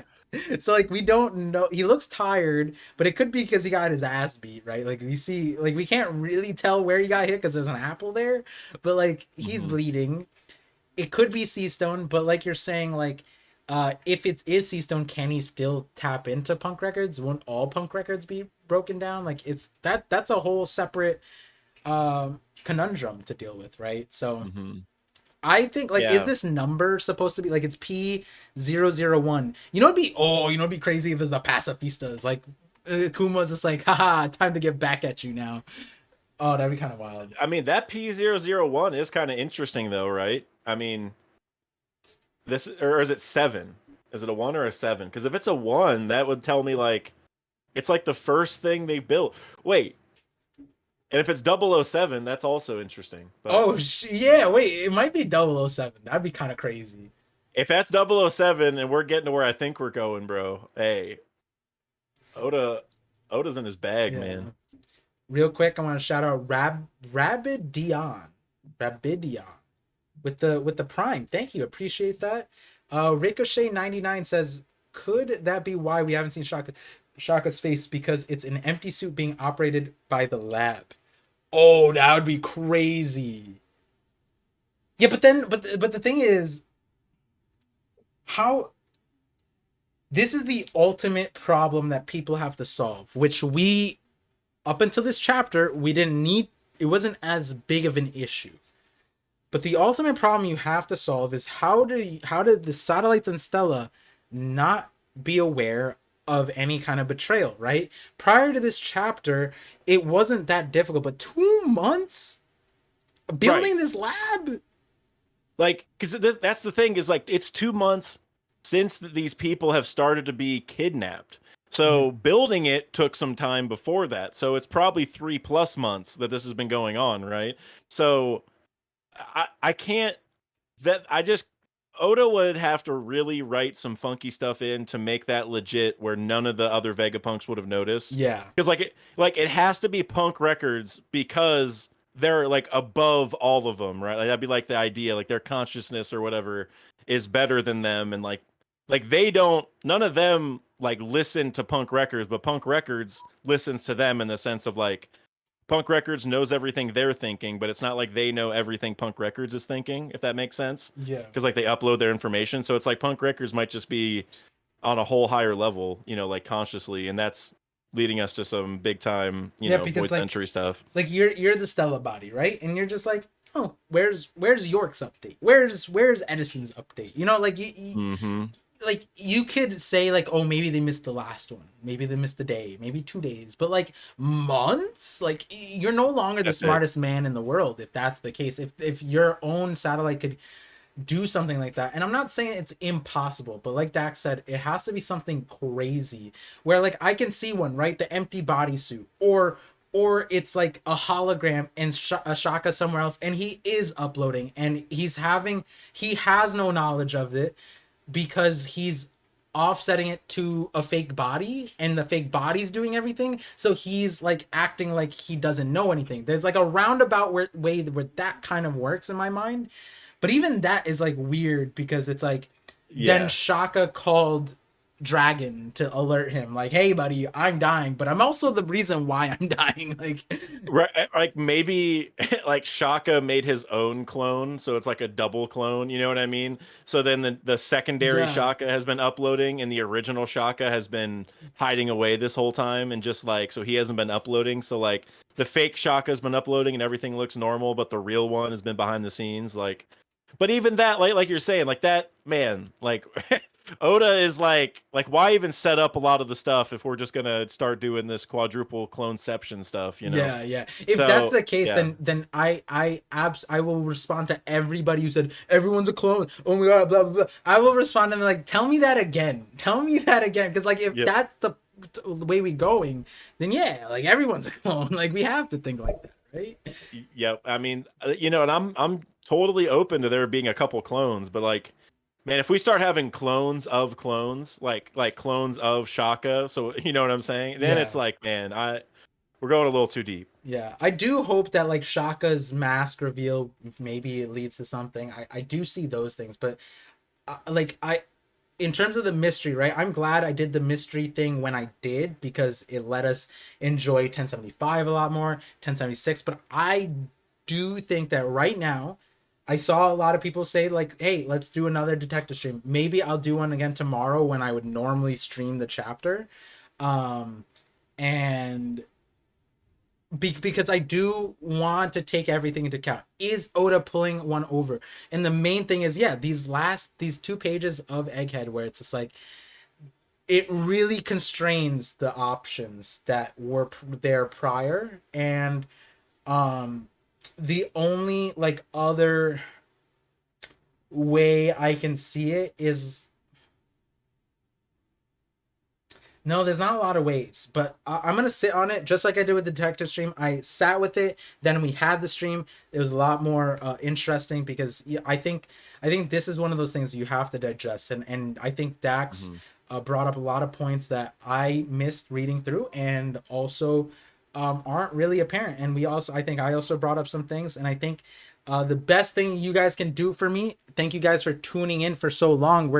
There's some more super chats to get through. We're gonna talk about some of the other fun things real quick. I don't want to hold Dax hostage for this long, but if you guys do the sleuthing, right, and then when we do the stream, it'll cut the stream time a lot more.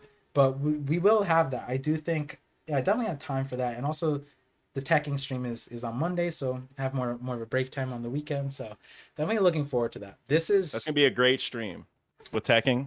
I'm oh excited for that. I'm yeah, gonna watch yeah. that for sure. Yo, no, but the thing is, the thing. Okay, see, you guys are telling me to reward Oda, right? Oda spoiled one of my favorite parts of the teching stream, where I was gonna be like, I was saying that I'm gonna run through all my crazy headline theories of like Zora's a plant, Mihawk is a sword, Vanderdeck is a mushroom, blah blah. But the Mihawk is a sword one won't hit the same because of this. So Yep. Oda's like, you know, like when you have someone hostage and like clear. I don't have some of you got okay. No, we're not gonna joke about that. But like you know, there's like a message that gets sent out, right? Like a secret message, and this is Oda's secret is retaliation right now. He's like, he's finally streaming with Tekken. Time to ruin his favorite part of it, because when I say it, Tekken's like, oh yeah, you mean S Hawk, right? Like he's a sword. I'm like, no. No, we got to go back like 5 months or 6 months, whatever long it is, long time ago. Yeah, yeah, and he's gonna be like, man, uh it's I gonna be a mean, fun one. it'll still be good just because it's gonna seem so legit, you know, like yeah, it kind of sucks that it was spoiled, or it's like almost. I don't want to say it's obvious, but it's like more legit now. But at the Yeah. same time, it'll be like, you know, you've been saying it for a minute, you know. So I don't know. I was pumped for you, man. That you know, it's I don't know. When we get a full confirmation of one of our theories, that's gonna be a real We're special gonna have a time. I feel party. like, you know. It's gonna Oh be a yeah. party. The Same chapter. Mihawk will be revealed a sword when Pluton's revealed a mole, and then Mihawk will slice him in half like because that's what he did on his intro. But I don't drink because of health reasons, but like you know, especially now that I got good health results, you know, I could relax a little bit. And I already told Sai this, like if like stronger is rocks, which is another one that I'm gonna hit Tekken with, I'm for sure like you know Sai Sai is gonna like down a bottle, I'm on down a bottle, but like there are certain things that I I'll have a drunk stream for sure, for sure. This is one of those Par, things. Par, we're gonna go to a bar and set up a hotspot Wi-Fi thing and just And just when people like super chat, we just order another drink. Yeah. And just, you know what I'm saying? Drinking because of super chats is the Yep, most unhinged thing I've ever heard. every $5 is a shot, and Oh then god, like the it's just- bartender, like we just have like the screen so the bartender can see it, and then they're Yeah, like, we "Here tell- you go." Yep, exactly. Yes, bro. That would be, dude. God. Everyone in the bar, if everyone in the bar caught wind of that, well, I should say everyone, because some people probably wouldn't want to be on camera, but a lot of people would be so hyped about that. Like they'd be coming over rooting for us hard. Dude, that stream would be huge. Like, maybe we Oh, it's probably breaking a lot of TOS to do that, but yeah, you know, yeah, super. we can do like a makeshift. Wait, no, we can get hidden to be the bartender because that's his whole thing, right? Like he has the bar on the channel, Yeah, and that'll be the whole thing. We'll just make a makeshift one and just have all the creators there. That's what we'll do. Slightly more especially TOS for friendly. ones like these, especially for Miyagi Sword, Pluton's a mole. We gotta celebrate those, right? Have to, man, have to. At least one of them's coming true. Yeah, you know? for sure, for sure. Okay, so I see some of these things. Okay, so now we're on Egghead related things. I think we got a lot out on the two panels around the CPX. I'm gonna call them CPX agents because who cares what number they are? I'm surprised Oda just put 1 through 8. Like honestly, where's 1, 2, 3, 4, 8? Dude. Like where are they? What are they doing? Dude, Oda could have just had him be in there for 2 years and do CP 1 through 8, and then that's just his excuse forever for where all the Cypher Pull agents have been. You know, like we're like, bro, we saw CP 9 and then 0. Where are the rest at? Oh, they've been locked up in Egghead this whole time. Oh god, that'd be so funny if they were just like, yep, they just died. We just didn't revive them. Honestly, dude, that would have been hilarious. I would have been Yeah. all for it. AIM PDX with the 2 months membership. Appreciate you. Says did you saw Zoro's eye in the double spread? No. Like not the cover. Double spread. Double spread.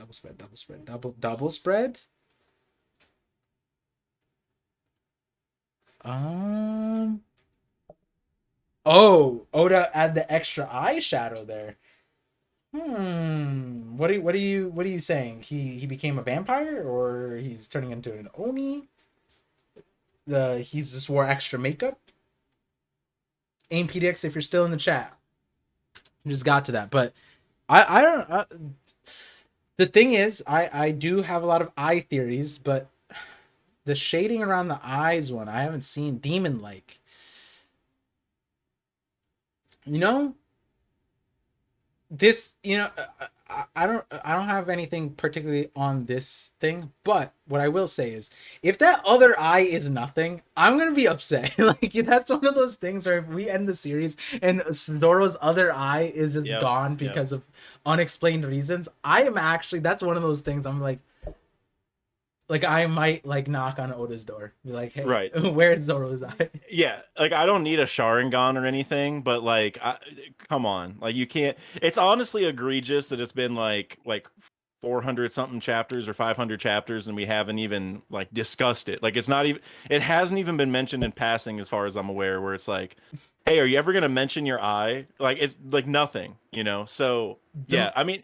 But that could be Oda's thing. Just nobody ever says it, right? Yeah, and it's just a cool design thing. Yeah, that's fair. That's fair. But that's the only other thing I would want. I would want the like nothing. It's never brought up ever, or it's something important. Like there's no in between. Yeah, like Doran said it. Like it'll probably be revealed when Zoro fights Mihawk. The thing is, like Zoro has had flashbacks with Mihawk plenty of times. Like if we're really going back to like what Muggy Kingdom or whatever, just to show like, oh yeah, one time Mihawk just decided to just pop his eye out because he could, because he was just that guy at the time. Like that'd be crazy. Like unless like if there's like a reason like Mihawk wanted to train his like observation Aki because it was the weakest one or something like that. Like cool. It doesn't need to be anything crazy. But then on the flip side, if it's at all power related, if it's like a limit breaker, it makes no sense because Zoro fought Kaido and King and was like, yeah, I don't need the eye, right? Like it's like, right. Okay, cool. That's my problem with it too, is like like Zoro went to the brink of death and got like a special medicine and then came back and then went to the brink of death again, and it neither like against the Grim Reaper, like that wasn't the time, you know, like you're pretty much on death's bed, like literally, and the Grim Reaper's there. Like, so yeah, I don't know. Unless it's like he can't control it for some reason, but that's also a whole other issue, you know? Like Yeah. he hasn't been training with it, you know what I mean? So I don't know. Yeah. Shiny Charizard said, "What's your theory on the eye part? Maybe it's how you get Hawkeyes." I have a separate idea on how the double layered eyes come in, and I feel like that theory, though old, is still relevant. Like people have been bringing up recently as if it's new, and I'm like, you know, I'm not that guy in the random TikTok. I'm just like, oh, I came up with a theory a long time ago. I'm just like, oh yeah, that's a cool idea, but like some of them miss the minx, for example, and the minx is the most important one. It's like an entire race of people that just get double layered eyes. And so, like, that's what I'll do. And it's just exciting to see where they go with it. But ultimately, I feel like what we painted out 2 years ago is still correct for the most part. Never heard of the theory. Double layered eyes. It's like way back. It just has Miyok. Maybe I'll change the thumbnail. Maybe now that I'm in the thumbnail game, I'll invest in some of these cracked theories in their thumbnails. But to be fair, the elemental hockey one and the other one, I'm remaking that video anyways. So I have to come up with a thumbnail idea for that one. But that aside, we can talk about that maybe after the stream. I got some good ideas. That's like a type of thumbnail where you can just like go Nuts. hog wild with it, you know. Like you can have a lot of fun. So I've already have some ideas. We'll just talk about it after this. But got it. Time Lord said, "What if the first Shaka was a failed Shaka? Vegapunk programmed him to be nice, but he is evil by mistake, and because he knows all the knowledge, perhaps Vegapunk shut him off and put him away, only for a defect Shaka to actually pretend to be shut off." Okay, I see that. Okay. I think I heard whispers of an extra satellite being present, a seventh one. That does fit some tropes where it's like, let's look at Stussy. Stussy was the first successful clone. Are there unsuccessful satellites? Could they be like satellites that were left dormant and then they woke in or something, and they're still connected to Punk Records at a certain point and they don't necessarily, you know, need to be updating, right? Like I could see that. The only problem I have with it is it's like, it's, even when you think about third party with like Blackbeard, that's at least playing with the chess pieces that are on the board. Sure, you can continue to introduce new chess pieces, but at a certain point it becomes uninteresting where like if you're sitting there questioning like who's doing it, whatever, and that's why we're being portrayed, and then the answer is like you couldn't have figured out because it was just a new thing I was going to introduce, right? Mm-hmm. So in that regard, I don't like that line of thinking. I'm not saying it's impossible, but if that were the case, then Egghead would go on a little bit longer just to flesh that out a little bit, in my opinion. That's the way I see it. I'm with you 100%. I think whatever the situation is, it's going to be a connection of dots that we've already had laid out where we're going to be like, oh, like I didn't see that coming. Like the Stussy thing, like nobody could have predicted that. I feel like realistically, because we didn't know that was the case yet. We didn't know she was the traitor. You know what I'm saying? And honestly, it's still not realistic that she answered the phone and Lucci didn't hear her. Yeah. So when because in my live reaction I said triple agent, she's a triple agent, and I had that, and I was gonna make a video, but on the stream I played out the entire theory, and the theory was completely wrong. Like the only part of it that I got right was that she's sus and like she's a triple agent. But like you said, you could not predict that she was a clone. But even worse than that, this is what I've always been saying ever since that reveal, is that like imagine if there was a creator, a small creator, right? Because no big creator would ever dare to go that far, right? Because that's what people say. And imagine a small creator said like, oh, Stussy's a clone of Bakens. That's why they look sort of similar in this thing. And they did connect the dots. The dots that we connected in hindsight. You know what? They would be roasted to no end. Everyone would be like, nah, that's fucking stupid. And then lo and behold, they were right. And it's like, come on. I don't know. I just feel like sometimes it's like crazy how we dismiss things. But and it's funny though, because like on some level it's reasonable because like 99% of those crazy ideas are wrong. Yeah, But yeah. like you're saying, like I mean that's kind of why I like your channel and stuff, and why I got started in YouTube is like, you know, there are some crazy ideas that are going to sound crazy but get a little more realistic, you know, as you think about it. So Yeah. and so I don't know, maybe so like, you know, with Stussy, maybe there was something there, or maybe there is something here with, you know, with the punk record situation where we haven't really pieced it together, but it Yeah. could be some wacky combination of things. But yeah, I don't know. I do think whatever it is, it's going to be like a connection of things we already see. Like like maybe it is Saturn, you know what I mean? Maybe like that, you know, who knows? Like I doubt it, but Yeah. it's just going to be something that's already in play, I think. Yeah. Yeah. Yeah. It's there's a lot of things to consider when it comes to like dismissing certain theories, right? Because like you said, it's like the main way to do that is just sit on it. Just Mhm. like, hey, let's wait a few chapters, see what happens, and then hey. Yep. There's times where I get theories thrown at me in chat, and I literally am like, you know, my brain's running so fast. I just let me sleep on it for a day, you know, and bring it up Yeah. later because, you know, once my brain kind of like thinks about it, makes some connections, maybe it won't sound as crazy. You know what I'm saying? Yeah. So Yeah. this is, and like, and whenever you consider, you know, if you wait a week or two and get a couple more chapters, then everything might fall into place. Um, but yeah, man, I don't know. I Yeah. don't know what's happening here. Yeah. Oda's keeping it spicy for sure. Just real Hmm. quick, Andika, welcome to the stream one. I just want to shout that out. You became a member and super chatted a lot. So thank you for the support. Thank It's you big everyone time. for the support. There's still so many people here. Yep, this will be up if you guys tuned in late or you guys gotta go. It'll be there on the stream and or on the live section on the YouTube channel. We have a few more super chats and then we could close out in a little bit. Let's see. DK Utch. Let me know how to pronounce that. $5 super chat says, since we're cooking, Im is a tantata, which is why that straw hat looks so big and why no one else took the throne because it was small. I like that because when so I have an old Vegapunk video, and one of the things I said in the Vegapunk video, which kind of got proven right, was that the image that Oda gave us of Vegapunk would have been super misleading, and he would not look anything like that. And we ended up seeing that because if Oda kept true to it, we'd see a giant tongue hanging down. None of the proportions were right at all. Right. And so Right.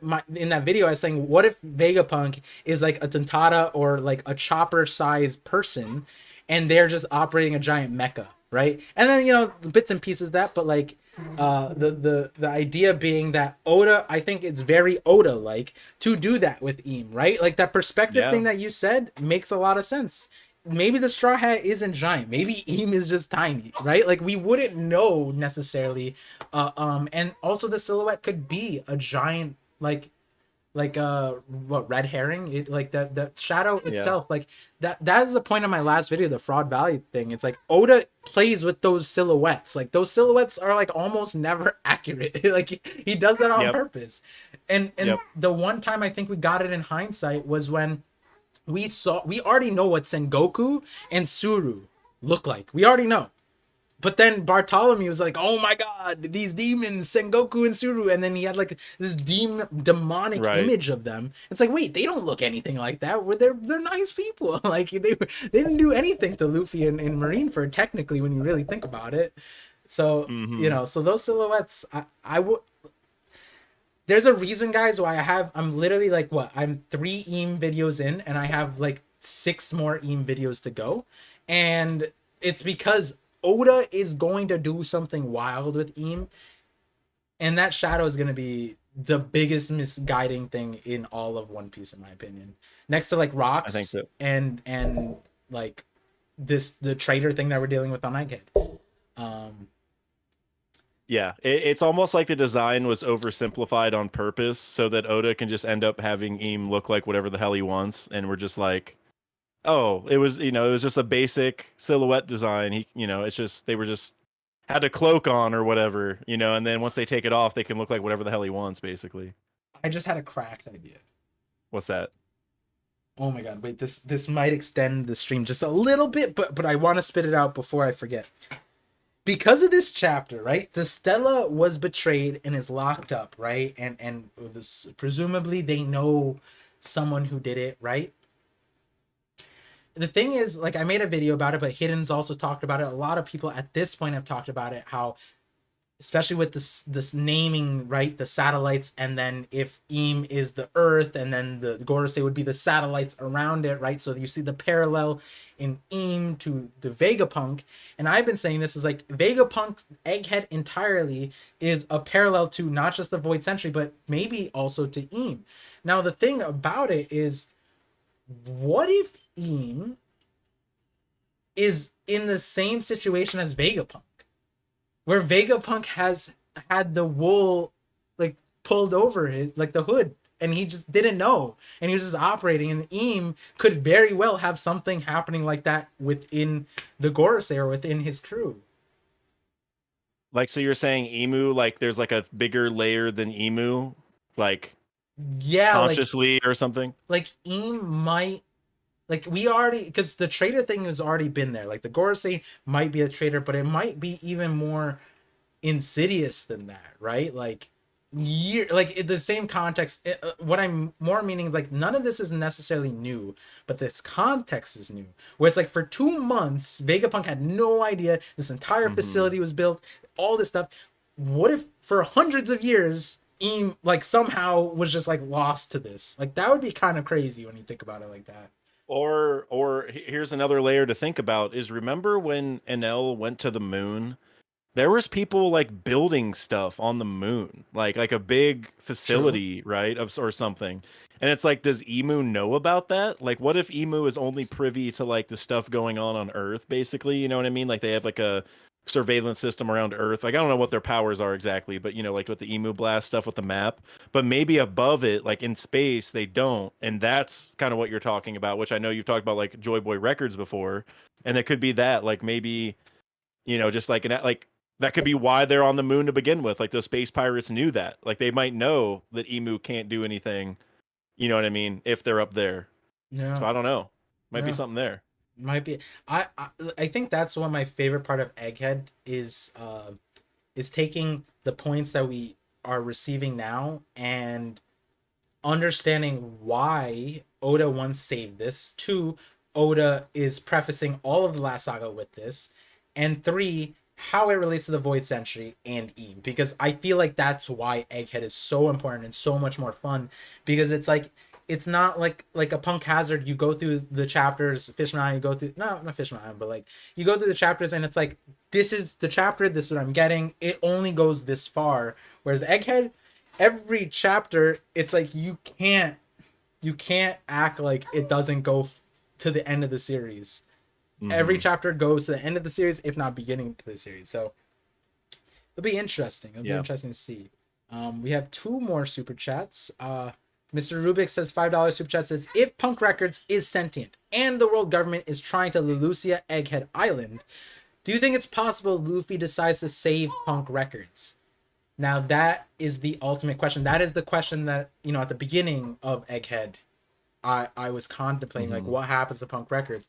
I almost like the idea that Blackbeard shows up and steals Punk Records, so, and unintentionally saves like all of humanity by doing that, because if the intention of the world government is to delete it, lo and behold, like, Luffy's saving Vegapunk, but who's saving Punk Records? We still have no discussion about that. Maybe the thing is, at the same time, you would think that if Vegapunk wanted to leave the island, he would have a solution for all that, right? Maybe it's that simple, that Vegapunk himself sees himself leaving the island, and he also has a way to get off the island with Punk Records intact.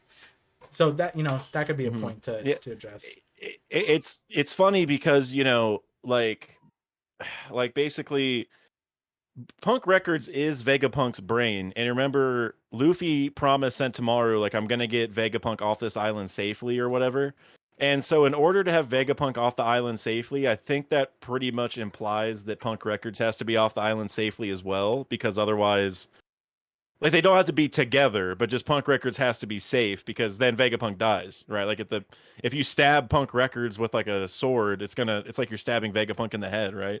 So I'm thinking that whatever happens, Punk Records is gonna have to go. But bringing Blackbeard into the equation, it could almost be a trade-off too, where like, you know, Vegapunk wants money to do experiments, and Blackbeard probably has a lot of money now, right? He's been an emperor for a couple or like a year, right? Because the Payback War was like a year ago, whatever it was, and also he's been on Pirates Paradise Island this whole time. Like he took over for Wang Ji or whatever. There's probably money there. So it's like if Punk Records was gonna go somewhere, it's like Blackbeard almost makes the most sense because Blackbeard's island also has a giant skull on it, and what goes inside a skull, like a giant brain, right? So you would put a giant brain in the island on or on the building on Hachinosu, because that's like also the safest place probably. And then boom, you have Blackbeard with Punk Records basically, and Pudding is reading it, you know. Yeah, yeah. There's so many ways that like these things connect to another, and I like sometimes I wonder, it's like, did Oda intend for this, or this is just part of the design? And you know, maybe we'll never know. Oda's the kind of guy. The impressive part. Yeah, Oda's the kind of guy to end the series and just be like, "Hey, you figure it out." Like, yeah, he's gonna give us the main points and just I mean, I hope we get lots of spin-offs, man. You know, like movies, like we have the Ace novels and Law novel and stuff like that. Like I want it all, man. I need an Oda documentary. Like I don't care anything about One Piece after One Piece ends. I need an Oda documentary. like a 30 for 30 type thing on like, Oda. Dude, wait. Or even if we could have like sagas like Oda 30 for 30 like pre-time skip, and you know what I mean, because like I'm sure each section of the story there's like a huge story to tell like behind the scenes, you know what I mean? So I feel like, man, that might be one of the only things better than One Piece itself, maybe, is like the real life, you know, stuff that how One Piece was made from Oda, you know what I mean? Like, yeah, man, I was working on this arc and like this happened in my life, and like the publishers were doing like just all that behind this, like One Piece almost didn't make it, like all, you know, all this kind of crazy stuff that maybe we don't know. So crazy. And then he ends up telling us he's a messenger of God, and he's the next prophet, and that's the next religion. Yep, he's been Afro Jesus this whole time. Yeah, you not know? to spoil the last chapter of the Bible. You guys haven't read it yet? Well, hey, I mean, there was room for another prophet, but joking. Patrick Perez, you know, is saying like equally as funny as what scares me is that Oda may not have any clue either, which is like that would be so like I know people who are smart, but like they don't like know that they're smart, like, and then there's people like that. So for sure, so you know, it could happen. Yeah, I think Oda's definitely one of those people. Like Oda very obviously has like a natural like otherworldly talent for, like, I mean, world building. Like I feel like that's like so basic because it's like an overused term, but like that's really it. Just like I don't even know. Like we were saying earlier, like we come up with like a million different realistic ways to connect all the things, and that in and of itself is impressive. Like man, this guy wrote a story where we can come up with like 10 different ways for this to end, and they all seem like good storylines, and you know would make sense for the future. Like it's crazy. Oda's like made, I don't even know what to call it, man. I mean, that's why we're here today, you know. Yeah. So last super chat, Bawa $2 super chat says Punk Records is like Professor Churro from Pokemon. Those of you guys who don't know, from the newest Pokemon game, they pretty much took my likeness and just made it the a very important character. Not to spoil it if you guys haven't played it. Very, very good game. Yeah, man, there's so many ways Oda can use Punk Records, because like right now Vegapunk is using it to spread out like the things, right? But like Punk Records could be centralized, right? Like he was going for a decentralized system, but a centralized system could work too. And then that's, you know, some theories relating to Eam could be there, right? An AI robot that just ends up being the last villain would be kind of crazy. So thank you, Bow, for that. See, one more super chat from Shiny Charizard, $5 says, Punk Records is going crazy. Same time Kuma decided to climb the red line to Meridra. The same thing that the huge robot on Egghead Island did. Thoughts? I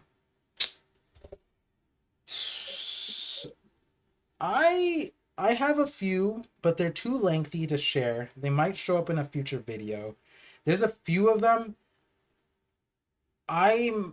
Sometimes it's, for me, when it comes to theories, like especially when it's not like a focal point of mine, Kuma is one of those things where I'm waiting to see what Oda does with it first, then play with it, because I don't think Kuma's end story is meant to reveal like Kuma's end story is supposed to show us other things by relationship, in my opinion, right? The relationship to the Iron Giant is going to be the important thing.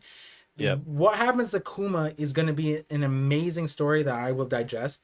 I think the main part of it, which I don't think we'll get, is we'll get like bits and pieces of the dragon thing, but we'll learn about dragon when we get to dragon, right? So when you look at all the things that Kuma is relating to, it's like we'll be learning about all of those things from those people. The only one maybe is the Vegapunk angle, right? But like Bonnie and Kuma's like the memory thing, like that's for Bonnie.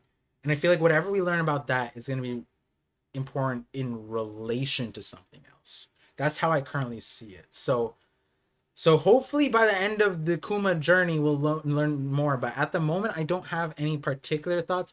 It is crazy that it runs concurrent. But I do have other thoughts, but I can't share them right now. What I'll say is, it is interesting that they're all happening at the same time, and that gave me a really interesting idea for this Punk Records or like whatever's going on at Egghead situation, because I think there's a lot of parallels also between the original Iron Giant thing from 200 years ago, as well as Shandora being sent to the sky. Now, I know you have your own theory on it, which I love, but I'm working on a video that's kind of like that, but I take a different spin on it, and this is part of the idea is basically, it's like the Ancient Kingdom. The Ancient Kingdom sent Shandora to the sky because Noland was about to reveal it to the government, right? It wasn't the government did it to screw Noland. I think it's like the Ancient Kingdom had like a fail safe, like, oh, the world government's about to find out about Shandora, let's move it. And so it's kind of like the same thing with the Iron Giant that climbed the Red Line, because that was when the Fishmen were about to join the Reverie. So that might have been the Ancient Kingdom having a fail safe, like, oh, we can't have Poseidon work with the world government. We got to keep them away, so we're going to go like get in the way so that doesn't happen. And so there's like two things right there where like ancient kingdom allied countries were mysteriously, like they mysteriously evaded aligning with the government or like being discovered by the government, whatever it is, right? And so now we look at this Punk Record stuff. What if it's another thing? Like the Ancient Kingdom had another fail safe, and that's what's happening now, and that's what's been going on for 2 months. And it's like we're saying, it's so far above everyone else because it's like Ancient Kingdom 5D chess that's been going on, because maybe the Ancient Kingdom knew, okay, this day was going to come, these people were going to meet up, and like the government like was going to get involved, blah, blah, you know what I'm saying? Like they just know, just like with Nolan, like maybe somehow it's like how Odin was like, Joy Boy's going to come and save the country. It's like they just know like it's going to happen. And so that's something I didn't even think about it till you brought it up, Shiny Charizard, but it's like it could be the same thing where like the Ancient Kingdom has a fail safe right now to make sure Vegapunk survives. So then the fail safe in the legendary Iron Giant would be the Fishmen joining the world government would have been something that the Ancient Kingdom was like, whoa, don't do that right now. Like that, yes. That's not a good plan. Exactly. Like as soon as the Fishmen were like starting to talk about going to the Reverie, like Ancient Kingdom was like, whoa, it's way too early, early, can't do it. Like because then when Shirahoshi's born, like if the Fishmen move to the surface too early, then Shirahoshi's gonna like maybe be with the government. You know what I'm saying? Like they'd be friends, and then she would be helping them at that point, and then they're screwed. So it's almost like Joy Boy, like, I mean, it sounds really bad, but maybe Joy Boy like almost forced the Fishmen racism to exist for 800 years by keeping them down below. No, I've been talking about that. Yeah, because otherwise they would align with the government, right? Yeah, so that's not gonna play well unless executed very, very well. The justification for that kind of thing would necessitate a lot. Yes. You know, it's almost like not to spoil like an 8-year-old movie now, but like Infinity War when Doctor Strange was like, out of 14 million possibilities, this was the one, right? And it's like, well, how about we look through those other 14 million options, right, Joy Boy, right? Was the Fishman, did the Fishman really need to be down here? And he's just like, You're trust right. me. It's like, I don't trust you right now. Like, Hey, man, he apologized. They're good. He left an apology. They're Yeah, good. You yeah. know, he put it on the poneglyph. But yeah, so I see a dope question right now. Before I answer that question, I know there's gonna be people hopping out. We are gonna be closing out the stream. I just want to shout out Daks. You guys don't know him. He has a YouTube channel. I mean, we've been talking about his theories. He came to the Reverie, highlighted Pluton's Mole. Good friend of the channel. We talk about each other's channels all the time. Had streamed together. But yeah, definitely, if you know, I would even say before you check out my videos, check out some of his videos. I would even say that, and we're gonna and before you check out mine, go check out ParVision. Yeah. So thank you, Daks, for being here. And real quick, can I plug something? Sorry to butt in. Yeah, go for it. Plug one thing. I just want to make sure, just while there's like 200 something people here, if you guys are all free tomorrow night at 8 p.m., I am having a Davey Dak fight, which is just the name for my collab series with JD Legend. So if you guys want to come watch that, we'll be talking about this chapter and lots of other stuff. Definitely kid slander and all that kind of stuff. So tomorrow night, definitely stop by the channel for sure. The kid, not the kid, the Rat King himself, JD Legend, also a good friend of the stream. For sure. So the question I wanted to answer before you guys hop off is, Dwight Smith asked, any quick thoughts on Zoro's question to Vegapunk being about black blades? That is something, Dwight, were you the one in my comment section? Because that's where I was going. I was thinking, like, we don't know what Zoro wanted to ask Vegapunk, and like Ibisu Town kind of but like he doesn't know how to make black blades. He got cut off on Wano. I'm almost thinking that it is black blades. He's probably gonna ask Vegapunk how to make black blades. I mean, why? Like, isn't Mihawk the source of information on that though? You know, that's my thing. Like, why are we asking Vegapunk about that when he was like with Mihawk for 2 years, right? Yeah, but he didn't get the answer. Like, Mihawk just told him how to coat his thing, but like then random fox dude, like a random fox monk dude, was like, "Oh, Ryuma forged it," and then Zoro's like, "Wait, what?" And then like that begs the question, like, Ryuma forged it through many battles, but Mihawk had it like at 17. It's like, that's kind of sus. I don't know.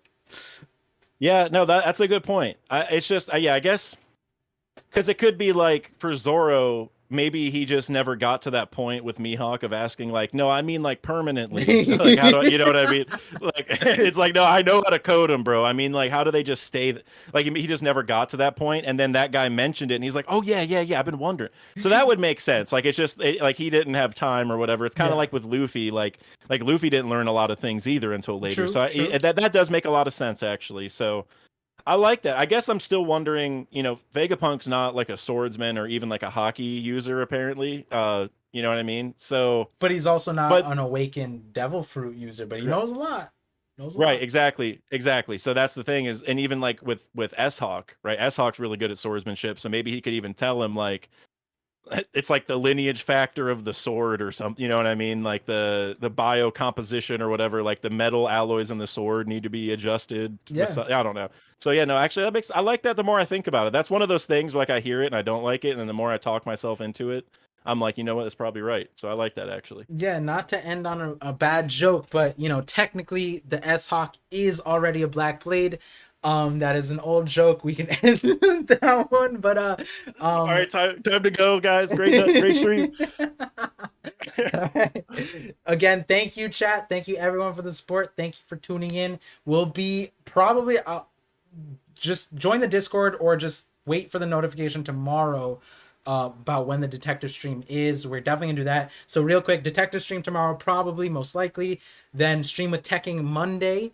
Before that, Daks has the stream tomorrow night with JD Legend as well. So, so definitely join the Discord or get notified about that. Then this one is one of my favorite ones, and you guys will know more as you guys get the details of it. Threeville and I are having a stream next Friday, most likely. Well, not most likely. I'm gonna make it happen. And there's just a whole. It's like fate lining up I'll tell Dax about it afterwards. But again, have a good night, guys. Thank you for tuning in. See you guys for 1077, but we'll see each other more often in between there, and there'll be a lot of videos and shorts. So Appreciate you guys. Have a good night, everyone. with that, peace out. Take it